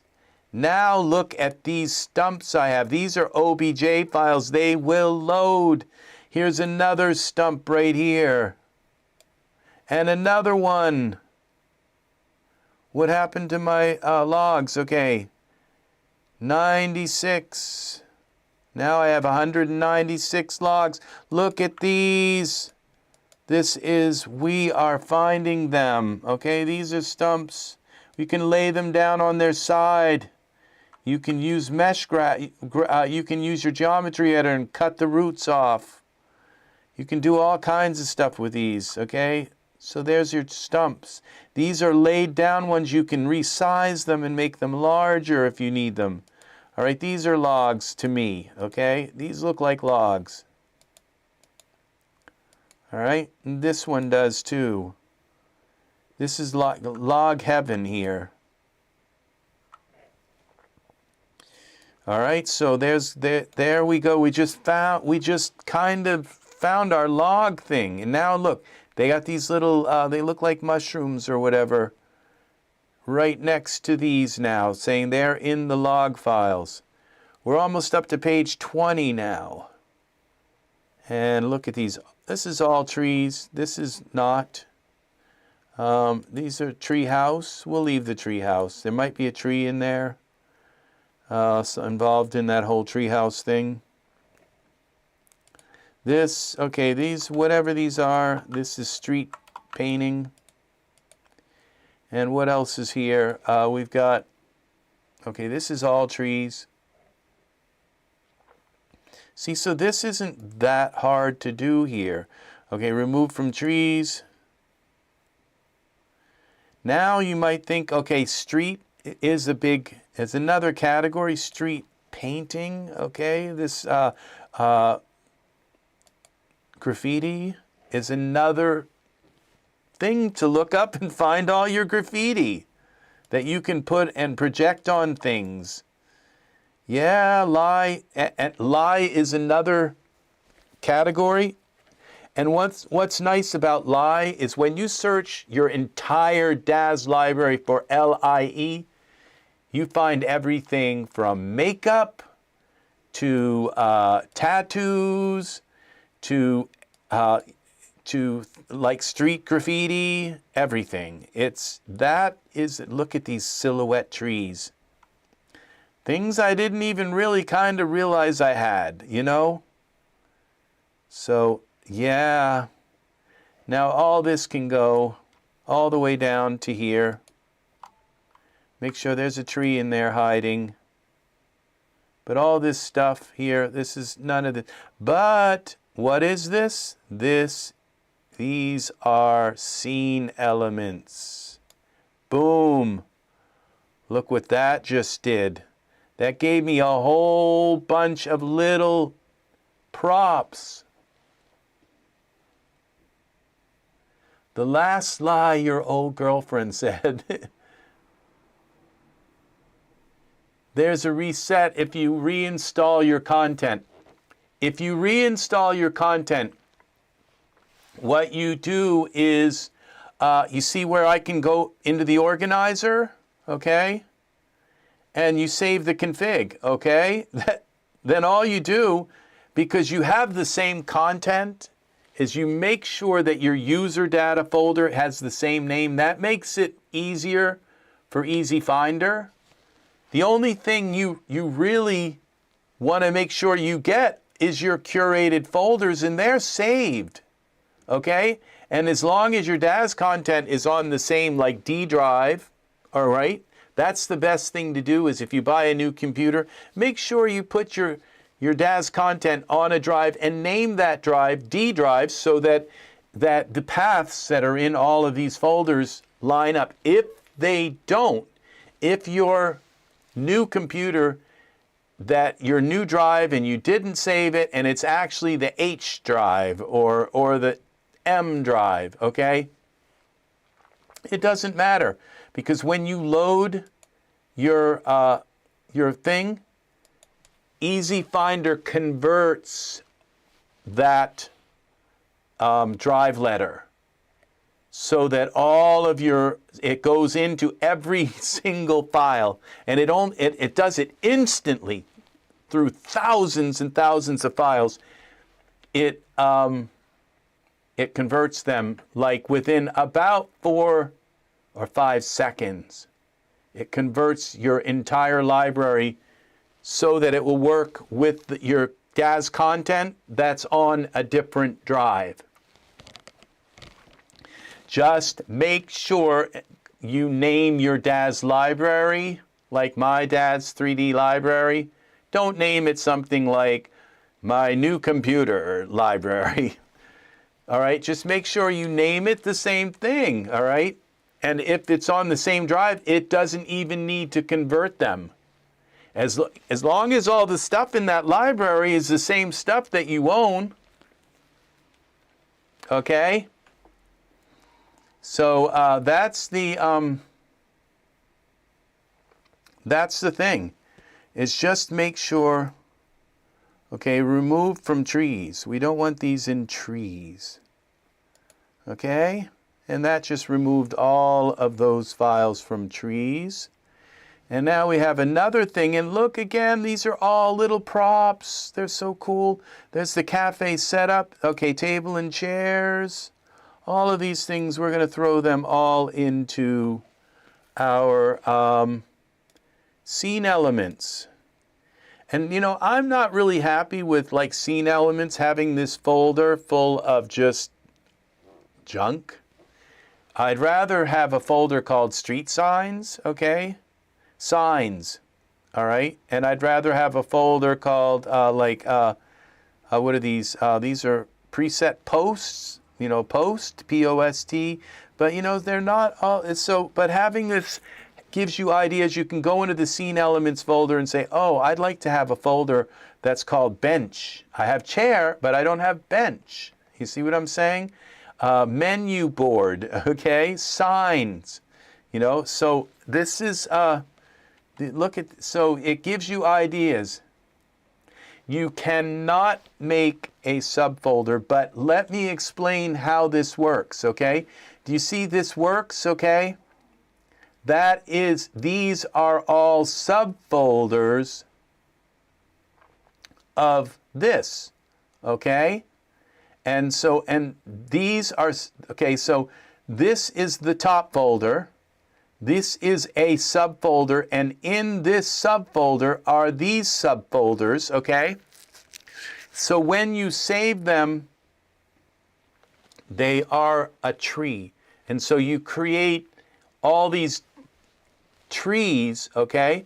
And when, if you export them to Daz, okay, because you can export these to Daz, you just arrange them into whatever subfolders. You can take these folders and then drop these, like, because this is what it looks like in Daz. When I go to Daz, all right, this is what these look like.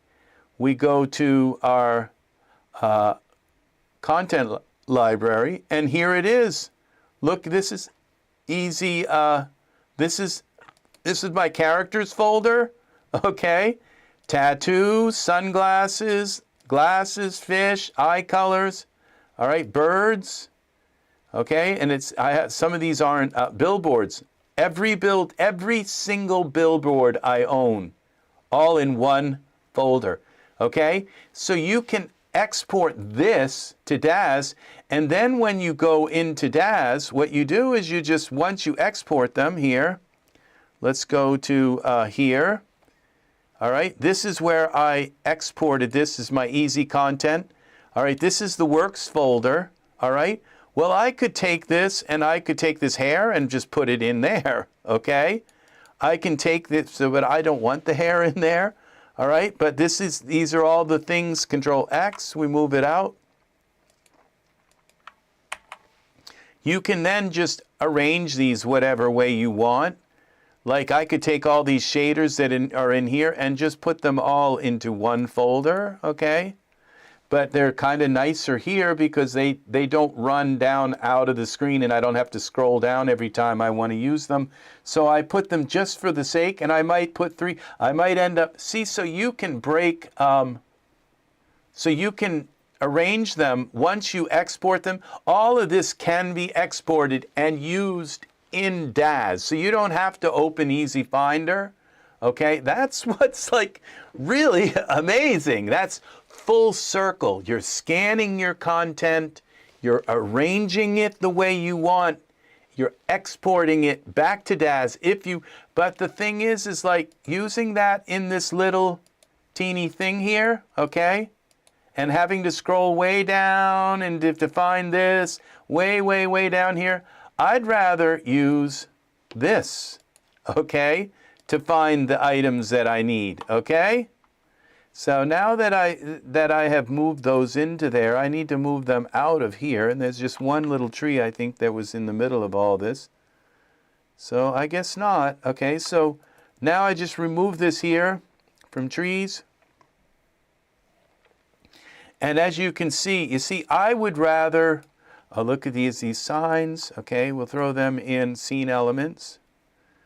All right. And then we'll right click and remove them from trees. They're not trees. No, they're not. These scene elements, they really belong in their own folder. I'll put them in scene elements, and then I'll look and see them in scene elements and say, you know, they should be in signs. So right click, remove from trees. Okay. We're up to page 19. There's like 10 more pages, and I'm done my trees folder. Okay, so this isn't too bad. Now these, whatever these are, I don't want these here. Remove from trees. And see, so I'm sure it's somebody's very intricate artwork. I'm not insulting anybody's stuff. So pattern, okay, I just don't want those in trees either.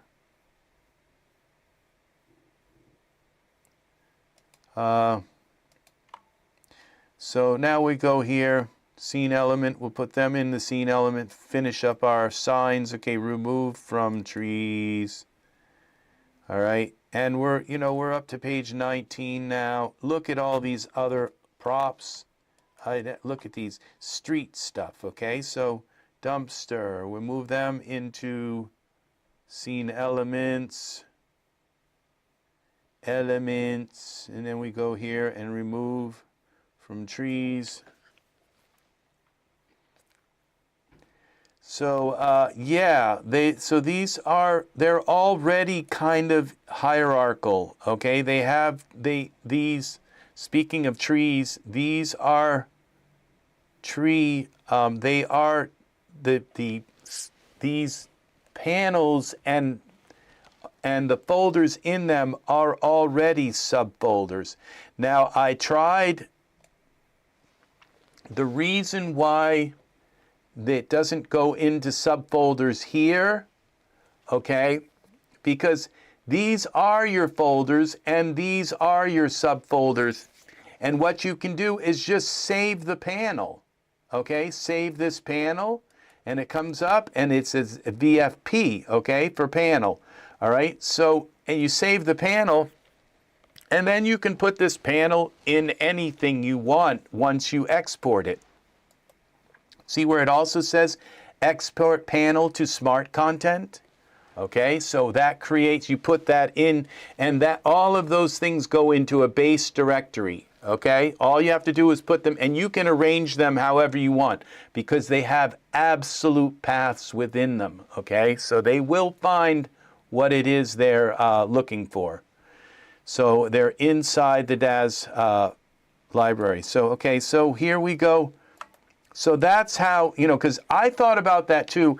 And you see, these used to have subfolders, and it turned into a nightmare. It was just like, I'd put things in, things would disappear, folders would disappear. It was just like too much complexity. And I went instead for stability and like absolute, it was called, that's why these things are called truth symbols, okay? It's because I needed to have truth. There had to be, that's why there in this program is a thing called the overmind. You'll see this mentioned, okay? The overmind is like this, is like the purveyor of truth. It makes sure that everything has the same everything because there's one truth. That's like been a mantra for this program, one truth. You can't have like your folder over here saying there's this much in it, and your folder over there saying there's that much in it, and this one has this symbol, and that one has that symbol, and this one has that color, and that one has that color, but they have the same name. You can't have many truths. because it's a very complicated thing and you have extremely huge amounts of data. And it has to be, that's why the truth has to be numerical. It can't be, it has to be mathematically accurate, down to math, not through names, not through symbols, not through colors, but through math, okay? And that's, these are things I absolutely had to really lay down and say, no, this has to be like this, okay? And so to make sure that, because there was so much confusion, so much, it's just, and so that was why, and once I said, okay, the subfolders are gone, then I realized, yes, that's very nice saying, I like that. Yeah, and mathematic precision, okay, mathematical precision, okay, and so this, so these are, this is the top folder called The Works, and in this folder are these 8 subfolders, and in these 8 subfolders are these virtual folders, okay? So these are all folders. This is a folder with these folders in it, and so you get 3 levels. But when you are adding folders, then all of a sudden the complexity of the math and the complexity of the entire array became a nightmare, okay, of trying to nail down the truth. And so, and you know, there was a point, okay, there was a point, The Works.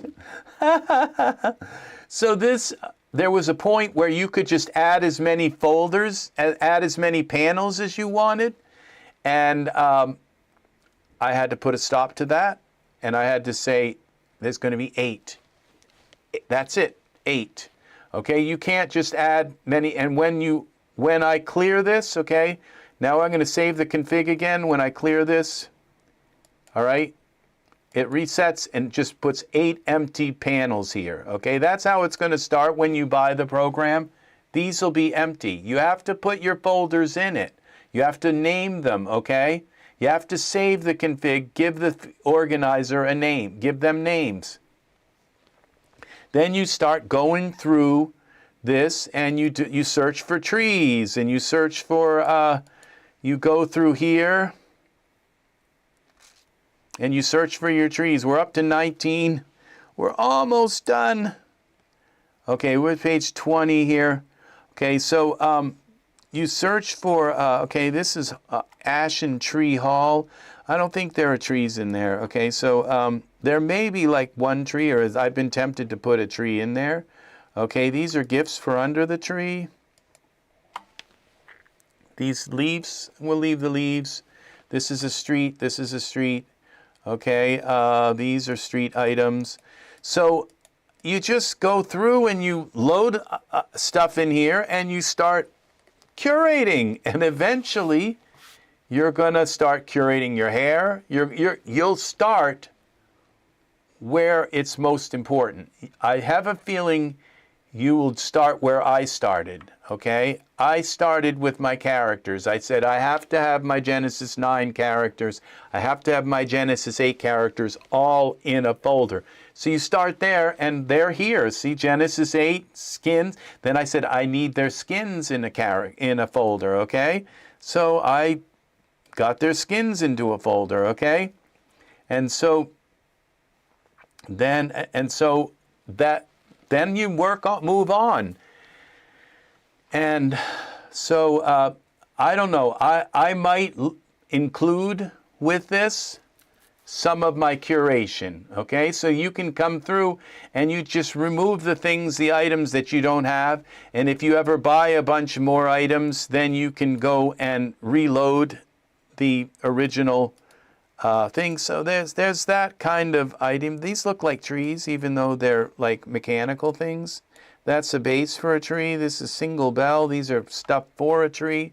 Okay, we're going to take and remove this. I don't know what that is, but it looks like these have to do with tree things. So I'm going to leave those directions there. Doesn't hurt. So a look at these items. These are going into my, now it looks like I dragged these already once. Okay, wheelbarrow. That's cool. This street lamp, these can go, okay, we'll just throw all this stuff in here into scene element. Okay, then we're going to remove, I think I saw one tree. Yep. And we remove all this. Remove from trees.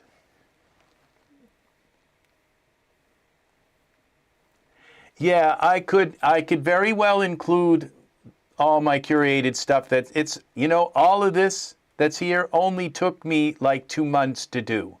Okay, and not every day, like working on the program, and just a lot of it I did like live with you guys, just like what I'm doing right now. All right, so it's just kind of dragging stuff in, scene elements. Okay, this is going into scene elements, removed from trees. All right, it's just kind of simple stuff that I did. Some of it, a lot of it, I don't know what these are, so I'm going to leave them. They look like they're something that on a tree maybe, but I don't see street here, so we're going to leave those.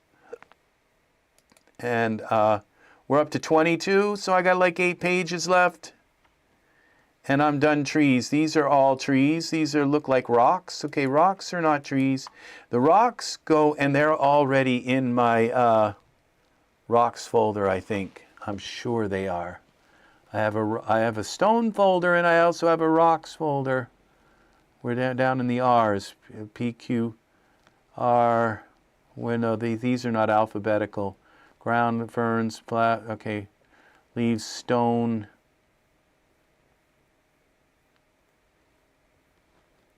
Log. Okay. Okay, we'll throw them in stones. All right. And now they're in stone, the stone folder. We don't need them in trees.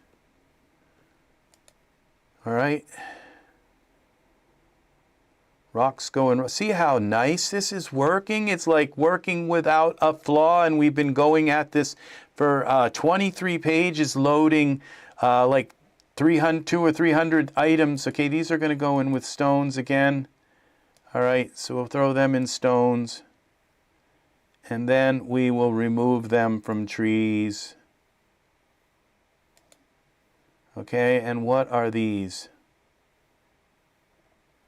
See, so right now, like I said, this program, there's something, I have one memory hole. It's called memory leaks, or yeah. I have one left that I have to find. And that's like it. This program, everything else has been working. These are light projectors. I don't need them in trees. And emitters. All right, so now we move. These look like some kind of tree thing. See, I didn't even know I had these. Okay, whatever they are, they're very cool looking. Okay, they're in my tree folder now. Like, yay! I got some cool stuff to work with now that I just didn't even know I had. This whole page here, this platform can stay in here. These flowers really shouldn't be in with trees. Okay, but I'm going to leave the platforms. You can put trees on them. The grass shouldn't be in here. Okay, this is not, this is low grass. If we need grass, we'll put that in. We'll find, we'll have a whole grass. Leaves don't go in here. Oh, we can leave some leaves stuff for the trees for now. Okay, remove them from trees. Just remove it out. I could put them in scene elements, but they really are better to go in. Bushes can stay in for trees. Ground, ivy, all of this stuff can stay. We got more grass. We're not putting grass in with trees. That's going to go in grass. And so we just go here. And now we're up to page 24. All right, this is all trees. Page 25. Leaves, just a few leaves for the trees. They feel bare.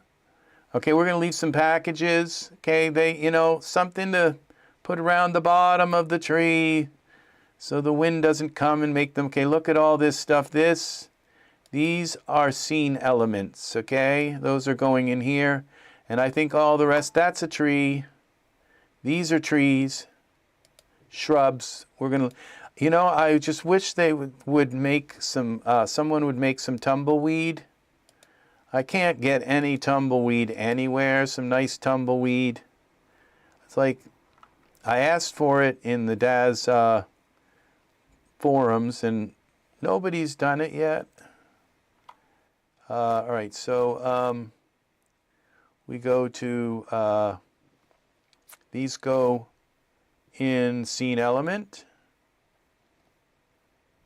And then we just right-click and remove from trees. And then there's these weird things. I think these are actually camera settings, okay? So we're just going to get rid of these down to here, to there. Click here, all the way down to here. These look like they have trees in them. I don't know what they... Nights in Paris, that looks like, okay, matte. Streets of Paris, this. Okay, we go all the way down to here. Willow Creek tree. Look, we have some more stumps.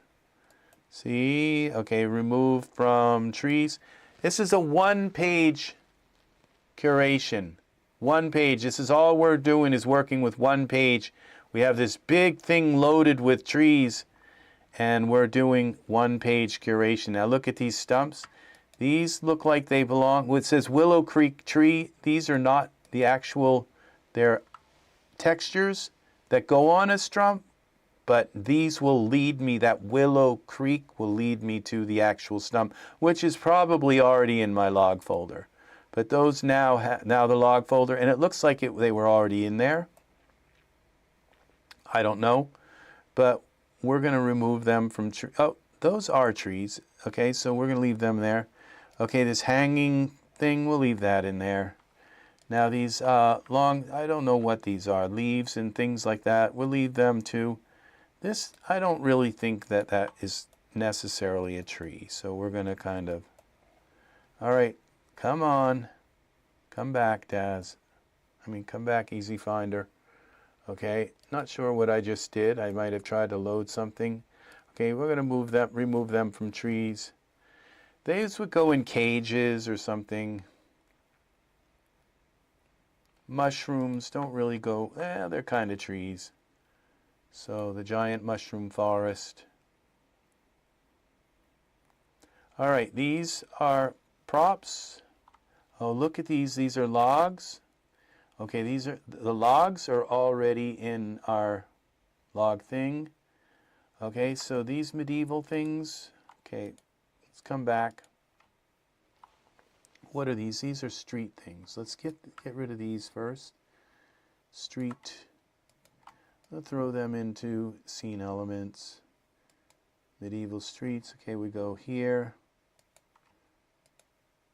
Right click this and remove these from trees.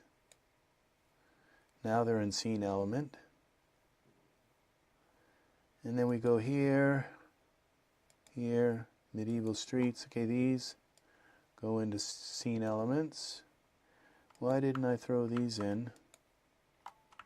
This can go in, all right. This.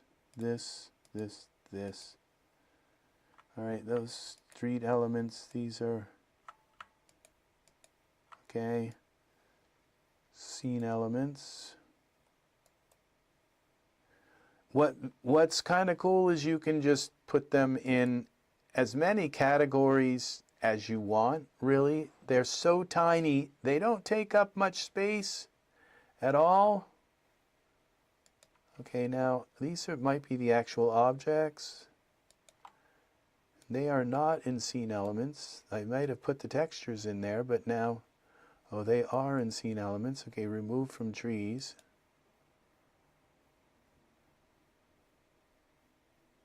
Okay, we're 27, page 27. These look like they're actual scenes, so I'm going to put them in the scenes all. Then we're going to remove them. Whenever you come across a full scene, make sure you put that in your scene. These back streets, some of these I might have gone over. Remove from trees. Those are 3 to light. Come back. Everything is still working nice. All this stuff here doesn't really... Okay, these look like they belong in trees. Okay, these are Christmas tree things, so we're going to keep them. Ball shape, we're going to leave those. Just kind of some extra stuff here. 28. Oh God, there's 29. Oh, of 29. We're almost done. There's like one more page. All right, these Christmas balls, we'll leave them to 29. Last page. And all these things here, motorcycle stuff, that's street stuff. Okay, so we'll, those are mats and OBJ. We'll throw them in with our scene element. Why not? Now we're going to take them out of trees. Now, when I double click on these trees, okay, this is what I get. Double click, page 1 of 29. I get trees, okay? And I think I've got a memory error now. Yeah, we've run something funky's happening here. So we'll close this all down. It's done now. So that might be a hint as to why that's happening, because I went back to page 1 and reloading it on top of itself. See, that's an issue right there. Okay, it's already running. Okay, now it's not. Oh, I guess. What's going on? It's not closed yet.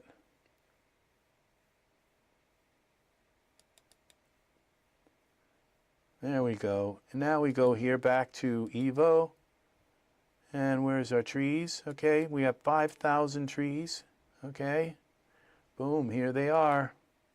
When it closed the program, when you close the program, it has this, like, this thing it tells Windows, you must close everything. It's like, and so it clears out your memory, okay?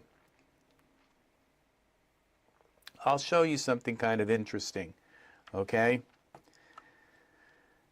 Control Alternate Delete.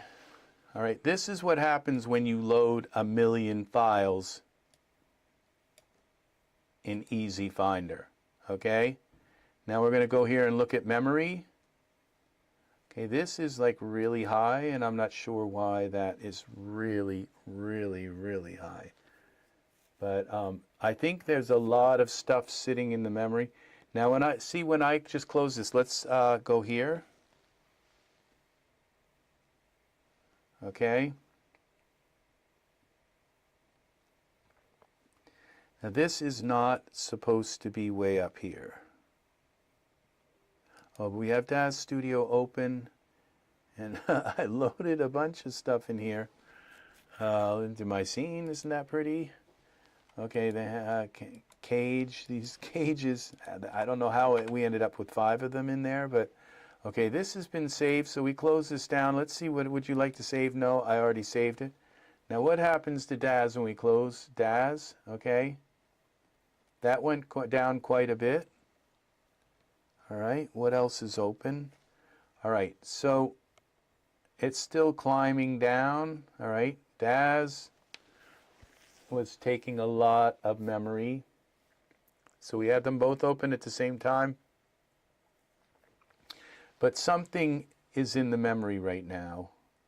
And it's probably stuff left over from EzFinder that didn't get released. I'm just guessing that because I'm sure Daz is really good at, they have worked very hard at releasing memory because Daz is trying to do what EzFinder does, but Daz is trying to do it in a much harder way because Daz actually has a million huge files where EzFinder has a million little teeny tiny files, okay? So Daz is trying to do it, work. Daz has a much harder job to deal with than EzFinder, okay? So, but this should be down about here, okay? So something is bringing that up. But when I open EzFinder, okay, notice the little teeny bump here, okay? Now what I'm going to do is I'm going to load a million files. Yeah, my voice can change a lot. All right, so I'm going to load a million files, all right, into here. Boom, double click and watch. Do you see how little that little bump went up? Okay? That was tiny, okay?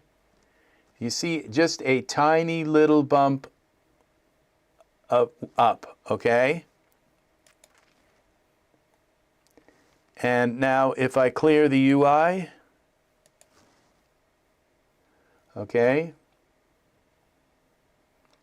it goes down very kind of gradually. It takes a while for it to go down. Windows likes to hold things in its cache and say, maybe it's going to use it again. And so I won't get rid of it right now. But this is the whole issue, is keeping your RAM cleared out, okay? And so these are my sitting poses. These look like couples, actually. Yeah, these are the sitting poses, okay? But there are couples poses in here that should really be in this. But they're also sitting, which is kind of complicated. But now it looks like it took a while, but then it released that data. You see? So this is a way to look and see how your EzFinder is working. If you ever have to troubleshoot, open up and look at your memory, because this is really the bellwether of how EzFinder is doing, okay, is through your task manager and your memory and seeing what's happening. And all I can say is that it's going to get better and better the more I refine how this works, because it found a million files, but it's only loading one page of stuff, and it's only loading what it has to load. All right, these are little pointers in the little image that comes from Daz. Okay, so it's only loading what it has to load.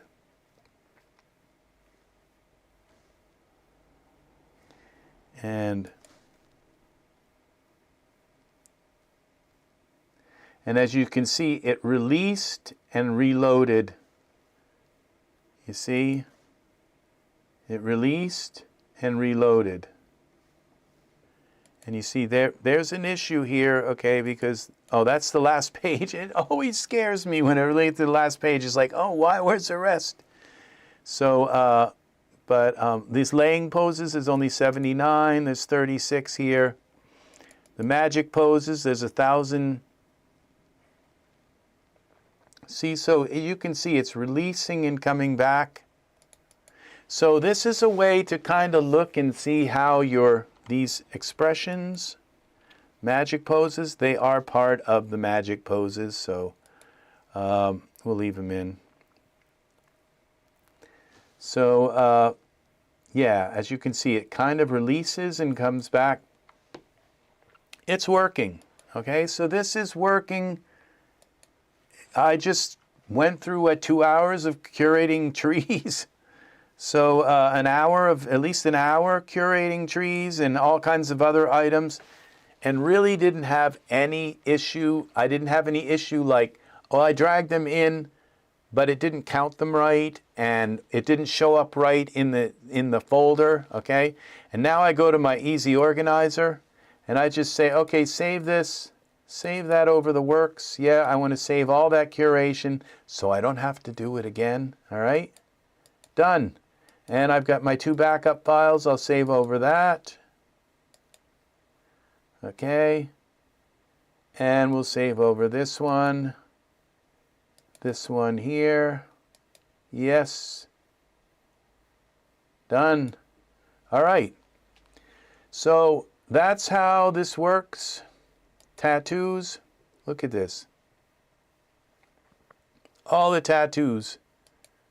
See, all I did was load everything from here and type in tattoo and drag them into here and drop them. And look, and then you go through and you say, well, look at these. They're not tattoos, but they look like they're descriptions of something, so I'll keep them. All right, these are all my tattoos. But then you go here, lie, because sometimes they're under the word tattoo. Sometimes they're under the word lie, okay? There's 3,000 lie, okay? And lie can be makeup, lips, all right, everything tattoos. Okay, so I need a tattoo. All right, so so here we go. There's some tattoos. What are these? These are 3 delight ones. They're for Genesis 8, for Sydney, Genesis 8. They're lie, which means they're layered image. I can put them on anything. If I want to put them on a Genesis 9 figure, I have to use the bodysuit and put it for Genesis 8. You put the Genesis 8 skin on the bodysuit, then you can put the lie textures on top of it. These are for Genesis 8. As you go through, you'll find all the Genesis 9 lie ones, because all I did was type in capital LIE, and it found and searched through everything. It found 26 pages of tattoos, and the lie one is very precise. It's like when Daz artists make layered image textures, they always put the word lie in it. So that's what's really cool about it, that when you search for lie, you find them, okay? And you drag them into your lie folder. Done. So pretty much done. And the same with tattoo, you know? And then what else might you want to find? Body paint. Okay, so another one you could search for is body paint. Another one, so you just figure out all these keywords that you've been using to search into Daz, and suddenly when you look in here, it's like, oh, here's all my keywords. Okay, so look at this.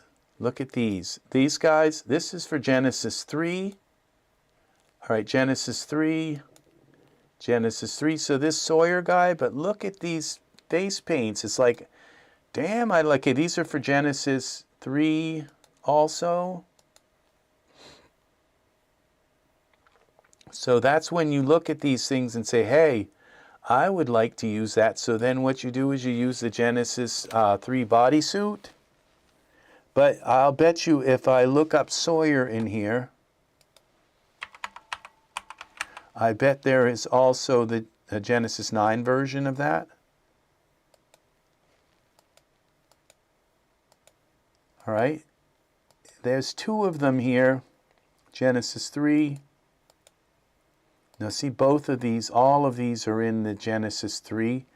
Why there's 2 of them, I don't know. And it might be... they might be that the Genesis 8, this could be incorrectly. Now this is really old.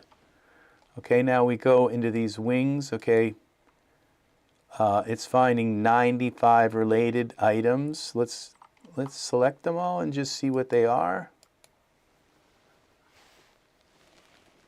All right, Sawyer eyes. Look at this. It brought up a bunch of other Sawyer stuff. And it brought up oh, the Sawyer OBJ. This is the actual character, I think. Yeah, well, see, none of them, it would be in the 8.1 folder if it was an 8.1 object, okay? There, the thing is that, see, this is Sawyer, this is the actual OBJ guy. Let's load him. Let's see what happens when we open Daz, how much memory it consumes. Okay, that was a little bit of a bump. Okay, and now it's going to load.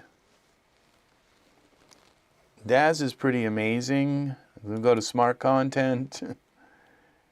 And see, this is climbing. This is supposed to be down about here. Okay, so I've been using this all day, and apparently there are things in the memory that haven't been released.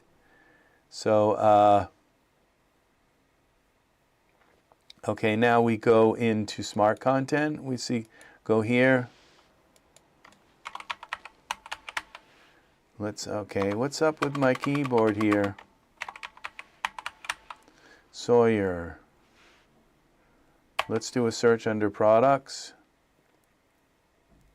Sawyer, okay, it is a Sawyer for Genesis 3. Here it is.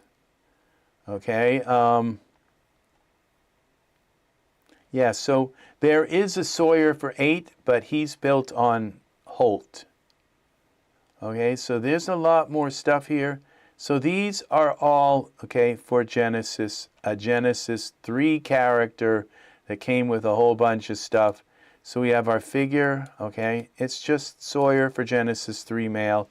We bring him in. We could have injected him from, okay, let's go back to our EZHDRI here, and this is most of the Sawyer stuff, the dash eyes, okay, some poses, Genesis 2, okay.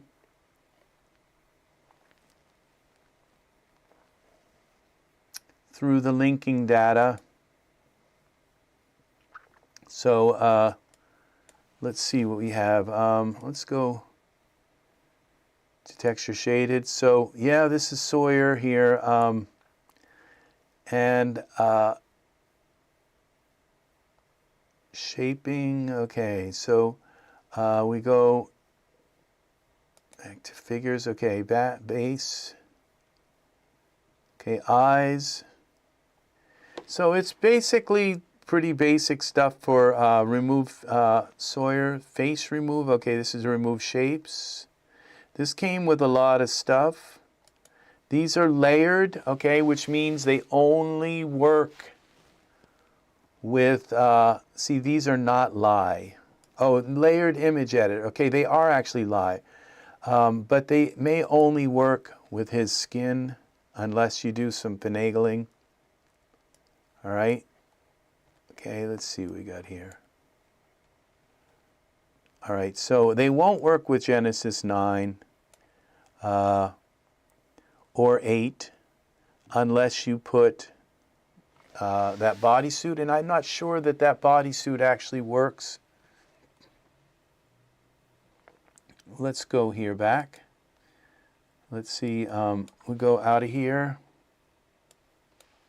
Sawyer, that other Sawyer is not like the Genesis 8 version of Sawyer. It's not. It's a whole different Sawyer. He's a Genesis 8.1 figure, period. And he has his own stuff, and he's not built on Sawyer, he's built on Holt. Okay, so on the Holt figure. Now we go to default here. Let's pull this over a little bit more so we're not cramped in. And then we go to utilities. Let's type body. I think it's called body. No, it would be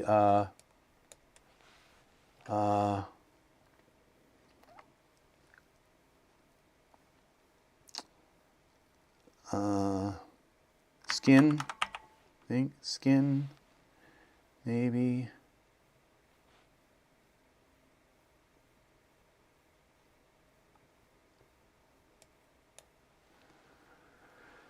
no, what is it called?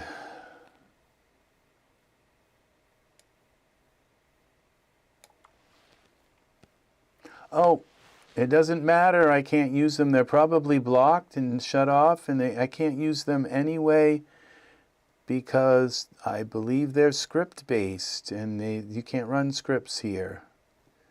So I would have to create the figure, and I don't even know if I could load. I might be able to load the figure with the bodysuit on.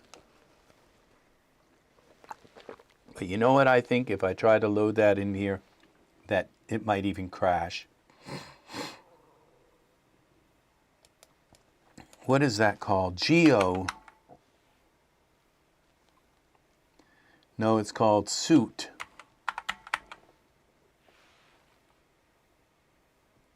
Come on.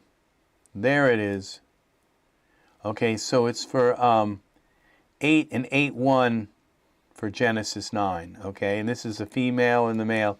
So it doesn't go back to Genesis 3. So the only way to do this, to put this on your Genesis 9 figure, and I don't know if it would work, would be to put a bodysuit on and then put the Genesis 3 UV map on the bodysuit. That is, I have a product planned that nobody thinks is possible, okay? But it is another product that's called Easy Skin, okay? And it is going to allow you to use different layers of skin from different generations, okay? And it's and so you can use the normal map from a Genesis 9 figure on top of, it's called Easy Skin, okay? And so so you can use the more normal map from like Genesis 9 on top of the skin of a Genesis 8 figure.